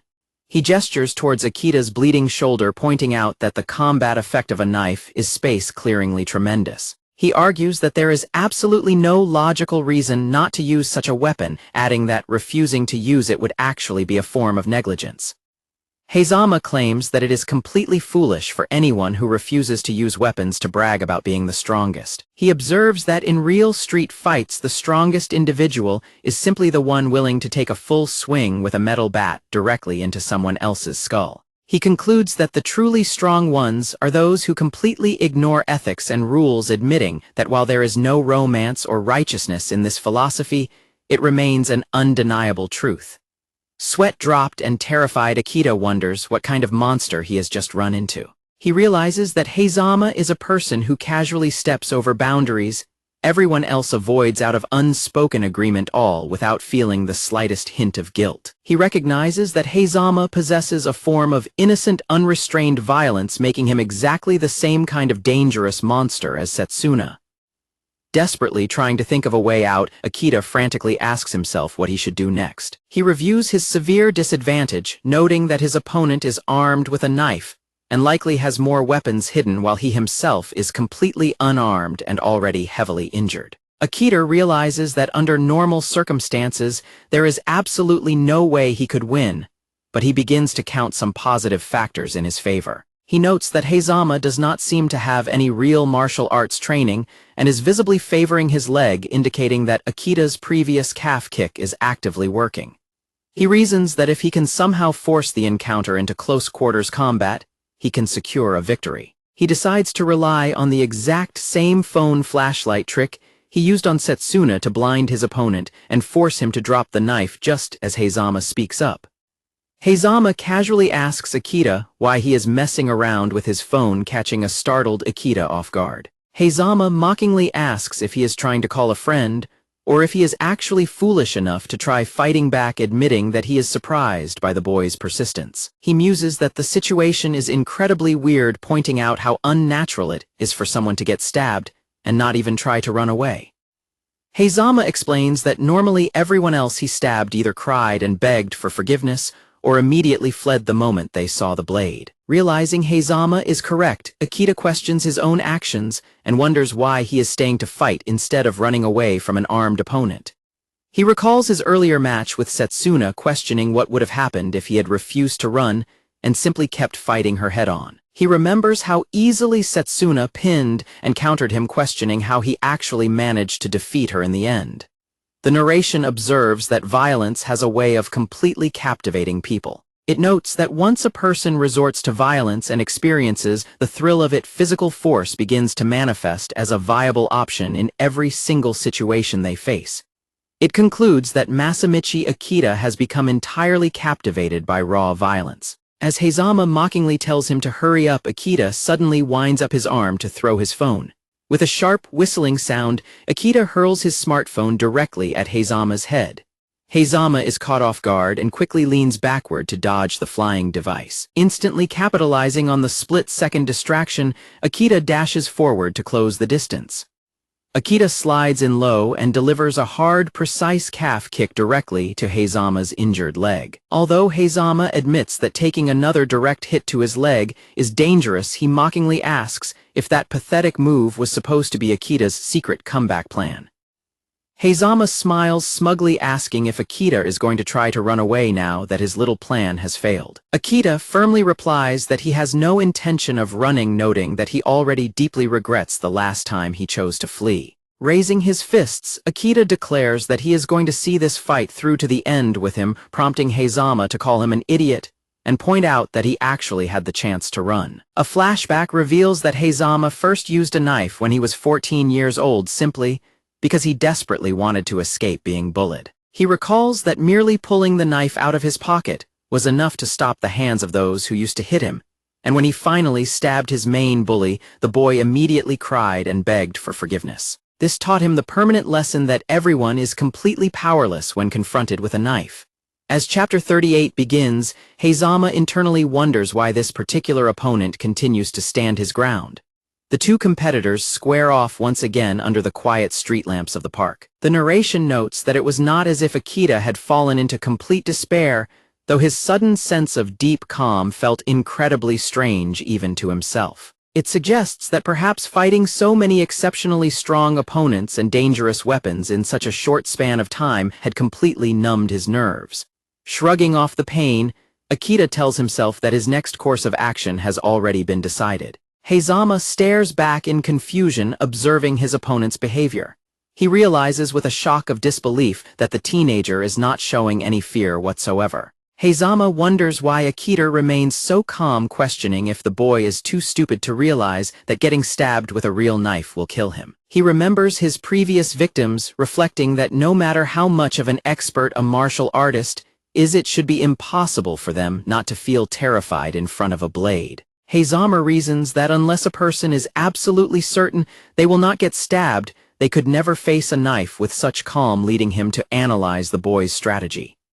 He realizes with absolute certainty that Akita is planning to launch another calf kick. Heizama notes that while a calf kick offers excellent reach for a safe attack, his previous attempt to counter the kick with a stab was far too shallow to stop it. He acknowledges that the teenager's calf kick is heavy, and that taking another direct hit to his leg might completely prevent him from standing on his feet. Heizama narrows his stance and pulls his leg back to avoid the anticipated calf kick, reasoning that understanding an attack makes it easy to deal with. The The narration explains that pulling the leg back is a valid way to defend against a calf kick. However, Akita violently steps forward instead. Heizama completely misunderstands the situation as Akita charges straight in. The narration notes that it is not that Akita is unafraid, but rather that he simply chooses courage. He recalls Setsuna explaining that she only tries to be honest with her violence and nothing more. Heizama realizes in shock that it is not a kick, and that Akita is just charging straight in as he attempts to swing his knife down. The narration points out that a core principle of martial arts is hurting an opponent without getting hurt oneself, but Akita rushes in completely ignoring that rule. It adds that Akita lacks great timing or exceptional technique, and since his opponent has superior reach and striking power, the charge is practically suicidal. However, it notes that the split second of hesitation from Heizama, who fears injury against a man who does not, makes the difference. That brief hesitation allows Akita's strike to hit home a moment quicker. Akita's powerful punch connects cleanly with Heizama's face, snapping his head back. Grabbing onto his opponent, Akita eagerly wonders if he managed to get him. He immediately realizes with dread that Heizama is completely fine. Heizama instantly prepares to launch a counterattack with his knife. Akita grunts in heavy strain as he prepares his next move. Akita leaps into the air and locks his legs tightly around Heizama's neck to execute a flying triangle choke. The momentum of the maneuver drags both fighters forcefully down onto the ground. Heizama expresses shock at being caught in a triangle choke. However, Heizama points out that his hands are still free, demanding to know if this was Akita's big plan and asking if he is insane. As the two violently grapple on the ground in the triangle choke, Heizama swings his knife down toward Akita's face, but Akita desperately grabs his opponent's wrist with both hands to stop the blade. Heizama forces the knife downward with a heavy growl, while a terrified Akita grunts in severe strain as the blade pushes dangerously close to his eye. Akita desperately attempts to hold the armed hand back, fully aware that a single slip will result in him getting stabbed in the chest while maintaining the chokehold. Suddenly, Heizama's expression shifts into sheer shock. Akita grits his teeth in intense focus, realizing what his opponent is doing as Heizama aggressively pushes the blade down. Struggling for breath, Heizama realizes that Akita is fully committing to choking him out before he can manage to stab him to death. Both fighters are locked in a desperate, agonizing stalemate, with Akita straining to hold the blade back while Heizama violently gasps for air. Akita continues to push himself to his absolute physical limit, pouring all of his remaining strength into the choke and holding back the knife. Overcome by the lack of oxygen, Heizama finally groans in defeat as his grip fails and the knife slips from his hand. Heizama's eyes roll back as he lets out a final choked gasp, completely losing consciousness. Heizama slumps forward limply, completely knocked out from the fierce chokehold. Heizama collapses heavily onto the ground, leaving a heavily panting Akita as the definitive winner of the intense match.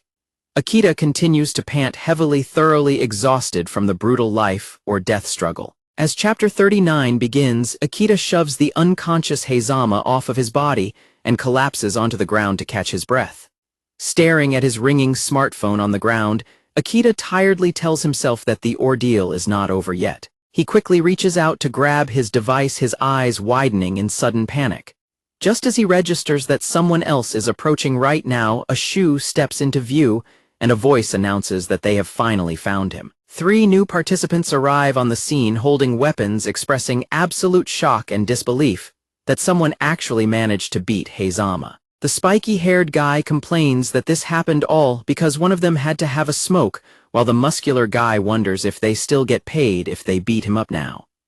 As the muscular guy asks if the deal is still on, Akita realizes who these people are. The spiky-haired guy declares that they are going to have to beat him up now, calling it tough luck. Akita recalls Heizama mentioning that he was looking for his comrades, realizing that he was actually telling the truth and that these 3 were hired by him. Knowing he has 3 armed opponents, Akita admits to himself that he has absolutely no chance of winning this fight. The spiky-haired guy suddenly takes a wild, heavy swing with his bat, forcing Akita to quickly dodge backward with a startled gasp. The force of the swing sends Akita tumbling backward onto the ground as his attacker loudly cheers about hitting a home run. Bleeding from his mouth and panting heavily, a battered Akita struggles to push himself back up from the ground. Before he can recover, the spiky-haired guy steps forward and delivers a brutal kick directly to Akita's face. The spiky-haired attacker mocks Akita, asking if this is all he has, while the muscular man adds that he had better be worth the money or else he will be annoyed. The spiky-haired guy suggests that for now they can just blow off some steam by beating him up. The muscular guy agrees to the plan, leaving Akita to click his tongue in frustration. The spiky-haired man viciously smacks Akita across the back with his bat, while the woman simultaneously kicks him in the side, keeping him pinned to the ground. Enduring the brutal assault, Akita desperately notes that the situation is terrible and that he is starting to black out. Suddenly, a familiar smiling face appears right in front of his fading vision. Startled back to reality, a shocked Akita calls out Setsuna's name in utter disbelief. Hearing him shout, the spiky-haired attacker turns around in confusion and asks what is going on. Setsuna steps onto the scene, standing confidently as the three armed attackers and Akita all turn to look at her. Smiling warmly in her school uniform, Setsuna announces that she has finally found her dear Akita. Realizing that she tracked him down, a sweating Akita accepts that she has finally caught him. Noting the situation, Setsuna simply says she understands. Meanwhile, the smoking woman grabs Akita by the collar, warning him not to think about escaping and insisting that they are not going to let him get away. Setsuna calmly observes that it is 3 against 1 and that they are armed to the teeth, complimenting them on being very efficient. Taking a cheerful step forward, she declares that it is an everything-goes situation for all involved. The confused attackers ask who she is and wonder if she actually understands what is going on. In the blink of an eye, Setsuna closes the distance and unleashes a brutal kick straight into the spiky-haired man's face. The sheer force of the blow sends the man tumbling violently backward, allowing Setsuna to smoothly catch his falling metal bat right out of the air. Setsuna immediately spins around and viciously swings the captured metal bat down onto the spiky-haired man's head, driving him face first into the ground. The smoking woman stares in absolute shock, frantically yelling at Setsuna to stop. Angrily calling her a bastard, the woman charges forward with her knife, but Setsuna playfully says oops, and casually steps aside, causing the woman to trip over her fallen comrade. The muscular man groans in dismay as he looks down at his twitching companion, while the woman furiously demands to know what that was for, and asks if Setsuna is insane, to which Setsuna simply replies with a playful "oh my." Smiling warmly, Setsuna reminds them of her earlier statement that anything goes in this situation. She asks why anyone else should hold back if they themselves are not going to. She adds that they are simply foolish if they thought the rules did not apply to them, prompting the angry, muscular man to ask if she is mocking him. Watching the sudden turn of events, a battered and deeply confused Akita stares in stunned silence. Akita internally screams in disbelief, wondering why she is suddenly saving him when she was literally trying to stab him to death just an hour ago, while Setsuna cheerfully waves and greets him. Setsuna playfully notes that he has taken quite a beating, acknowledging that taking on an armed opponent is a spirited effort. She warns that if he keeps going like this, he will be dead in no time, and happily announces that they should continue his lesson. As the muscular man and the woman ready their knives in confusion, Setsuna announces that the lesson is on how to fight against weapons, stating that the simplest countermeasure is the first step. She playfully swings the metal bat around, explaining that using a weapon oneself is the easiest way to even the odds. However, she suddenly drops the bat onto the ground. Clenching her fists with a crazed smile, Setsuna declares that using her bare hands is far more satisfying than using a weapon. The muscular man tightens his grip on his knife and challenges her to come at them whenever she is ready.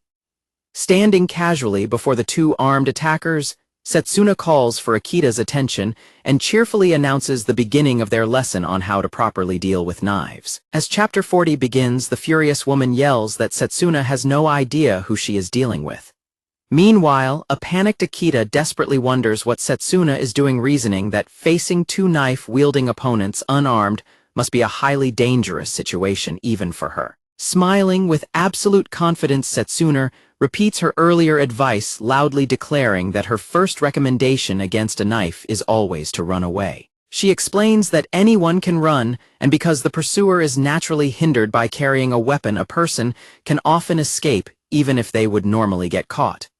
Akita internally groans that she is actually giving a lecture in the middle of a fight. Setsuna continues, noting that since there will inevitably be situations where escaping is impossible, he must keep her next point in mind first and foremost. Setsuna seriously instructs him that what he must absolutely never do is try to directly fight against a knife. Enraged by her casual lecture, the woman tells her to shut up and viciously lunges forward with her blade. The woman executes a swift, lethal stab, but Setsuna easily leans backward to dodge the blade. As she avoids the strike, she calmly notes that trying to simply dodge the weapon is highly inadvisable. Setsuna explains that the strength of a knife lies entirely in its offensive power, warning that even a glancing blow can have lethal consequences, as she casually evades another slash. The woman unleashes a flurry of rapid stabs, but Setsuna effortlessly dodges them all while pointing out that even a professional boxer cannot slip jabs indefinitely. Setsuna adds that while avoiding the knife is the top priority if forced to fight, staying purely on the defensive guarantees that a mistake will eventually be made. As the exhausted woman pants heavily from her missed strikes, Setsuna cheerfully concludes that simply dodging is an incorrect approach to the situation, leaving a battered Akita to watch in silence. Akita wonders if disarming the opponent is the answer, but Setsuna immediately states that trying to take away the weapon is also a flawed approach. She playfully invites the frustrated woman to give it a try and hit her with her best shot. Enraged by Setsuna's taunts, the woman curses at her and fiercely lunges forward with a heavy swing of her knife. Setsuna smoothly steps into the attack, effortlessly grabbing the woman's wrist and disarming her with a swift, fluid motion. Holding the newly acquired knife with a confident smile, Setsuna tells Akita that, as he can plainly see, attempting to disarm an opponent is totally impractical. She explains that using her earlier boxing analogy, trying to grab a moving blade is just like trying to catch a fast jab with bare hands, noting that it is simply not realistic. The angry woman demands her weapon back and lunges to grab it, but Setsuna playfully keeps it out of her reach. Without a second thought, Setsuna casually drives the knife directly into the woman's shoulder, causing a spray of blood as Akita watches in complete horror. As the injured woman collapses to the ground and the muscular man furiously charges in to avenge her, Setsuna happily poses the ultimate question, asking Akita what he should do if running, dodging, and disarming are all off the table. Setsuna reveals that the answer is to simply not fight the knife at all, but rather fight one's own battle. She notes that while Akita taking the initiative with his straight punches earlier was good, those strikes can easily be intercepted, and even if they land, the armed opponent can still mount a lethal counterattack as the enraged muscular man closes in on her. Setsuna explains that he needs an attack with superior reach to stay completely out of the opponent's striking range, and one powerful enough to end the fight in a single decisive blow with absolutely zero chance for a counterattack, as she firmly steps forward. Setsuna unleashes a devastating crescent moon kick, driving her foot deep into the muscular man's midsection and completely stopping his attack in its tracks. The muscular man drops his weapon and clutches his stomach in agonizing pain, groaning heavily as Setsuna smiles confidently at the stunned Akita. The narration explains the technique, detailing that instead of landing with the entire sole of the foot, the strike precisely targets the liver, using only the ball of the foot for maximum concentrated impact. Smiling brightly, Setsuna proudly announces that this is the crescent moon kick, calling it her specialized finishing move for dealing with knife-wielding opponents. Akita stares back at her in absolute awe, completely speechless after witnessing her overwhelming display of skill. As Setsuna happily concludes her lesson and casually extends a hand to help him up, Akita sits on the ground, deeply realizing that Setsuna Rikudo is truly amazing, and that her overwhelming presence goes far beyond mere physical strength. Akita observes the three defeated thugs lying on the ground, reflecting on how Setsuna's brilliant smile quickly shifted back into her trademark ruthlessness. He accepts that this is simply her way of life, where she proudly considers herself to be the honored one. Setsuna reaches out and takes Akita's hand, telling him he did a good job. Meanwhile, Heizama limps down a quiet alleyway, gasping heavily as he tries to catch his breath. He wonders who that strange girl was and why she intervened. He recalls waking up to find the thugs he hired completely beaten to a pulp, resolving to slip away and never encounter her again. As he looks back down the alley, he recalls a drunk woman sleeping nearby, but is suddenly startled by a new presence. A scarred man accompanied by a young girl suddenly walks up to him, casually observing that Japan is a peaceful country. Heizama immediately pulls his knife and tells him to stay back, desperately wondering if the stranger is another participant. He repeats his warning to stay back, but the man casually replies that he did not hear him. Frustrated, Heizama lunges forward to stab him. The scarred stranger easily delivers a heavy kick directly to Heizama's body, stopping his attack and knocking him back. The stranger is revealed to be the third-ranked participant Ryuji Rain, who casually muses that the country is almost a little too peaceful. Akita reflects on the dangerous people he faced, recalling Setsuna holding a knife and telling him she was finished with him. He remembers Heizama brandishing his blade, questioning why his victim did not try to run away after being stabbed. He also remembers the armed thug winding up his bat to beat him down. Ultimately, the long and chaotic nightmare of a night finally comes to an end. Sometime later, a bandaged Akita sits quietly on his bed, struggling to believe that he actually managed to survive. He wonders how his life ended up like this, reflecting that, until just a few weeks ago, he had never even been in a real fight. Akita winces in pain as he lies in bed, noting that his entire body is covered in bruises, cuts, and stab wounds, with the physical agony finally starting to set in. He stares silently, desperately wanting to fall asleep so he can recover. He admits that the sheer amount of adrenaline still coursing through his system is making it impossible to sleep, finding the situation deeply frustrating. Suddenly, a loud knock echoes from his bedroom door. Setsuna opens the door and asks if he is having trouble sleeping, prompting a tired Akita to admit that he is wide awake. She enters the room, noting that it is hard to nod off after a good fight has gotten the heart pumping, and suggests they find a way to relieve his stress so his body can recover. She calmly announces that she's going to cuddle him. Akita is left completely stunned by her sudden declaration. Setsuna climbs into his bed and pulls Akita into a tight embrace, wrapping her arms around him as he lies there in stunned silence. The narration explains that hugging triggers the release of hormones like oxytocin, dopamine, and serotonin, commonly known as happiness hormones, which effectively relieve stress. Holding her close, Akita silently reflects on her reasoning as she peacefully rests her face against his bandaged cheek. He looks down at her in disbelief, wondering how she can sleep so peacefully right next to the very person she stabbed earlier that day. While he admits she is incredibly messed up, he realizes that he is actually starting to get used to her behavior as they sleep, looking out over the quiet city skyline. The tournament broadcast transitions to its second episode, titled The Triumph of the Underdog. The host, Hikarubara, addresses the audience, questioning who will be the last survivor now that several betting favorites, including an MMA fighter and a judo expert, have already been annihilated in the lawless competition. The broadcast highlights that one random kid has been putting up a surprisingly good fight against all expectations. He officially introduces Masamichi Akita, explaining that he is a high schooler with zero martial arts experience, who was initially ranked dead last as a joke participant. The screen displays highlights of Akita defeating the karate expert and the knife wielder, explaining that he defied all odds to score consecutive wins and shoot up from last place to 41st. The announcer declares that the tournament organizers will be keeping a close eye on this underdog as the camera shows Akita and Setsuna walking together down their school hallway. Setsuna happily holds up her phone to show him the stream of his performance, prompting a weary response from Akita. As they slide the classroom door open, she asks if he wants to watch it, but he replies that he has absolutely no interest in watching himself get beaten up. As Akita enters the classroom, his classmates excitedly rush up to him, shouting that they saw him on the No Rules broadcast. They praise him as being incredibly cool and explain that everyone in school is talking about it, while Setsuna quietly watches the commotion from the doorway. One of the girls clings to Akita, admiring his build and asking if he has brawn as well as brains, which leaves a flustered Akita frantically trying to get her to back off. Watching from across the room, an annoyed blonde-haired boy clicks his tongue, grumbling that the nerd is getting all of the attention.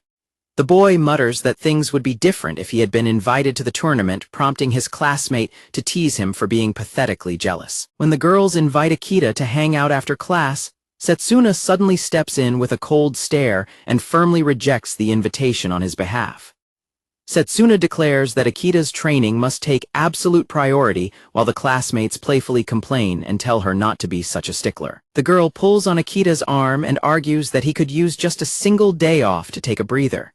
Setsuna flatly forbids it while across the room the blonde girl continues to tease her classmate about his jealousy and love for drama. Meanwhile, inside a high-rise corporate building, Miss Shiratori reviews her files and notes that 10 days have officially passed since the launch of the tournament. She reports to Hikaru Bara that fights are occurring steadily, and the participant rankings are fluctuating in a healthy manner, which he pleasantly receives as peaky news. She adds that the live broadcast is performing exceptionally well, with viewership reaching 180% of their target projections, but warns that they now face a major concern. She explains that the third-ranked participant Ryoji Rain is simply too violent, presenting a fight from the previous day where Ryoji's opponent was barely able to stand, but still refused to yield. She reveals that Ryoji responded by completely destroying all 4 of the fighter's limbs, causing life-altering injuries that will require at least a year of rehabilitation,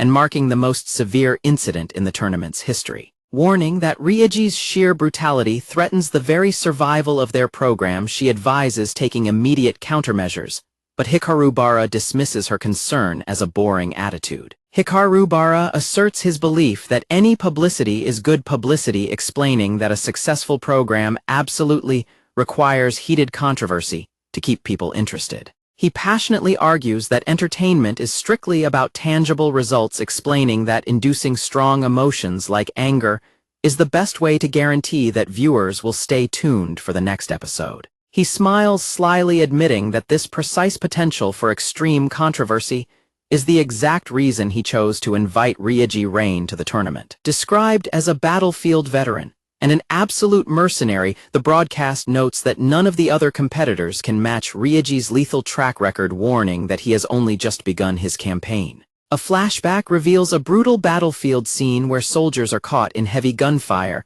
and comrades are killed in action. A younger Ryoji Rain gasps for breath in sheer terror, unable to believe the horrific reality of the situation. Crouched behind crates with his rifle, as Chapter 42 begins, he realizes he is trapped in a meaningless skirmish with his allies completely wiped out, no reinforcements coming, and an unknown number of hostile forces closing in. Overwhelmed by the terrifying realization that he is about to die in a completely pointless war, he bitterly regrets becoming a mercenary and violently screams as he blindly opens fire on the approaching enemies. He tearfully screams that he does not want to die as muzzle flashes erupt in front of him. Returning to the present, Ryoji casually sips his hot drink inside a coffee and donut shop. Camilla comments on how peaceful it is, but Ryoji replies that it is actually a little too peaceful for his liking. Ryoji notices a muscular man standing right outside the window while Camilla watches him while holding her donut. Camilla points out that his bracelet is vibrating, prompting Ryoji to realize he had zoned out as the alert flashes on his wrist. Camilla points out the window, explaining that she thinks the signal is coming from the man pacing around outside. He commends her for paying such close attention and tells her to go ahead and finish her meal while he handles it. The muscular man walks down a side street and turns to address Ryoji, noting that the fact he was being followed can only mean one thing. He asks Ryoji if he is ready to fight. Ryoji replies that they can start whenever he wants, which makes the boxer chuckle and note that Ryoji is clearly no stranger to combat. The boxer suddenly launches a rapid punch, declaring that they should get started. The punch connects cleanly, hitting Ryoji squarely in the face. Ryoji is caught off guard as the impact snaps his head back. The boxer taunts him, asking if he was waiting for an opening bell, while Ryoji admits to himself that he was completely unable to track the speed of the punch. Ryoji deduces that his opponent is a boxer, which the man confidently confirms by explaining that he is currently an active professional. The boxer adds that while he is 33 years old and ranked 5th in Japan, he will likely never become a champion or make the cut in a professional ring. The boxer continues, explaining that since he could not succeed in the professional ring, he decided to rule the streets instead. He immediately drives a powerful right hook into Ryoji's face. The boxer keeps up his aggressive momentum, throwing another rapid strike. He connects cleanly with a devastating blow that sends blood flying from his target's face. Despite taking a heavy beating and bleeding from his mouth, Ryoji smiles as he calmly notes that he now understands the boxer's style. He observes that his opponent stays perfectly relaxed rather than tensing up, which is what allows the boxer's punches to fly so smoothly. He admits that the boxer's strikes are incredibly fast, precise, and altogether perfectly executed. Ryoji stares back coldly, reflecting that this style of combat is simply a little too peaceful.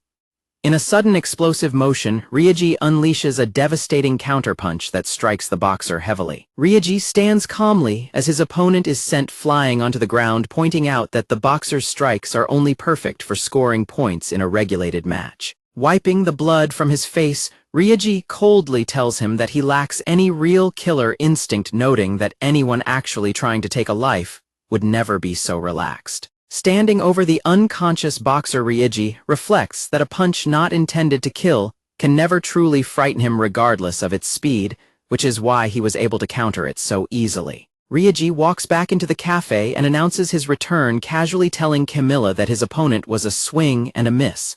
Camilla quietly acknowledges his return. She holds out her empty plate and asks for more food, which Ryoji gladly agrees to serve her. The narration explains that during his time as a mercenary, Ryoji Rain's mind completely broke when his emotions overflowed beyond his capacity to endure under the threat of certain death, leaving his brain's neural pathways permanently burned out. It reveals that at that exact moment, his emotional heart came to a complete standstill.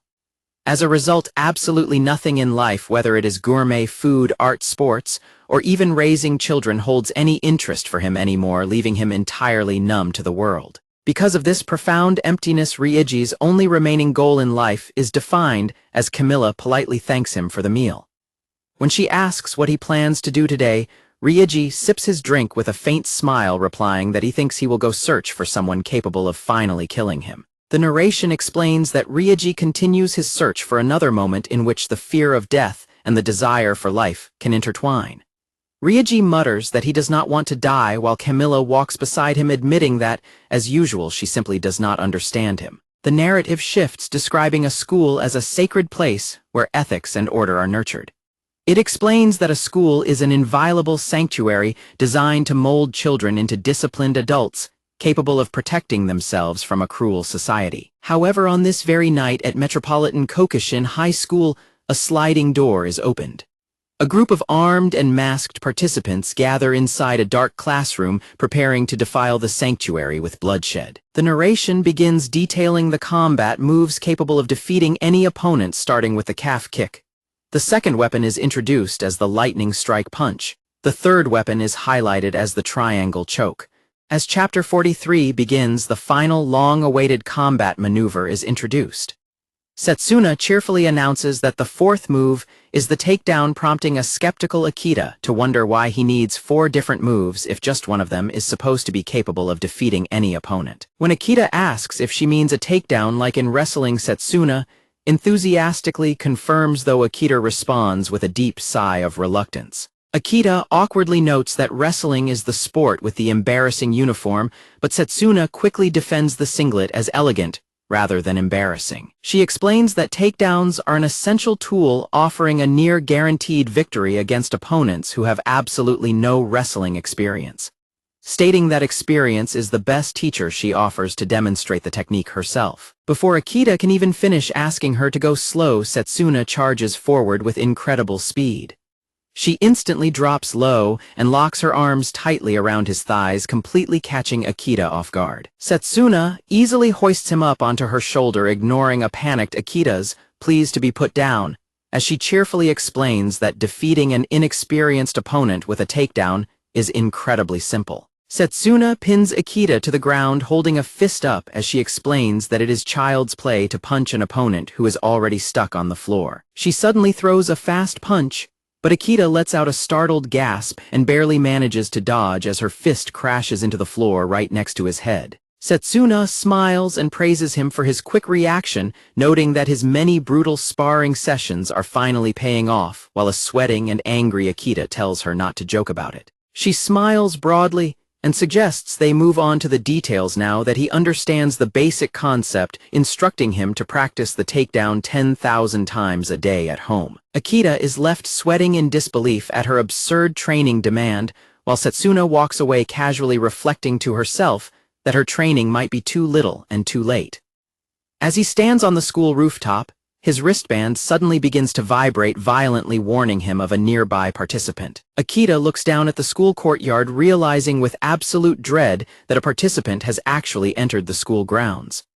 Back in the classroom, a tanned classmate with blonde hair leans on her desk and teasingly notes that Akita has suddenly gone and become famous. She explains that although the tournament stream did not name their school, he still managed to get completely doxxed online, causing a panicked Akita to scream in shock. The blonde classmate with a band-aid on his cheek grins and observes that people looking to hunt Akita down will soon show up, warning that they will only come all this way if they are absolutely certain they can win, which makes Akita realize how terrible his situation has become. Setsuna smiles cheerfully and asserts that they simply need to turn the tables on their pursuers, prompting a weary Akita to note that she makes it sound far too easy. She advises him that there is absolutely no point in worrying about it, declaring that they will simply knuckle down and continue practicing like usual.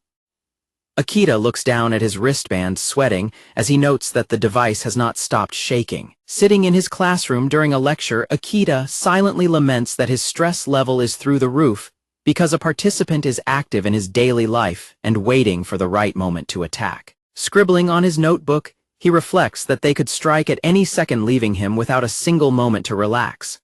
As he eats his lunch while Setsuna sits happily next to him, he admits that he is jumping at the slightest noise and constantly watching his back. He walks into the quiet school restroom, letting out a deep sigh of exhaustion and admitting that he feels like prey being stalked. While standing at the urinal, he quietly wishes his attackers would get it over with, but he is suddenly startled as he senses a presence right behind him. He turns his head, slightly sweating as he realizes someone is indeed standing there, and frantically tells himself that a single wrong move could result in his death. Suddenly, Mio pops up right behind him with a playful smirk, casually asking if he is scared, which causes a terrified Akita to scream in absolute shock. Akita is utterly shocked to find a girl behind him, panicking as he realizes that she is not only a participant, but has also walked straight into the men's restroom.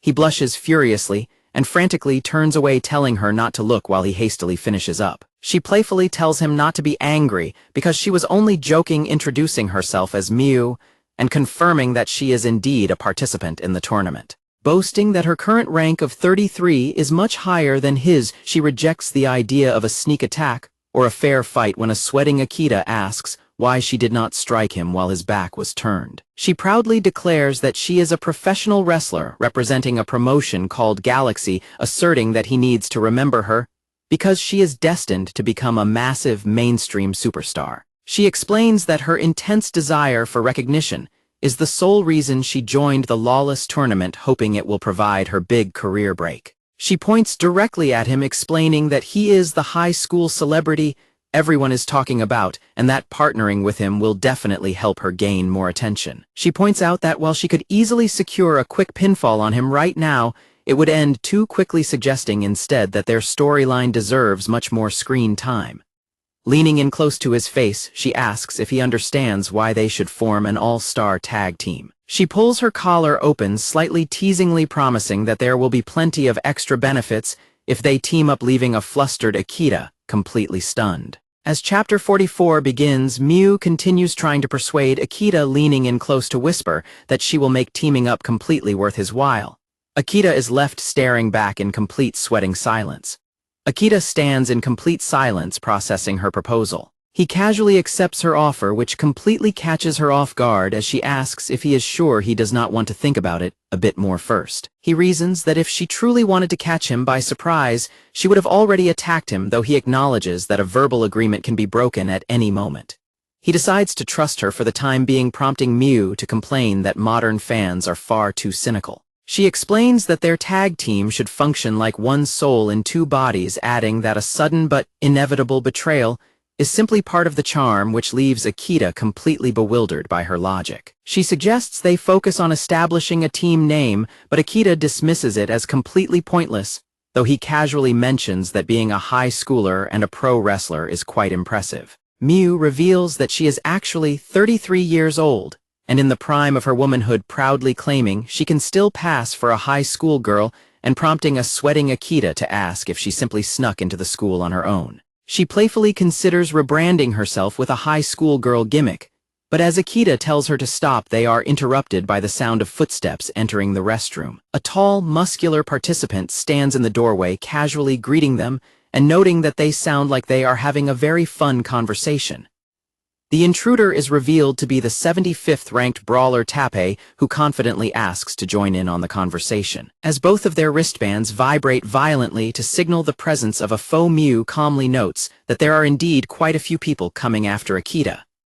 Mew looks at the brawler, coldly telling him there is absolutely no room for him in their stable and calling him a generic mid-carder at best. Tappei chuckles, smugly explaining that he went through a massive amount of effort to acquire a school uniform just to sneak in, and declares that he has no intention of leaving without a fight. Akita quickly assumes his fighting stance while Mew smiles confidently and decides to put her cards on the table, pointing out that while the brawler has watched Akita's fight tape, he has never actually seen her in action. She tells Akita to take a seat because she intends to squash this jabroni herself, prompting Tappei to burst into mocking laughter and ask if she is actually serious. Tappei laughs loudly, insulting professional wrestlers as nothing but clowns who only put on fake scripted fights. He mocks her profession, asserting that wrestlers can never hack it in real mixed martial arts and always lose badly. He dismisses her as a guaranteed pushover, because she is a woman, smugly adding that he is lucky to be able to pad his record with 2 easy wins in a single day. Mew casually points to her cheek, noting that he is really hitting below the belt, while Akita watches in tense silence. Suddenly, Tappei turns around and announces that he only came for attention and is not interested in a real brawl, casually bidding them farewell as he walks away and leaving them both completely speechless. As Tappei turns to leave, Mew suddenly grabs his head from behind, telling him that while he is here, he might as well give her a little action. She drops down, forcefully executing a stunner on him. He groans in pain and dismisses her attack, questioning how a pro wrestling move could ever possibly work on him. Before he can recover, she slams her open palm directly into his face. Smirking, she agrees that while plenty of pro wrestling moves would indeed fail in a real street fight, things are different with her. She forcefully slams Tappei's head directly into the tiled wall, declaring that pro wrestling is actually strong as the impact shatters the surface. Akita watches in absolute awe while she points out that pro wrestling is far more than just smoke mirrors or the mere appearance of strength. Proclaiming that she will let him experience that real strength firsthand, she grabs the groaning Tappei and lifts him up. She executes a flawless Northern Lights suplex, driving Tappei directly into the floor before happily raising her hands to count to 3 in victory. As they walk away from the restroom, Akita asks why she was shouting out the names of her moves during the fight. When he asks if professional wrestlers are required to do that, she laughs and calls him a dumbass, explaining that they absolutely do not. She explains that because there was no live commentary available, she had no choice but to narrate her own moves, quickly adding that he can no longer deny the combat value she brings to their alliance. She extends her hand with a warm smile, declaring that they are officially allies from now on and telling him to put it there. Akita nervously takes her hand, agreeing to the alliance. He silently worries about what their alliance actually means, anxiously wondering how Setsuna will react to the news. While Akita and Mew continue their handshake, they are suddenly interrupted by Setsuna, silently watching them from behind. Staring coldly, Setsuna calls Akita's name, demanding to know who this woman is and what exactly he means by calling her an ally. A terrified Akita groans in absolute panic, while an aggressive Mew turns around and demands to know who the hell Setsuna is. As Chapter 45 begins, Setsuna's focused eye glares at Akita, repeating her demand to know who the woman is, and what they mean by being allies, while Akita sweats profusely under the incredibly thick tension of the situation. Mew excitedly points at Setsuna, recognizing her as the infamous ultra-violent high school girl.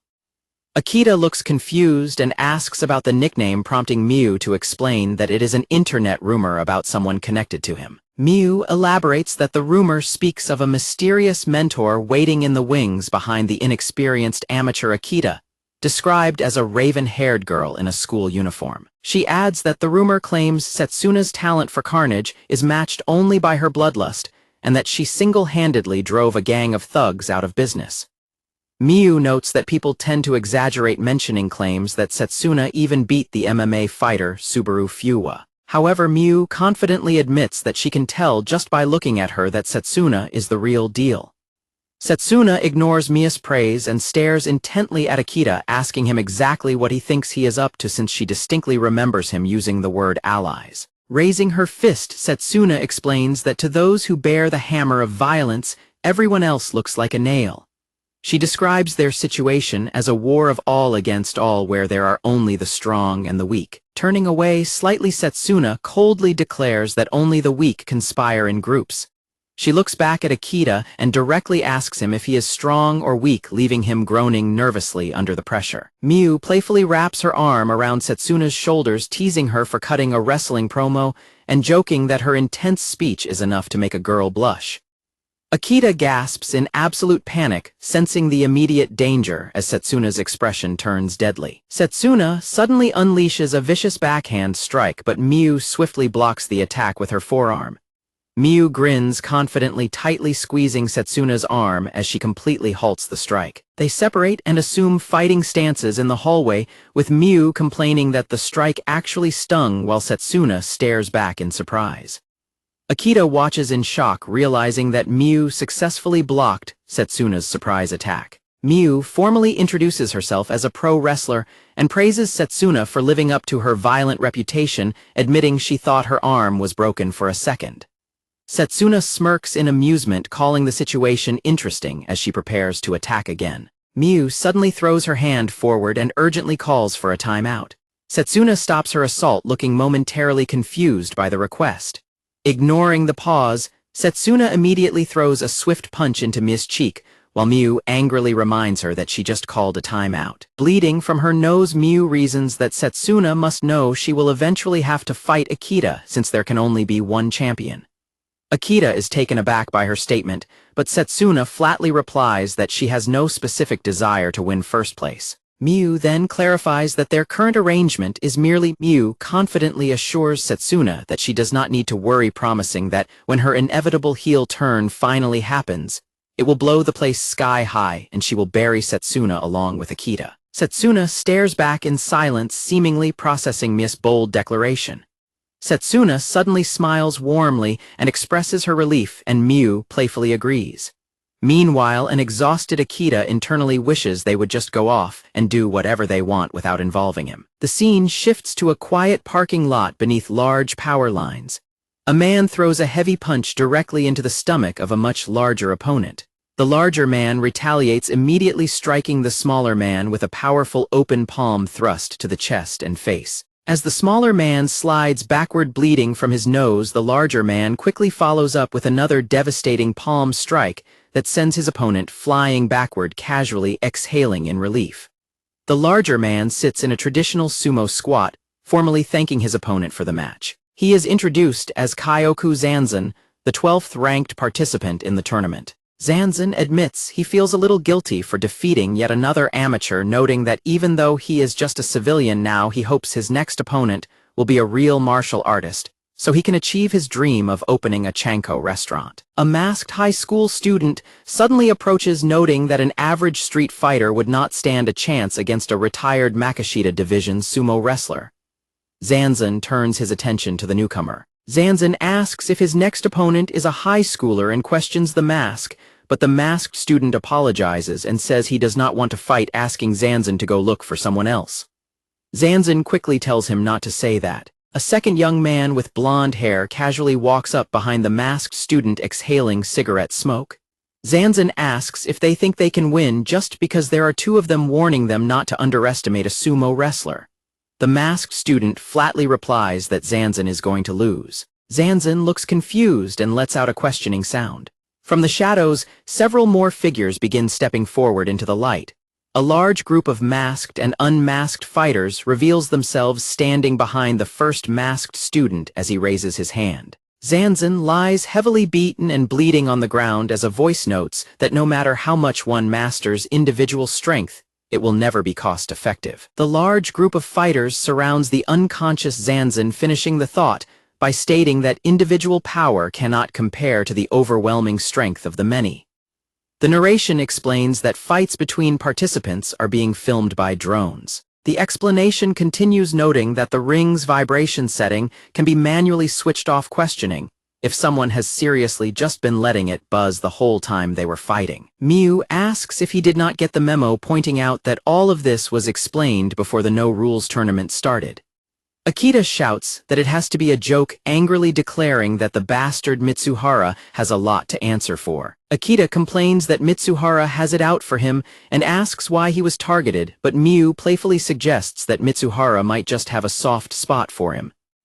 Miu cheerfully announces that her wrestling class is about to begin. Setsuna calmly interrupts, noting that she is already in the middle of teaching him wrestling, but Miu laughs and boasts that her background is in amateur wrestling, telling Setsuna to just leave it to her. Miu wraps her arm around Akita and eagerly calls to get started, while Akita silently worries that he is entering dangerous territory as Setsuna watches them quietly. Setsuna begins by saying they will start right off the bat, but Miu interrupts, advising Akita to give up on trying to hit a proper takedown since he is a complete novice. Akita sarcastically mutters that they are off to a great start, while Setsuna intensely encourages him by pointing out his manic dedication to training new moves and telling him he can do it.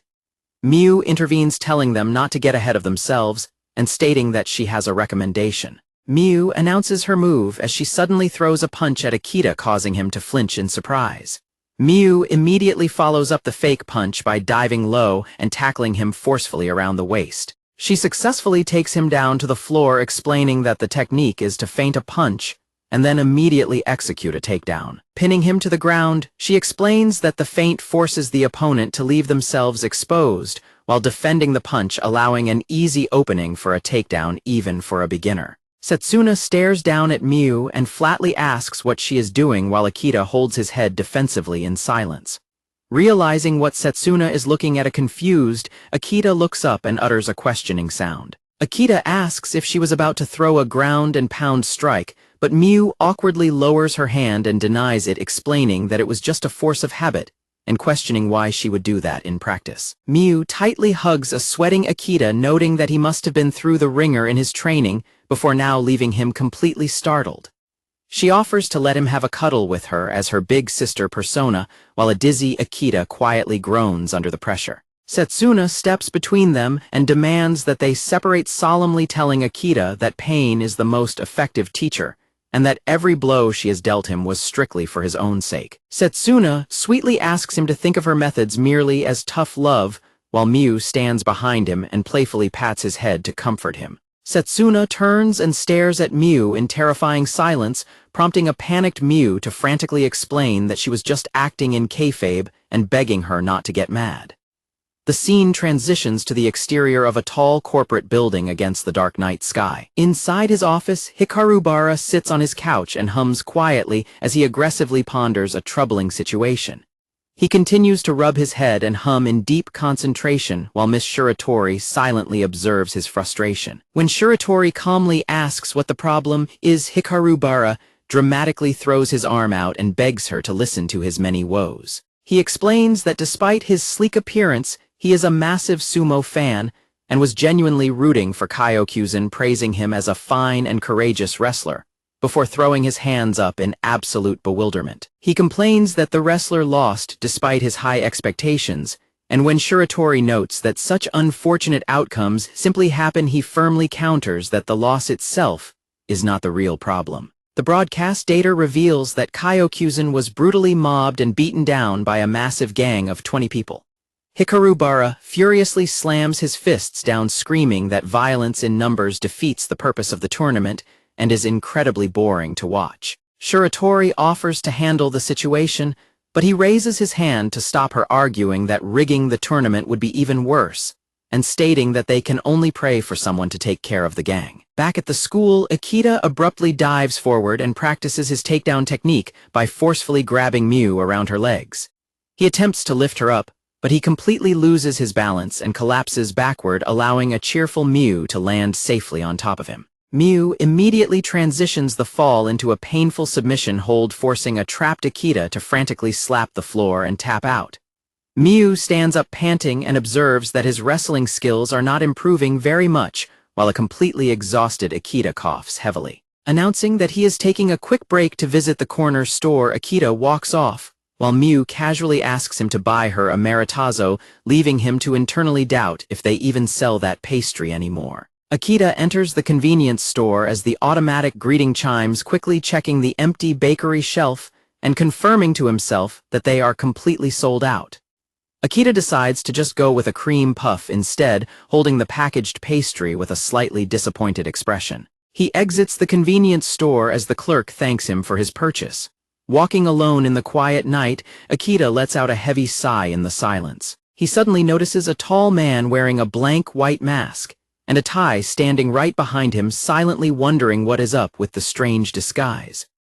Akita tells the stranger to head to a park or somewhere else, firmly stating that he absolutely refuses to fight right out on the street. The masked man chuckles ominously and rejects the proposal, declaring that it is going to happen right now.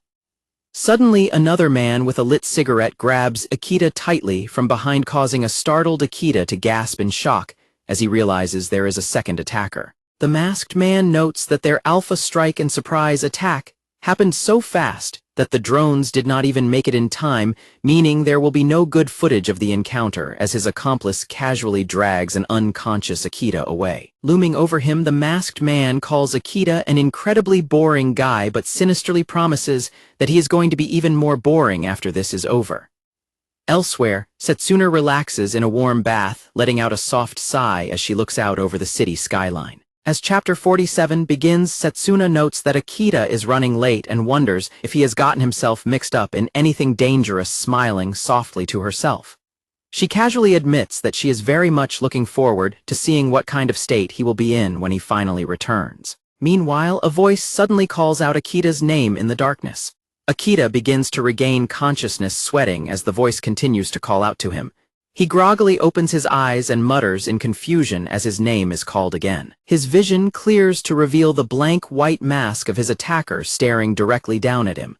Akita shouts in panic and instantly scrambles backward while the masked man casually apologizes for startling him. The masked man apologizes again for having to kidnap him, but reassures a silent, terrified Akita that they have no plans to do anything to him right now. He reveals that they are currently on the rooftop of Akita's school, leaving Akita utterly confused as the masked man explains that he is not at liberty to give his real name due to their circumstances, while several other fighters stand guard around them. The masked man introduces himself as Bartleby, revealing that he is ranked 11th in the tournament.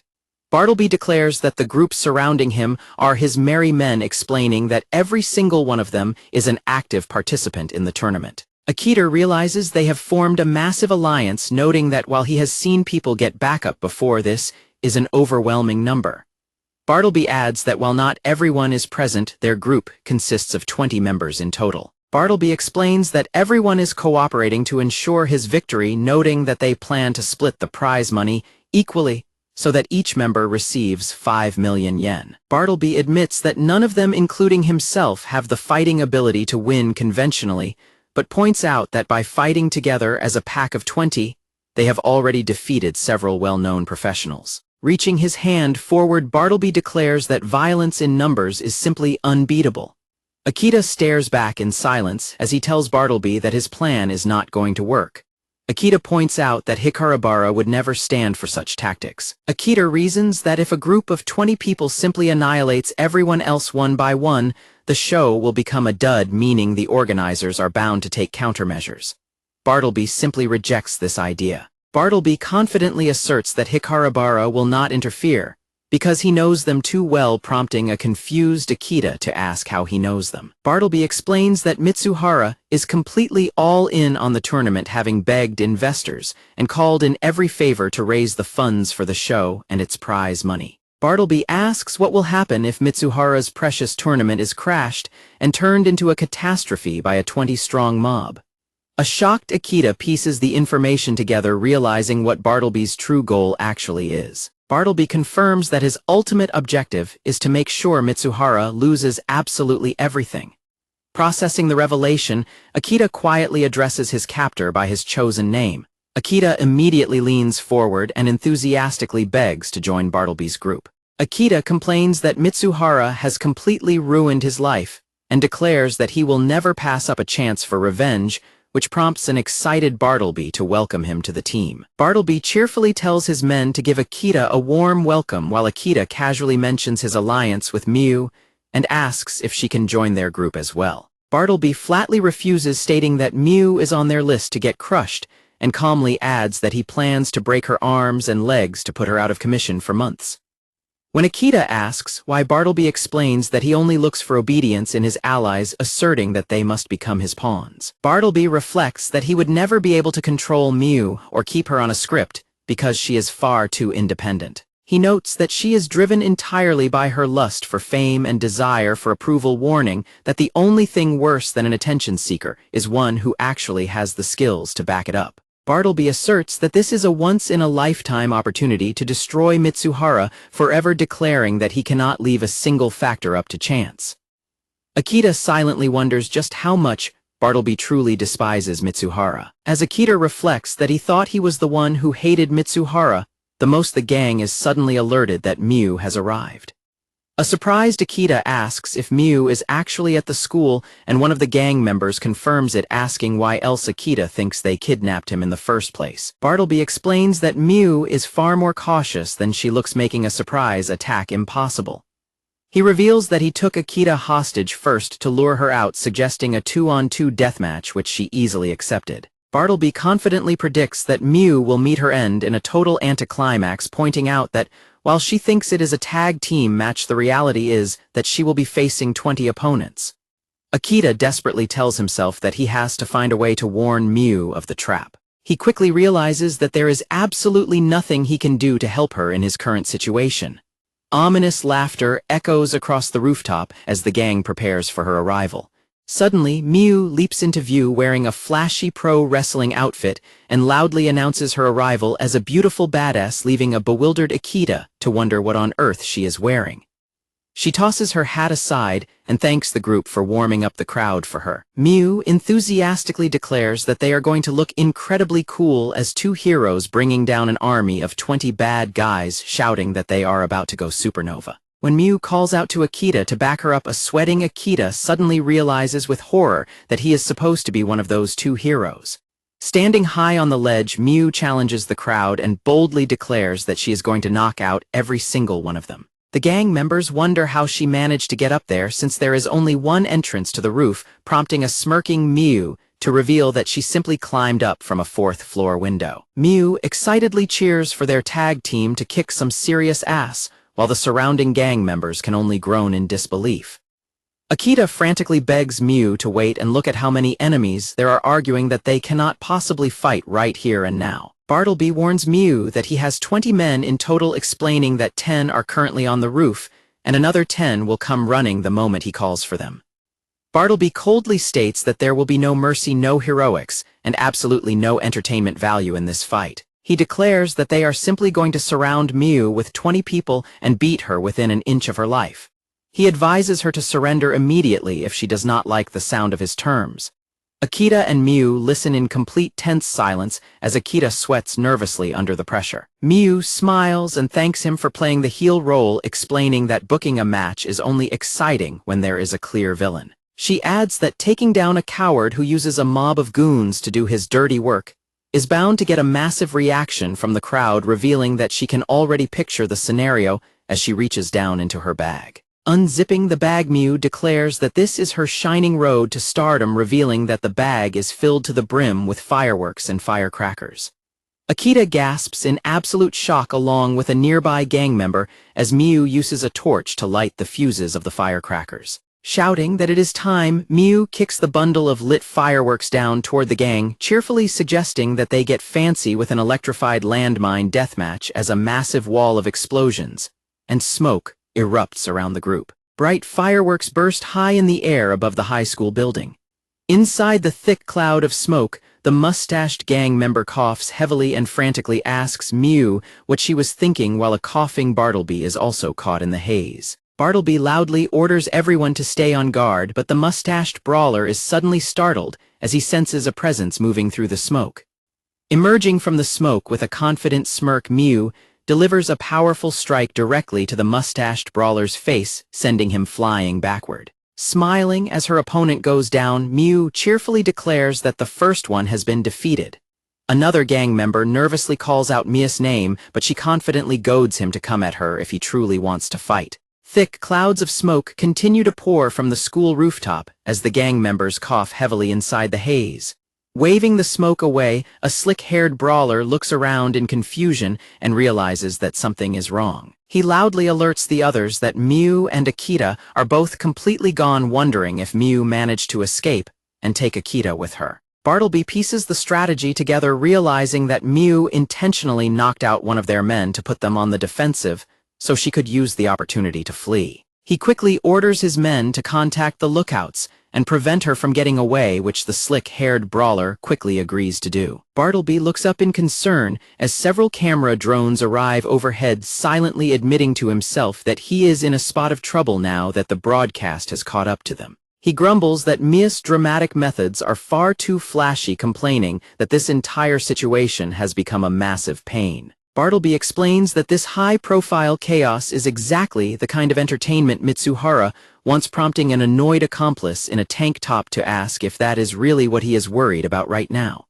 The sound of heavy, exhausted breathing echoes through a dark, empty school hallway. Inside a quiet classroom, Miu notes that they seem to have shaken their pursuers for now and suggests they take a quick rest, while a completely exhausted Akita gasps for air nearby.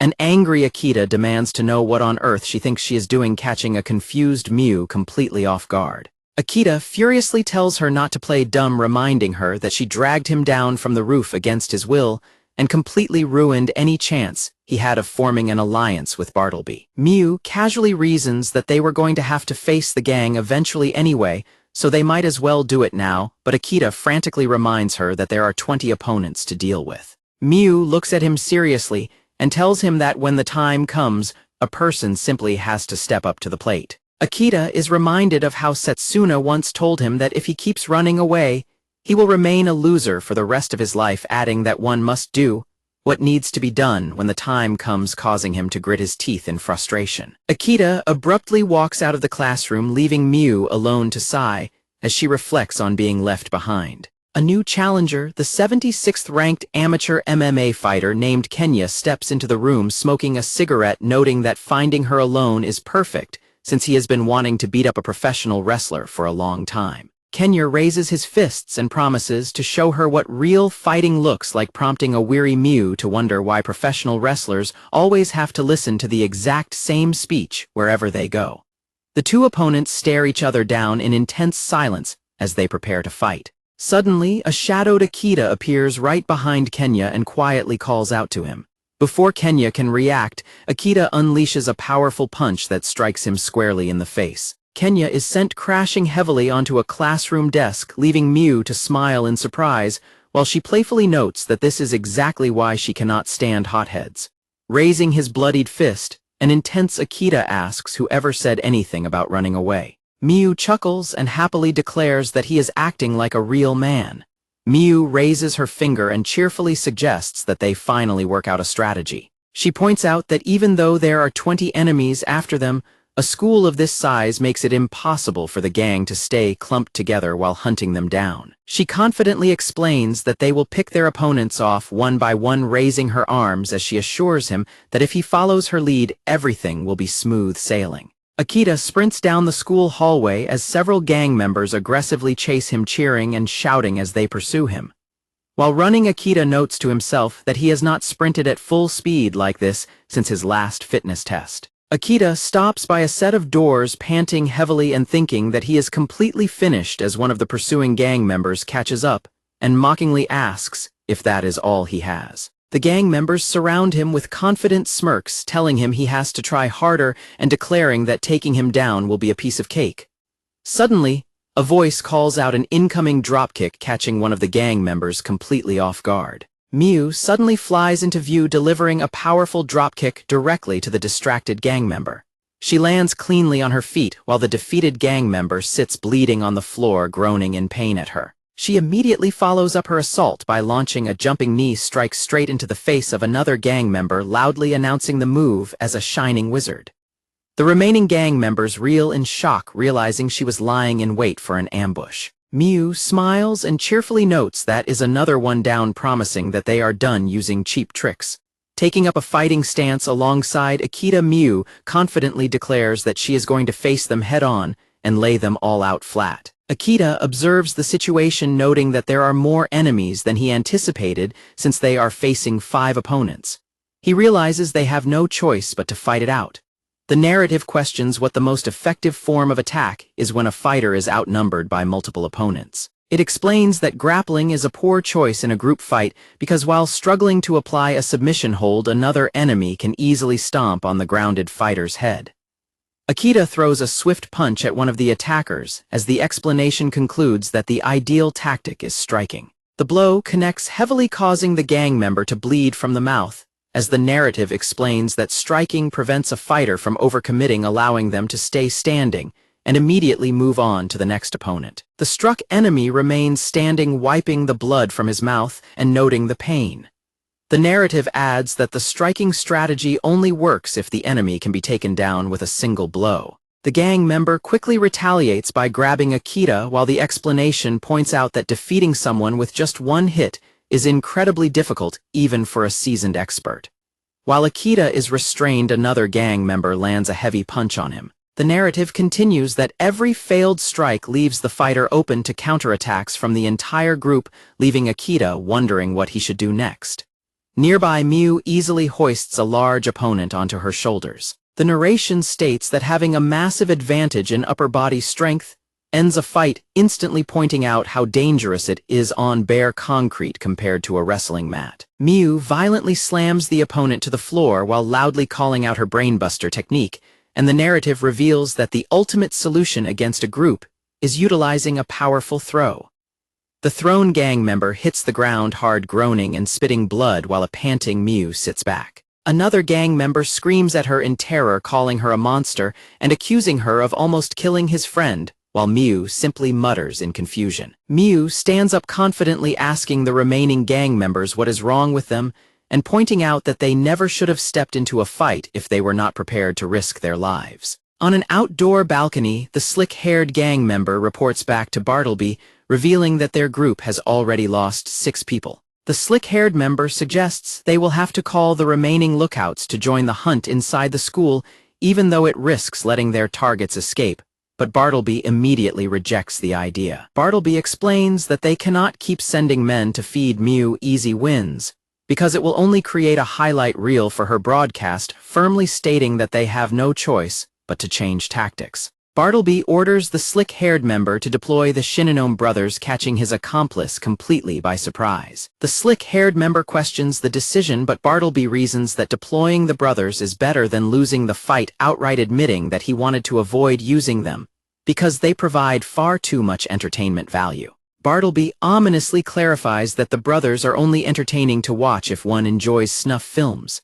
Back inside the school, Akita throws a desperate punch at a large gang member while furiously telling him to die. Before the larger opponent can react, Akita follows up with a swift kick directly to his shin. Akita immediately strikes his opponent in the stomach with a heavy punch, loudly calling the attack lightning. Miu watches thoughtfully as the large gang member collapses to the floor behind a panting Akita, silently noting that he has more potential than she realized, and will shine once he gets a little more polish. Miu cheerfully flexes her arms and suggests they keep moving, while a disappointed Akita sighs that it is a shame. 2 new challengers with striking two-toned hair block the hallway, smugly telling Miu and Akita that they managed to get themselves caught. Miu glances over her shoulder with a confident smirk, intrigued by the new arrivals.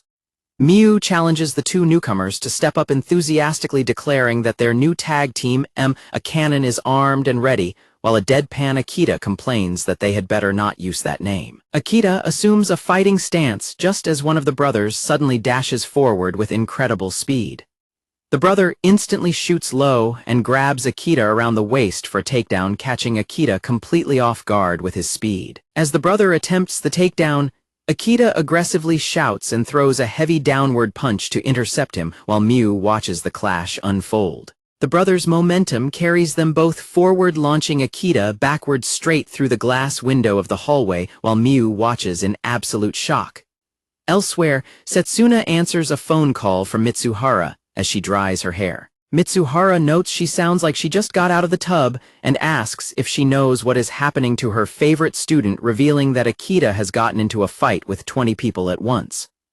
Setsuna simply chuckles and calls the situation a tragedy. Setsuna lies on the floor surrounded by 3 heavily beaten and unconscious students, smiling as she notes that the situation is a wonderful opportunity. Back at the school, Akita screams in terror as he falls backward through the air toward the ground below. The brother stands at the shattered window looking down in silence. The brother hops back inside the hallway, noting that Akita is still alive and guessing they were not high enough to kill him. He calmly states that he will go down and finish him off while Mew and his sibling watch. Mew aggressively points at the first brother and tells him he is not going anywhere. The second brother smirks, taking a fighting stance, and tells his sibling he will leave the rest to him. Mew stares back in tense silence. The second brother launches a swift high kick, but Mew ducks underneath it just in time, noting that it was a close call. The brother smirks and tells her that her dodge was not bad, leaving an annoyed Mew to click her tongue. The second brother assumes his fighting stance and tells her he is coming, while Mew realizes that his fighting style is Muay Thai. Outside, Akita groans as he sits up among the shattered glass on the ground. Akita continues to groan, bleeding heavily from the side of his head. He touches his face and wonders if the blood is from landing on his head, but then realizes he must have been cut by the falling glass, cursing the situation. He reflects on the fall, knowing that if he had actually landed on his head, he would have died, admitting that it was a far too close call. Akita struggles to stand up, leaning against the wall as he wonders if Mew is okay upstairs. The first brother approaches Akita and cheerfully tells him not to worry. He looks Akita over and notes that he is actually a pretty good-looking guy. The brother smiles sinisterly and promises that Akita's face will be incredibly ugly by the time he is done with it. Akita stares at the brother's hands and reflects on the high-speed takedown from earlier, trying to deduce his opponent's combat background. As the brother assumes a low grappling stance and announces his attack, Akita realizes that his opponent is a wrestler. On the phone, Shiratori suggests going over the results of their investigation into the new fighters. She introduces them as the Shinonome brothers, a pair of twins who are notoriously well known in certain circles. She explains that their father loved combat sports, particularly Muay Thai and wrestling, and since he could not choose between them, he had one twin learn Muay Thai while the other learned wrestling. Shiratori continues, noting that both twins excelled quickly and reached the top level in Japan by high school, but they suddenly dropped out and vanished from the combat sports scene. She reveals that the brothers were actually sent to juvenile hall following a violent incident. The scuffle on the street had severe consequences, leaving one victim with a fractured spine after being dropped headfirst, while another suffered life-changing brain injuries from a kick to the back of the head. She warns that the brothers are completely ruthless when it comes to breaking their opponents, wondering if Mitsuhara's favorite participant will be able to escape a terrible fate. Back in the fight, Akita braces himself as he realizes another high-speed takedown is coming his way. Remembering how easily he was thrown earlier, Akita knows that if he gets taken down again, he will definitely lose the match. Realizing he is cornered, Akita decides he has no choice but to use the counter move he was taught. The wrestler brother smirks confidently while Akita stands his ground and holds up his fists in silence. The brother internally scoffs, thinking that once opponents realize they are facing a wrestler, they always try the exact same obvious counterattack. He knows that every opponent expects to land a knee strike to stop his incoming takedown. Back on the phone, Shiratori pours herself a drink while discussing the idea of countering a takedown with a knee strike. She firmly points out that this is actually one of the worst possible options to choose in a fight. When the caller questions her, arguing that a knee strike seems like the perfect counter to a head-low charge, Shiratori replies that such logic is typical of a complete amateur. She explains that the head is actually a small target, meaning there is no guarantee of landing a blow even with a punch, let alone a knee strike. She adds that even if an amateur hopes to hit the body as a backup, a knee strike to the torso is highly unlikely to cause a knockout unless it lands perfectly on the solar plexus. Furthermore, she warns that if the knee strike fails, the fighter has essentially handed their leg to the wrestler, making a takedown absolutely inevitable. She concludes that once the fight hits the floor, it will be completely over, because Akita lacks the skill to escape a professional wrestler's top control, leaving him to be defeated by a barrage of ground strikes. The caller asks if the outcome of the fight has already been decided, but Shiratori demurs, explaining that she would not dare to assume that since everything ultimately depends on Akita. Back in the hallway, Akita determines to throw the knee strike and is confident that he will land it. The wrestler brother suddenly lunges forward with extreme speed to initiate the takedown. As the wrestler closes the distance, Akita prepares himself for the impact, telling himself that the attack has arrived. As Chapter 51 begins, the wrestler's charge comes on fast, and Akita braces himself once again. Akita gets ready to unleash the knee strike, fully believing it is his best option. A hand dismissively waves the idea away, indicating that such a counter is completely out of the question. In a flashback, Miu winks and explains to Akita that trying to counter a takedown with a knee strike is far too risky. When Akita questions her, Miu explains that he should not be using strikes like knees, uppercuts, or blows to the back of the neck to intercept takedown attempts in general. She adds that even if such strikes connect, they are rarely decisive finishers and only compromise his stability, which is exactly what a wrestler wants, leaving a sweating Akita to ask what he is supposed to do instead. Miu smiles and offers an alternative, noting that it is a technique a pro wrestler would only dare to use in the most desperate situations. She points out that wrestlers avoid the move simply because it is incredibly bland and boring to watch. Akita focuses, recalling that the most fundamental way to deal with a takedown attempt is a classic technique. Understanding that his opponent is shooting low to grab behind his knees for a double leg takedown, Akita resolves to throw his legs straight back. The wrestler is taken completely by surprise as Akita acts instantly. To completely halt the wrestler's forward momentum, Akita uses his entire body weight to drive down and crush his opponent. Akita successfully executes a perfect sprawl, slamming the wrestler down. The wrestler grunts in heavy pain as his face is driven toward the ground. Shocked that an amateur scrub managed to pull off a sprawl, the wrestler quickly tries to recover, reasoning that he can still work his way back up to a dominant position. The wrestler gasps in absolute shock as Akita immediately transitions to wrap himself onto the wrestler's back, sealing his control. Ao Shinonome realizes his predicament and simply utters an "oh." Akita instantly retaliates by driving a massive knee strike directly into Ao's face while pinning him down.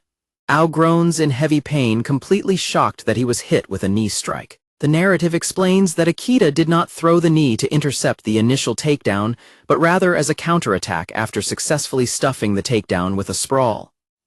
Ao grabs his bleeding head, cursing Akita and warning him that he will regret the attack. Akita holds his ground in a fighting stance as Ao suddenly lunges back toward him. Ao suddenly stops his charge in confusion, realizing something is wrong. The narrative details that the thin skin of the scalp is extremely vulnerable to cuts and bleeds profusely as blood pours down Ao's face. The narrative continues that while Ao was in no immediate danger of bleeding out, the thick scent of his own blood drove him completely berserk. The narrative observes that Ao's wrestling skills were top-notch, and if he had remained calm and attempted another takedown, he could have easily defeated Akita. However, blinded by rage, he hurls wild punches full of spite and openings. Akita capitalizes on the massive openings, delivering a powerful counter punch directly into Ao's stomach and calling the strike lightning. Ao takes the heavy blow, coughing up blood as the punch connects squarely with his gut. The narrative declares the match an utter triumph for Masamichi Akita as he stands victorious and panting over Ao's unconscious body. The narrative elaborates that normally an amateur has no path to victory against an experienced veteran, regardless of the tactics used. However, the narrative adds that the relentless cycle of practicing and then immediately fighting for real, imposed by Setsuna Rikudo even as it whittled away at his body, had honed the raw violence within Akita to a razor edge in a mere blink of an eye. Standing outside the building, Akita pants heavily and wonders where Miu is. He looks up at the shattered window on the upper floor where he had been thrown out. Up in the hallway, the other brother smirks and asks a heavily panting Miu if she is already out of gas. Miu aggressively lunges forward toward the brother. As the brother swiftly leaps high into the air to evade her, Miu angrily shouts at him not to mess around with her. Haru swiftly drops his weight and executes a perfect sprawl, completely stuffing Mia's forward charge. Miu curses internally, wondering where Haru learned such an effective sprawl. Haru casually explains that his younger brother used to constantly annoy him with takedown attempts, forcing him to learn how to deal with them. Miu lets out a fierce roar and uses her immense strength to force her way forward, lifting a surprised Haru completely off his feet. Miu violently drives Haru backwards, slamming him heavily into the nearby wall. The narrative reveals that Haru Shinonome is a highly skilled Muay Thai practitioner. The narrative notes that Muay Thai is widely considered the most feared of all striking martial arts because it utilizes all 8 limbs as weapons. The narrative continues that among those 8 limbs, there is a particularly dangerous strike as Haru raises his arm while pinned against the wall. Haru unleashes a brutal downward elbow strike directly onto Mia's back. Miu gasps in shock as Haru smirks and delivers another heavy elbow strike to her neck. As Chapter 52 begins, Haru follows up with a vicious horizontal elbow swing aimed straight at Mia's head. The powerful strike connects solidly, with Mia's face sending a spray of blood into the air. Miu stumbles backward from the sheer force of the blow, heavily dropping her foot to the floor to brace herself. Haru smirks at the blood on the floor and commends Mia's toughness, noting that she took a serious hit. A heavily panting Miu holds her bruised face and defiantly challenges him to show her more. Haru looks at Mia's battered, bleeding face and taunts her, stating that the severe beating is ruining her looks. Miu smiles through the blood and fires back that he should not speak to a lady that way, promising to discipline the brat for his insolence. The narrative contrasts the two combatants, describing Haru's Muay Thai as the mightiest of striking styles, while Mia's pro wrestling relies entirely on the ability to endure any blow. The narrative declares that the clash between the unstoppable force and the immovable object has birthed a true showdown. Despite her confident front, Miu internally admits that she needs to face reality and desperately wonders how she can turn the one-sided fight around. She reasons that since Haru easily stuffed her takedowns and striking against a Muay Thai expert is a dead end, she is left with only one viable strategy. Miu suddenly slaps both of her cheeks with immense force to pump herself up, leaving Haru to stare at her in complete confusion. Miu lunges forward aggressively, deciding that she just needs to grab Haru and land a massive throw. Sweating heavily, Miu internally acknowledges that Haru will likely mess her up with elbows and knees on her way in. However, she resolves that she just has to take the punishment, reminding herself that she is a professional wrestler. Haru smiles smugly and tells Miu that he can read her like a book. As Miu charges, Haru swiftly intercepts her with a rapid push kick to her stomach. The kick halts Mia's momentum, completely leaving her gasping in shock, as she desperately tells herself she has to keep going. Taking advantage of her stun, Haru follows up by launching a devastating roundhouse body kick he calls the Iron Hewer directly into Mia's side. Miu groans in agony as the powerful kick connects heavily, sending her reeling backward. Clutching her ribs, a trembling Miu growls loudly in immense pain. Miu continues to clutch her side, shocked that the kick hurts so much even though she managed to block it. The narrative explains that the tactical theory behind the Muay Thai body kick is almost unique in martial arts. The narrative details that in the vast majority of striking styles, the emphasis is placed entirely on bypassing an opponent's guard. However, the narrative continues a Muay Thai roundhouse kick to the body is designed to simply break the very arms that make up the opponent's guard.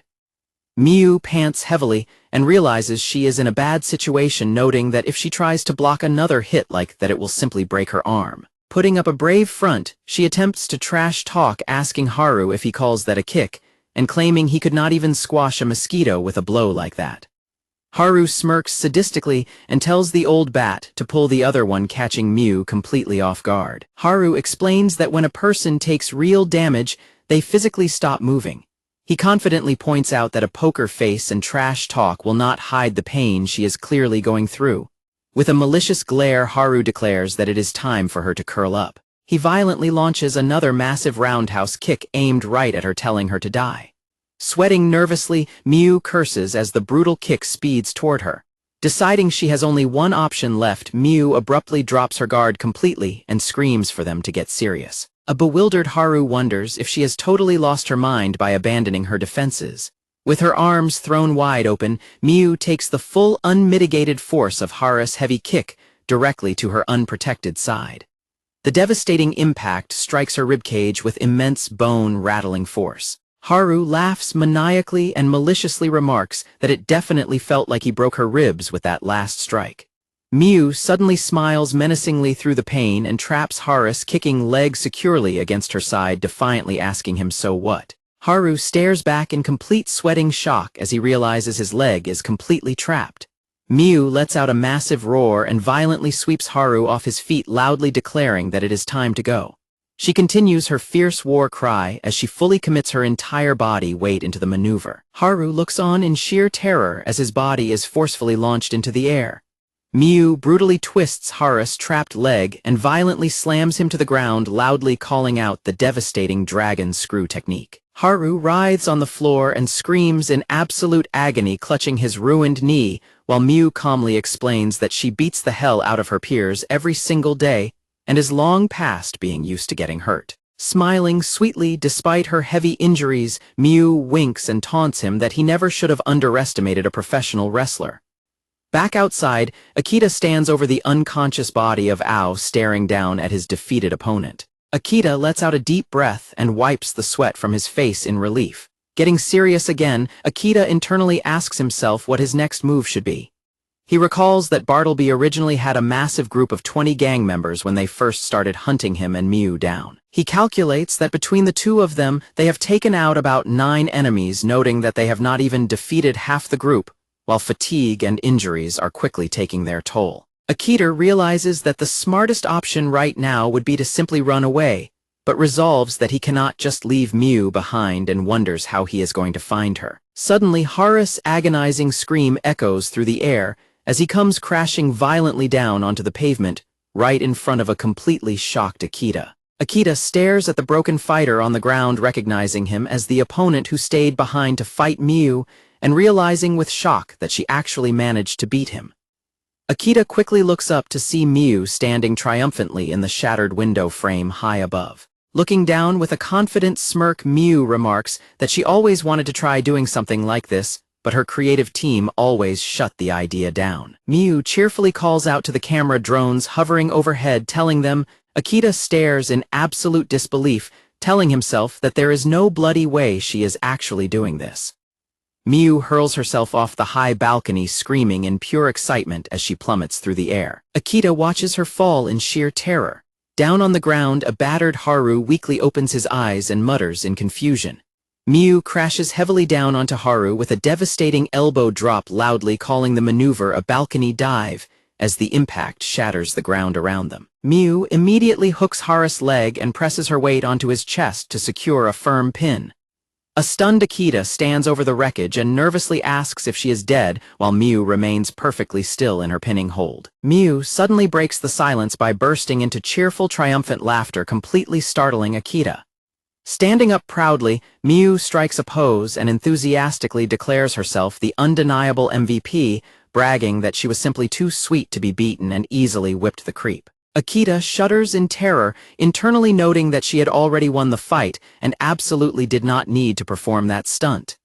He realizes with horror that she risked her own neck entirely just for 15 minutes of fame. Miu happily pumps her fists and urges Akita to hurry up so they can find their next opponent, leaving him to marvel at her boundless energy. Akita suddenly gasps in shock as a tall silhouette steps directly into their path.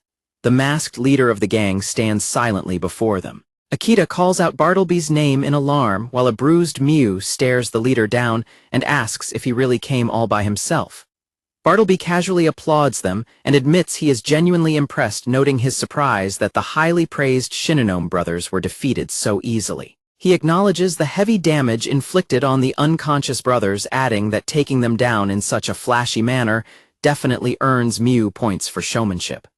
Stepping closer, Bartleby states that both Akita and Miu are incredibly intriguing to him. Miu glares fiercely into his masked face and sternly warns him not to mess with her. She stands defiantly before the much taller gang leader, readying herself for another brutal fight. Without a word, Bartleby instantly unleashes a lightning-fast strike directly into Miu's battered face. Akita watches in utter disbelief, wondering how Bartleby managed to dodge the strike from point-blank range. Unfazed, Miu grunts and mentally prepares to try again. Mew immediately lunges forward and attempts to grab Bartleby's legs, loudly asking how he likes a takedown. Bartleby effortlessly leaps high over Mia's back, completely avoiding her grasp and leaving her utterly confused as she misses her target. Landing cleanly behind her, Bartleby mockingly asks how many people actually let themselves get taken down by such a simple move, prompting a startled Mew to quickly whip around. Bartleby coldly stares at her and insults her, stating that even for her age she is incredibly slow. Pushed over the edge by the insult, an angry Mew furiously declares that the two of them are going to make him wish he was dead, while Akita steps up beside her with his fists raised in agreement. Akita internally notes that fighting 2 against 1 is hardly a gallant tactic, but he reasons that Bartleby of all people has absolutely no right to complain about being outnumbered. Akita dashes in and delivers a swift calf kick directly to Bartleby's leg. Mew immediately follows up, winding her arm back and letting out a booming battle cry as she prepares a massive punch. She violently swings her heavy fist forward, roaring fiercely as she aims straight for Bartleby. At the exact same time, Akita steps in and unleashes a powerful straight punch he calls lightning. Frustrated that her strike failed to connect, Mew curses under her breath and immediately dives low, announcing that it is time for her second takedown attempt. Bartleby calmly sidesteps out of the way, causing a shocked Mew to completely miss her target and stumble forward past him. Mew crashes face first onto the hard concrete, while Bartleby stands completely unbothered as a stunned Akita watches the effortless evasion. A heavily sweating Mew struggles to understand what is going on with their opponent, while an anxious Akita points out that they cannot even land a single finger on him. Bartleby calmly addresses the exhausted pair, stating that, as they can plainly see, he is highly proficient in defense. With an intimidating glare from behind his blank mask, Bartleby sincerely expresses his deepest regret to inform them that starting right now their luck has well and truly run out. Bartleby instantly dashes forward with terrifying speed, launching a brutal strike directly into Mia's face. The devastating punch connects with massive force, completely overpowering Mew and sending her flying backward through the air. As Chapter 54 begins, a terrified and sweating Akita watches his partner go down, cursing in absolute despair, as the sheer, overwhelming danger of Bartleby finally sets in. Akita desperately realizes that Bartleby is practically untouchable. Bartleby mocks them by asking if they are already finished, while a panting Mew glares back and tells him to drop the cool act. An annoyed Mew angrily demands to know why Bartleby absolutely refuses to fight back. Mew furiously asks if she is just some big joke to him, yelling at him not to claim he has not seen a single opening yet. Bartleby calmly denies mocking them, pointing out that the two of them did manage to defeat the formidable Shinonome brothers. Bartleby adds that if he were to turn their encounter into an actual slugfest, it would simply be far too entertaining for the audience. Mew aggressively points at Bartleby and calls his reasoning a complete load of bull. Akita steps in and points out that Bartleby's true goal is to bankrupt Mitsuhara and make him lose everything, asking why he hates the man so deeply. Bartleby stares back in silence before asking Akita if he is truly curious to know the reason. Watching the broadcast from his office, a frustrated Mitsuhara loudly agrees that he is curious too, claiming he has never done anything to inspire such a grudge, though Shiratori flatly corrects him that he does such things every single day. Back on the roof, Bartleby calmly explains that his reason is hardly a grand one. Bartleby drops a massive bombshell, revealing that he is actually Mitsuhara's son.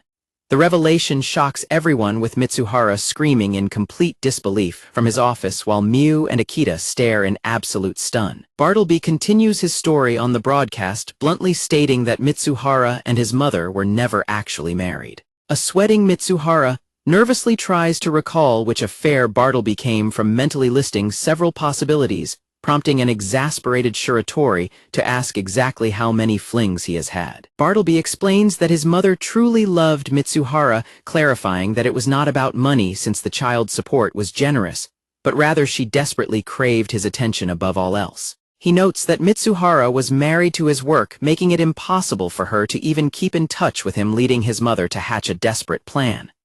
Bartleby reveals that his mother intended to reignite Mitsuhara's interest by using her son as a tool. Knowing that Mitsuhara's true passion was violence, Bartleby explains that his mother forced him to learn every martial art imaginable from a very young age. Bartleby bitterly admits that while he achieved adequate skill in all of them, He never truly excelled in any meaning. He ultimately failed to ever catch Mitsuhara's eye. Bartleby continues his story explaining that his mother subsequently lost all interest in him as well, meaning he was effectively abandoned. He notes that by a stroke of luck he was taken in by some kindly relatives, admitting he can hardly complain about his life after that. However, he explains that he eventually saw a trailer for the tournament on television, forcing him to look upon his father's face once again.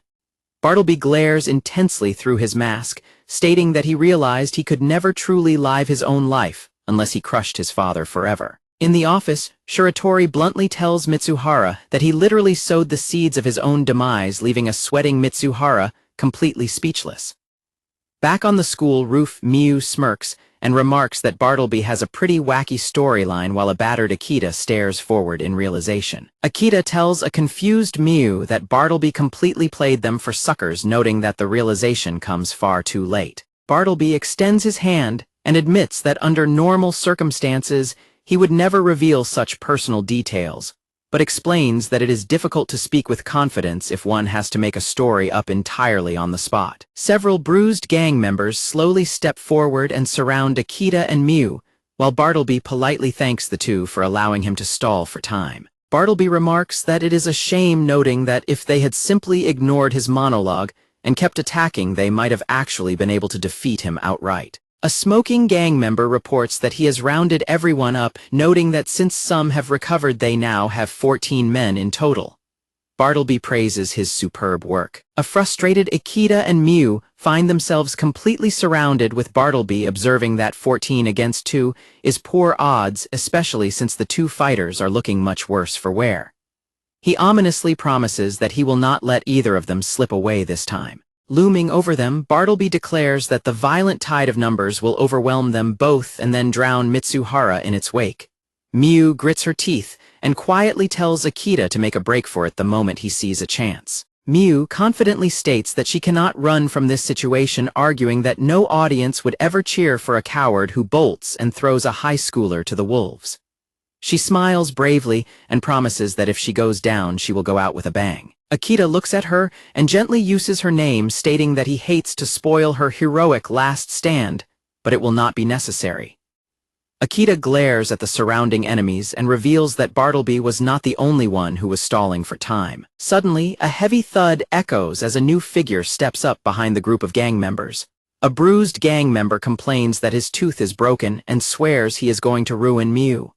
Suddenly, a hand taps him on the shoulder and a voice announces that it is his turn. The gang member turns around just in time to receive a massive, brutal punch straight to the face, sending blood and spit flying. The gang members step back in confusion to reveal a muscular older man in suspenders and glasses standing in a fierce fighting stance. One of the gang members bewilderedly asks who the old guy is. The older man glares through his glasses with a menacing smile and introduces himself as just an average middle-aged man.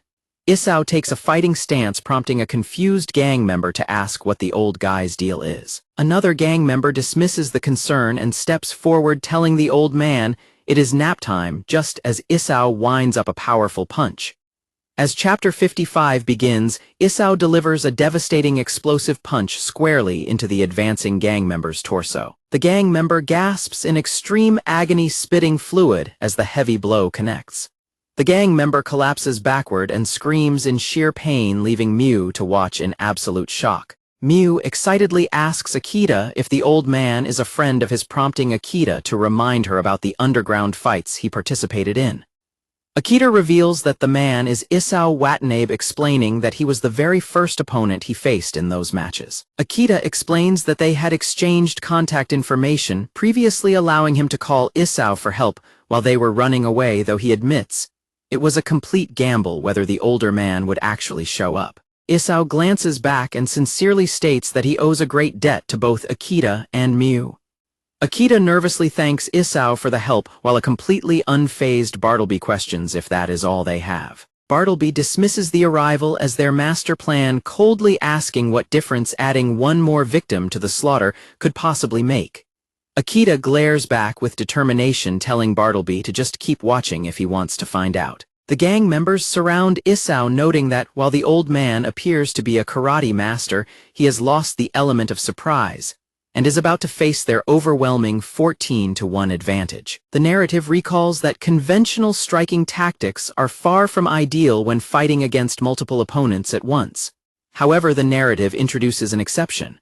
A gang member steps up to Isao and arrogantly mocks his age and bald head. Isao instantly responds with a lightning-fast, brutal kick that sends the gang member flying, perfectly demonstrating the concept of one shot, one kill. The struck gang member screams in sheer agony as the narrative explains that possessing the power to defeat an opponent in a single blow completely changes the equation of a group fight. Isao holds his ground against the remaining attackers, with the narrative adding that full-contact karate's ideal victory is achieved in a single decisive stroke.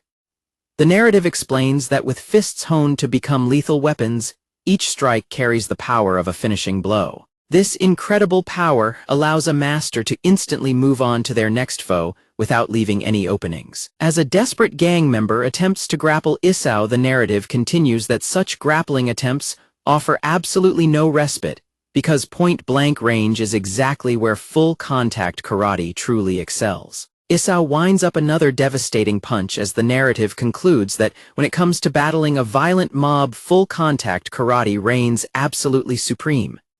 Miu laughs uproariously and claps her hands, calling the old man a total beast and asking Akita how he ever managed to beat him. A sweating Akita silently admits that he has been asking himself the exact same question.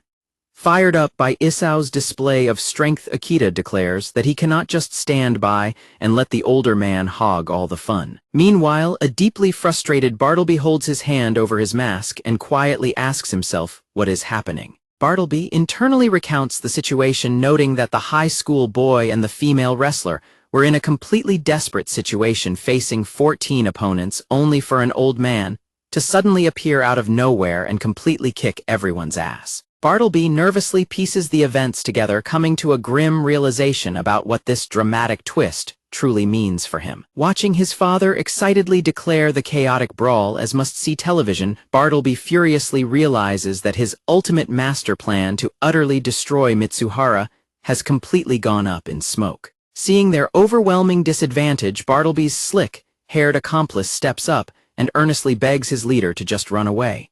The accomplice explains that it does not matter how many of their gang get taken out, even himself, but they simply cannot afford for Bartleby to lose. He points out that Bartleby's 11th place ranking is the only thing giving people the confidence that their massive alliance can actually succeed. The accomplice warns that if Bartleby loses here and his ranking takes a massive hit, their entire operation will be over. Acknowledging the grim reality, Bartleby quietly agrees. Without a second thought, Bartleby instantly turns and sprints away from the fight, leaving Miu completely stunned. An outraged Akita yells at Bartleby, demanding to know if he truly thinks he can just make a break for it, but the accomplice quickly steps into Akita's path and apologizes, prompting Akita to call out to Miu. The slick-haired accomplice glares at Akita and calmly declares that he will be his opponent. Before the accomplice can react, Miu violently leaps high into the air, flipping directly over his head as he cowers beneath her. Miu lands heavily on the floor further down the hallway, clicking her tongue and complaining that her flashy leap was a total botch. Ignoring the bewildered accomplice, Miu frantically tells Akita to hurry up and catch Bartleby, which Akita quickly agrees to do. Standing tall, Miu confidently points at the accomplice and declares it his lucky day, cheerfully promising to deliver a stylish beating courtesy of herself. The scene transitions to the dark, silent exterior of the high school building.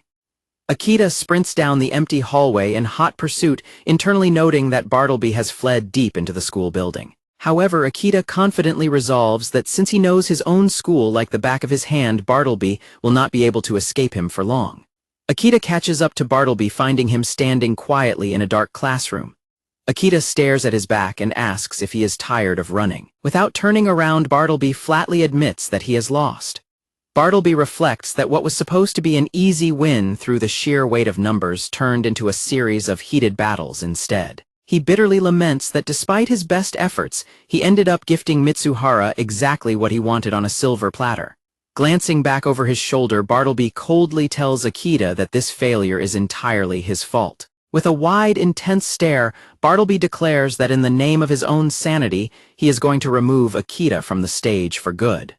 Bartleby turns to fully face his pursuer, prompting Akita to instantly raise his fists and take a fighting stance. Akita internally notes that the man who completely avoided going on the offensive until now is finally ready to fight, as chapter 56 begins with Bartleby raising his own fists. Akita resolves that he cannot let Bartleby put him on the back foot, deciding that he absolutely must land the first blow. Akita lunges forward and throws a swift, low kick, calling out his attack. Before Akita's kick can connect, Bartleby intercepts him with a lightning-fast jab straight to the face. Akita grunts in pain, completely shocked by his opponent's incredible speed. Bartleby immediately follows up with another heavy punch to Akita's face, while Akita desperately wonders how this is happening. A third brutal strike lands, leaving a reeling Akita to question how Bartleby is this strong. Despite the heavy barrage, Akita forcefully grounds himself and keeps his guard up, refusing to fall. Akita realizes that Bartleby's strikes are not nearly as heavy as Setsuna's or Isao's, noting that his previous mentors threw all their attacks with deadly intent. Bartleby pauses the assault and asks if Akita thinks he can simply endure the attacks, remarking that he is feeling a tad underestimated. Holding his hand up, Bartleby calmly admits that Akita has gotten his assessment perfectly correct. Bartleby crosses his arms and explains that he has been a student of many martial arts.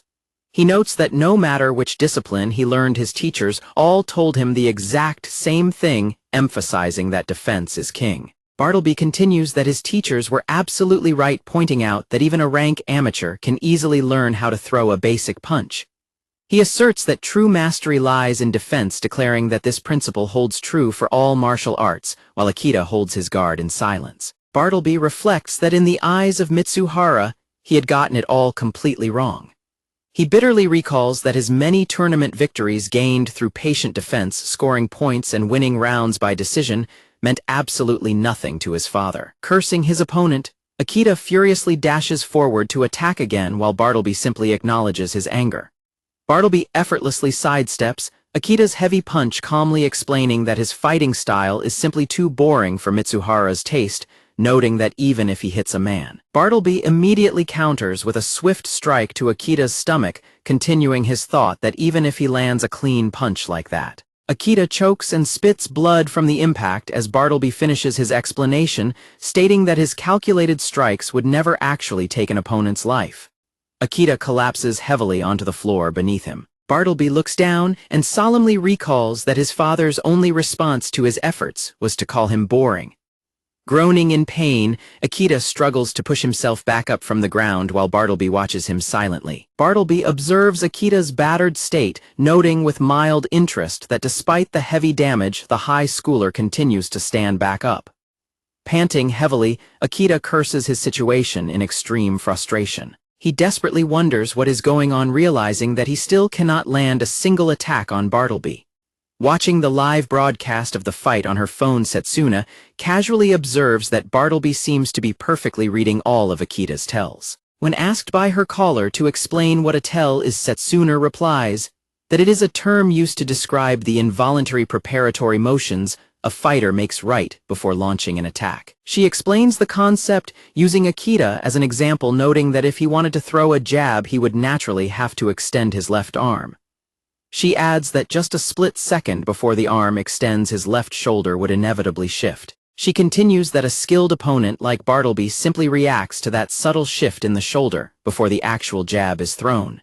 She concludes that because Bartleby reads the preparatory movements so perfectly, no matter how incredibly fast Akita's attacks might be, they will simply never land. The person on the other end of the line calls the skill impressive, and Setsuna elaborates that since these tells are hardwired into human biomechanics, hiding or completely eliminating them requires an extremely high degree of mastery. Setsuna casually states that it would be absolutely impossible for an amateur like Akita to suppress his tells at this stage in his training, prompting her caller to conclude that Akita is completely doomed. The caller notes that Akita is about to get brutally beaten, yet Setsuna sounds completely relaxed. When asked if she is hiding a crucial detail, Setsuna simply smiles and playfully calls it a mystery. The caller complains that she had to call in massive favors just to secure the live drone footage, begging Setsuna to at least tell her what is going on. Setsuna quietly acknowledges the effort her friend made. Setsuna continues to explain that even if a fighter telegraphs their tell, there is still a way for them to land the attack. Setsuna tells her caller that the solution is actually quite simple and advises them to think about it, prompting the annoyed friend to complain that they have no idea and that this is exactly why they hate talking to her. The scene transitions back to the outside of the school building as the battle continues. Akita realizes that the secret is a counter. Akita reasons that if Bartleby is in the middle of launching an attack, he will inevitably leave himself open. Akita lets out a loud battle cry and launches a punch intending to bait Bartleby into dodging so that he can follow up. As Bartleby prepares his counter-strike, Akita confidently tells himself that he finally has him right where he wants him. However, Akita is brutally struck down, instead leaving him to lie bleeding on the floor as he realizes in complete shock that Bartleby executed a counter to a counter. Bartleby stands over his fallen opponent in silence. Isao violently beats the gang members, unleashing rapid, heavy punches that completely overpower his opponents.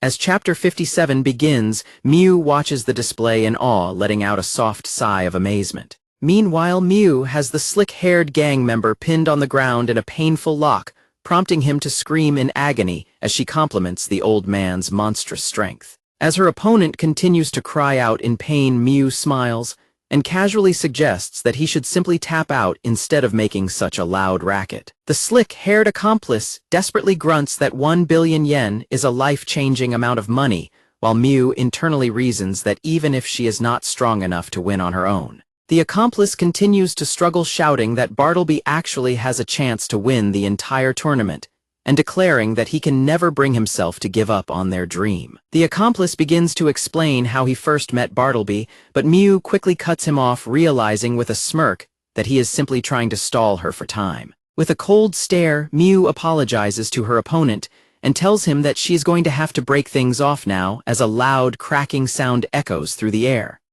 A blood-curdling scream of pure agony echoes through the dark exterior of the school building as the arm is broken. Leaving her defeated opponent writhing and screaming on the floor, Miu cheerfully asks who is next as the audience cheers her on. Miu suddenly groans in pain and clutches her side as her severe rib injuries begin to flare up again. Miu internally notes that her ribs must be broken, cursing that if she were at 100%, her opponent would have been a piece of cake.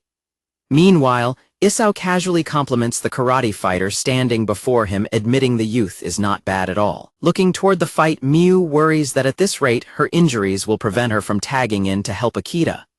Miu turns to Isao, but he calmly smiles and reassures her that everything is okay. As Isao delivers a powerful strike to another opponent, he notes that while he does not know if Akita will ultimately win his fight, he continues to easily dismantle his current foe.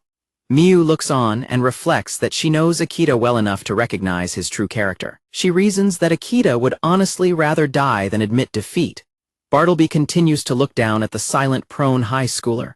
Bartleby observes Akita's positioning and dryly asks if he is trying to set a trap, guessing that he is aiming for a triangle choke. Bartleby explains that groundwork is not his forte, adding that he has absolutely no intention of playing along with Akita's trap.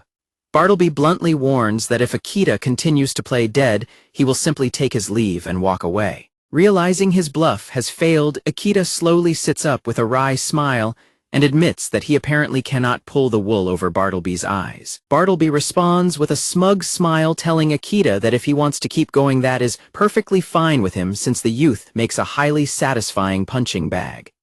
Akita mentally curses as another tactic that could have turned the tide of the battle completely misfires. Akita desperately assesses the situation, acknowledging that he is on his last legs while Bartleby is practically unscathed and possesses a massive skill advantage. Akita reasons that he cannot count on any backup arriving to save him, noting that even if someone does show up, they would likely be on Bartleby's side. Although he acknowledges that his current situation is utterly grim, Akita resolves that there is only one thing left for him to do. Forcing himself to think positively, Akita notes that he managed to recover some stamina while lying on the ground and recalls that Bartleby let slip that he dislikes groundwork, though he knows his opponent likely still has the advantage. However, Akita tells himself that there is still one more crucial detail. He remembers that during their previous exchange, he actually managed to land a clean blow on Bartleby. Akita tells himself that while his previous attack might have only hit Bartleby's mask, he did indeed manage to land a blow on him. Believing he is on the right track, Akita suddenly lunges forward again with high speed, catching Bartleby by surprise. Akita lands a solid low kick, reasoning that even Bartleby cannot dodge everything. He follows up by swinging another quick kick to break through his opponent's guard. As Akita throws his rapid straight punch called lightning, he tells himself that Bartleby is bound to expose himself in the middle of his counterattack.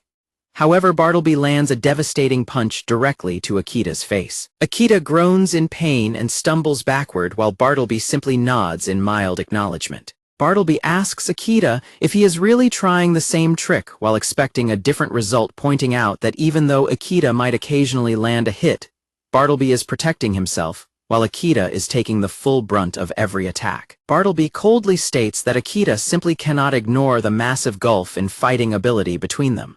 Bartleby mockingly adds that if things continue at this rate, even he might actually end up killing the youth. Seeing Akita launch another punch, Bartleby easily avoids it and dismisses him as just a complete idiot after all. Bartleby immediately follows up with a brutal counterpunch directly to Akita's face. A smiling Bartleby smugly declares that it is time for Akita to go, while Akita looks on with wide-eyed shock. At that exact moment, Akita executes a perfect cross-counter, unleashing a devastating punch that strikes Bartleby squarely in the face. During training, Setsuna pins Akita in a ground fighting position and teases him that he cannot seem to get any better and needs to focus, while a flustered Akita internally screams that he cannot focus. In a bonus artwork page, Miu wears a bunny suit and confidently declares that she is willing to do it if it is just to stand out.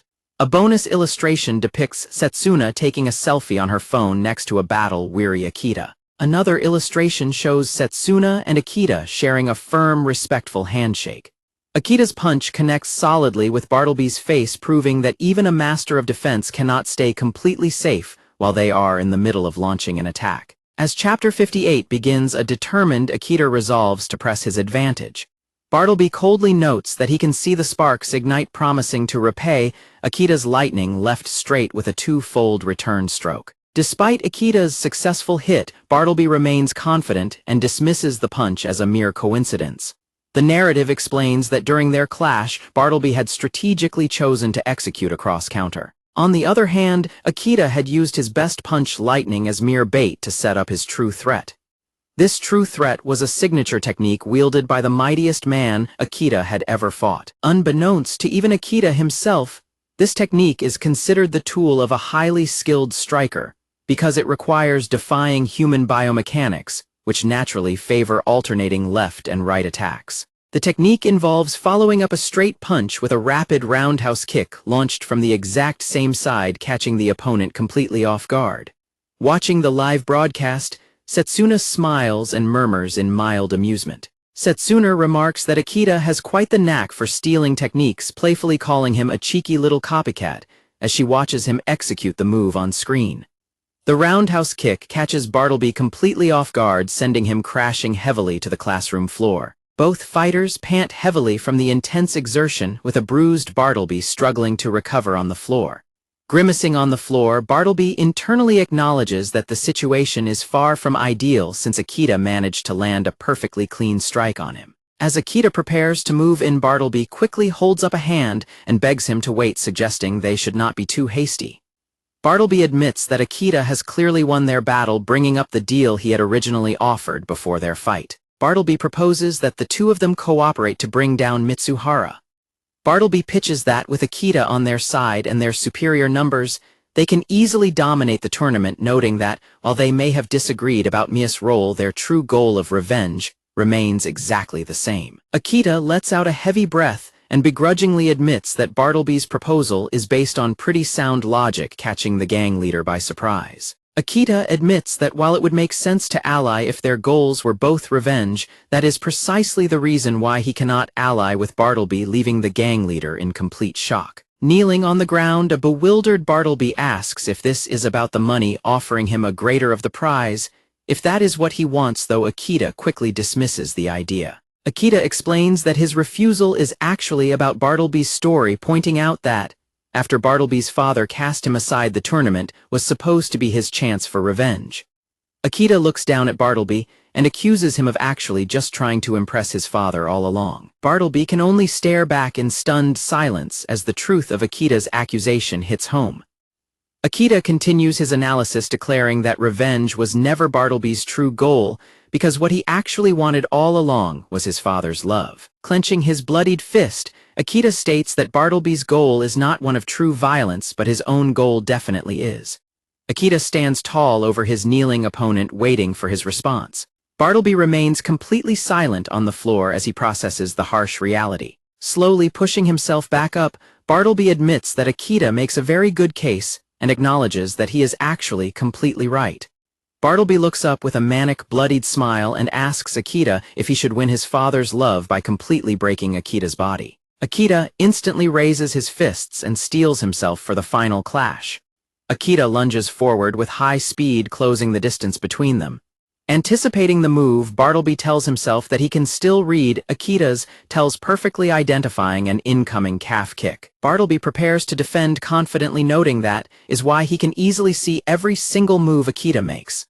The narrative notes that under normal conditions, Bartleby could have easily blocked the incoming strike, but his body was still heavily reeling from the toll of the previous high kick. Because of his slowed reaction time, Akita's right straight directly to the body, an attack incredibly difficult to outright evade, strikes Bartleby cleanly.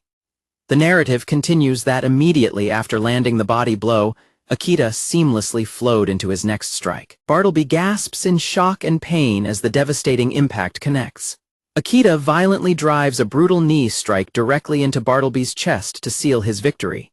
Bartleby lies defeated on the floor, his eyes wide with shock. The ground is shattered from the impact of the final strike, cementing the end of the battle.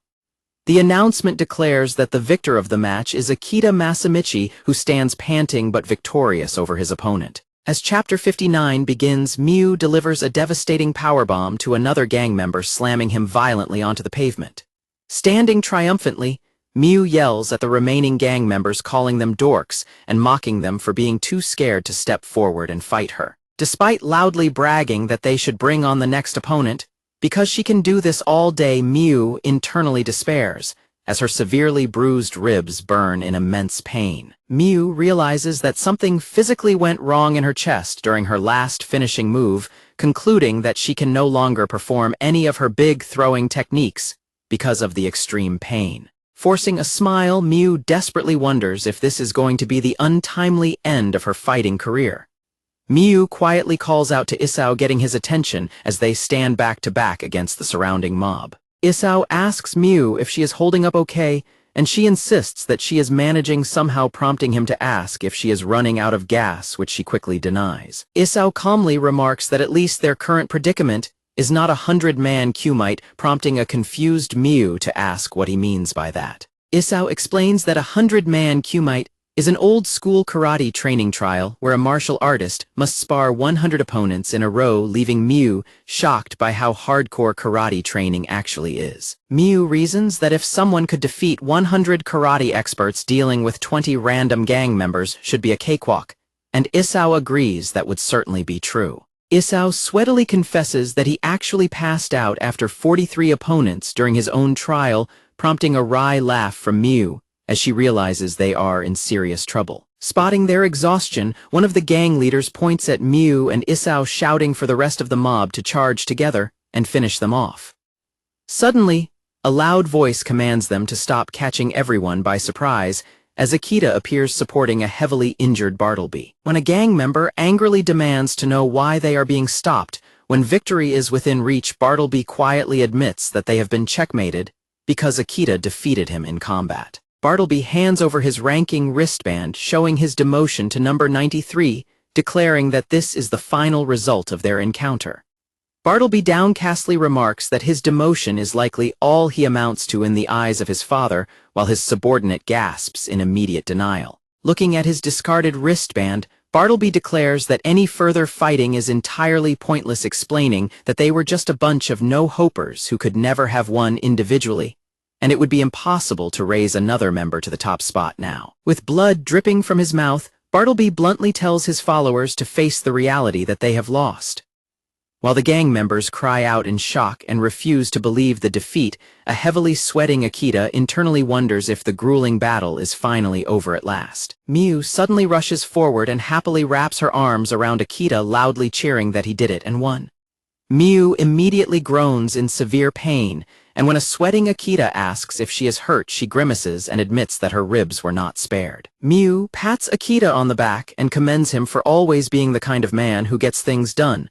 But she immediately doubles over in agonizing pain again, prompting an exasperated Akita to ask if she will please stop. Akita turns to Isao and sincerely thanks him for coming to help, but Isao tells him not to mention it, explaining that Akita had previously showed him where he had fallen short of true violence. Isao raises a clenched fist and promises that someday he will show Akita his reborn true violence to repay the favor in full, which Akita quietly thanks him for.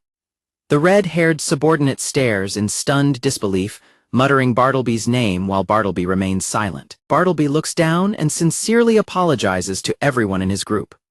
Bartleby continues his downcast explanation, admitting that his rank has fallen and he has finally come face to face with the reality that he could never have won. The narrator declares that Bartleby's gang will now officially disband. Bartleby apologizes once more to his followers, deeply thanking them for making a go of the tournament with him. While his comrades remain silent, the blonde gang member stands quietly as a sinister chuckle escapes his lips. The blonde gang member suddenly grabs Bartleby by the collar, and Tai violently shaking him and screaming that he must be out of his mind, demanding his 50 million, and yelling that he lost a tooth because of him. While the other gang members look on in shock, the blonde man continues to shake Bartleby aggressively, shouting that those are damages he is owed and Bartleby better cough up the money. While the red-haired subordinate desperately yells for the violence to stop, a resigned Bartleby quietly says that it is fine. As Bartleby is subjected to the assault, he bitterly reflects that Mitsuhara was right about him all along, realizing that even with numbers and tiresome schemes, he failed utterly, and was in the end only a boring little man. Before the blonde gang member can strike again, Akita intervenes by executing a devastating high-speed kick directly to his face. The blonde gang member collapses to the ground, blood dripping from his mouth. A bewildered subordinate demands to know what Akita is doing, to which Akita simply asks if they mean him. A drone hovers above them as a voice broadcasts from it, noting that, since they clearly want to keep fighting, the speaker offers to be their opponent. The voice urges them to wrap things up quickly, citing the first rule of scriptwriting, that brevity is the soul of wit, leaving the subordinates shocked by the drone and the voice. The voice is revealed to belong to Mitsuhara, who sits comfortably on a couch, while Setsuna stands quietly behind him. Akita asks Mitsuhara what he wants. Mitsuhara replies that he simply wants the chance to offer his applause. Mitsuhara addresses the group, calling Isao an unexpected guest with exquisite timing. He praises Miu with top marks, stating he expected nothing less from a professional. He then compliments Akita, noting that defeating an army of 20 foes makes him quite special after all. Mitsuhara then turns his attention to Bartleby. Mitsuhara coldly criticizes Bartleby, calling his attempt to spoil the show with a 20-man mob rather lame in his books. As Bartleby stares down in sweat, Mitsuhara adds that he cannot stand buzzkills. However, Mitsuhara admits that maybe that is exactly why this whole clash turned out the way it did. Mitsuhara cheerfully declares that the fight ended up being a total blast, and that he was gripped from start to finish. Bartleby reflects that Mitsuhara completely ruined his entire life, noting that he was denied his parents' love and all his efforts in martial arts were ultimately for naught. Bartleby internally confesses that he hates his father more than he can bear, admitting that if Mitsuhara were standing in front of him, he would punch him as hard as possible, and might even try to kill him. Despite his intense hatred, tears stream down Bartleby's smiling face as he desperately wonders why on earth he feels happy. Amidst the falling rain, Bartleby quietly concludes that this feeling is just the worst. The intense struggle against Bartleby and his overwhelming mob of 20 pawns finally comes to an end. Akita reflects that his narrow victory was only possible thanks to the aid of Miu and Isao, acknowledging that in a no-rules environment, there is simply no such thing as an easy fight. Realizing that every single second of rest must serve as preparation for the next battle, Akita decides he has an important question to ask. Akita suddenly slips and falls backward into a hot spring, completely shocked to find Setsuna and Miu relaxing in the water alongside him. Despite the chaotic detour, Akita focuses on his new achievement, having officially secured the 10th place ranking in the tournament. Setsuna congratulates Akita on reaching the top 10, asking if it was because he defeated Bartleby, who was ranked 11th, and noting that his achievement is most impressive. Miu proudly announces that she is now ranked 15th, though she admits it has not quite sunk in yet. Setsuna politely calls the news marvelous. As Chapter 60 begins, Setsuna declares that both of them have certainly earned a little present from her. Miu reacts with intrigued excitement while Akita instantly throws his guard up in a panic. Miu asks Akita what is wrong with him, and he nervously explains that he expected Setsuna's present to be a physical beating, which Setsuna quickly denies. Setsuna suggests they go on a long stay at a hot spring, explaining that it is a historical Japanese practice for the weary to recover there. She mentions that an acquaintance runs an establishment and allows her to visit anytime, which Akita admits sounds nice. Setsuna cheerfully adds that the trip will be completely free of charge, prompting Miu to praise her generosity. Setsuna suggests they all enjoy some rest and relaxation together, and Miu cheers enthusiastically, while Akita quietly fixates on the word together. Miu expresses her immense excitement, listing off activities like table tennis and mahjong, and asks if they should bring something to play at night. Akita quietly contemplates the idea of playing games at night. Later, Akita waits on the platform in front of a high-speed bullet train. Holding his travel bag, Akita wonders to himself how long it has been since his last visit to a hot spring. He reasons that the trip is a chance to chill out and heal his mind and body, but his thoughts are interrupted when a voice calls out his name. Setsuna apologizes for keeping him waiting while Miu asks him why he is still wearing his school uniform. Akita stares back at the two women in complete stunned silence. Setsuna asks if they should get going, and Akita silently follows her toward the train, prompting Miu to demand they wait a second. Miu scolds Akita for not complimenting them after they dressed up so nicely, but Akita completely misses the point and confusedly asks her what the matter is. Miu complains that a little sincerity would not go amiss, but Akita casually tells her that she looks cute as he boards the train, leaving Miu completely caught off guard. Mia's face instantly flushes bright red in surprise. Stammering, Miu asks if he actually just called her cute, and Akita plainly confirms that he did. Setsuna teases Miu about her deep red face, prompting a highly flustered Miu to awkwardly laugh and tell them to hurry up before she leaves them behind. A confused Akita simply wonders what is wrong with her. The bullet train rapidly speeds down the tracks toward their destination. The group finally arrives at the bustling exterior of Atami Station. Miu excitedly announces their arrival and notes how incredibly fast the trip was. She adds that their ride should be there to pick them up soon, but as Setsuna checks her phone, a voice suddenly greets them. A young man wearing glasses and a sharp suit politely verifies Akita and Mia's identities before warmly welcoming them. Meanwhile, his phone screen displays an incoming call from a contact simply named Loser. Miu returns the greeting while internally swooning over the man's attractive appearance. Akita quietly wonders who the stranger is just as the man lets out a soft, confident chuckle. The man enthusiastically approaches Setsuna and begins to say that it has been far too long, but Setsuna swiftly interrupts by kicking him forcefully in the face. She coldly tells him to keep his hands to himself. Bleeding profusely from the strike, the man casually remarks that Setsuna's rebellious phase has clearly not ended yet. Miu points out that he is bleeding heavily while Setsuna lets out a deep sigh and reluctantly begins to introduce him. Meanwhile, an impatient Akita mentally urges her to just reveal the man's identity already. Setsuna plainly reveals that the man is her older brother.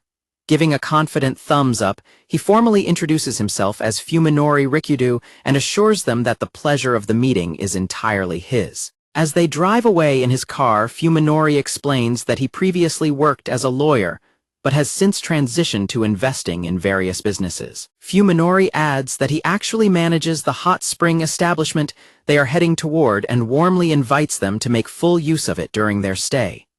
Listening in, Miu quietly wonders if he is incredibly wealthy as well. Akita marvels at the revelation that Setsuna has an older brother and asks Fuminori if she has always had such a difficult personality. Fuminori confirms that she has but affectionately insists that despite being a handful, she is still his cute little sister. As they drive through the town, Fuminori tells Akita that while things have likely become very complicated since Setsuna took a liking to him, he should try his best to just grin and bear it. Akita awkwardly agrees. Setsuna sits in absolute silence in the backseat, silently glaring ahead. Setsuna bluntly warns Miu and Akita that it is in their absolute best interest not to trust her brother at all. A sweating Fuminori protests that her comment is entirely too harsh, arguing that, as his little sister, she should be the one trusting him the most. Akita quietly observes that Setsuna appears to genuinely harbor a deep hatred for her older brother. Akita logically reasons that since Setsuna is psychotic and completely distrusts Fuminori, it naturally concludes that her brother must actually be a good and trustworthy person. Fuminori smoothly shifts the conversation to their accommodations, confirming that they needed to stay for an entire week. Both Miu and Akita express immediate confusion at the extended time frame. Akita quickly protests that he has school and cannot possibly stay longer than a single night. However, Setsuna leans in closely and happily reveals that she already took the liberty of arranging his complete absence with the school administration. When Akita demands to know why she did that, Setsuna explains that since he has broken into the top 10 rankings, his future battles will become significantly more deadly. She bluntly states that his current fighting skill set is simply not sufficient for the challenges that lie ahead. Raising her fists with a cheerful smile, Setsuna enthusiastically announces that their relaxing trip is actually going to be a grueling week-long intensive training camp just for him. A sweating Akita bitterly complains that he completely knew the situation would turn out exactly like this. Meanwhile, Miu calmly decides that if it is all the same, she is simply going to relax and enjoy the hot springs. A title card announces the beginning of Chapter 4, titled The Paradise Arc. Miu lets out a sound of amusement as she looks over at Akita, who nervously holds his fists up in a terrified defensive stance. Miu confusedly asks Akita what is wrong with him, while Akita continues to tremble defensively as Setsuna ominously readies a wooden sword next to him.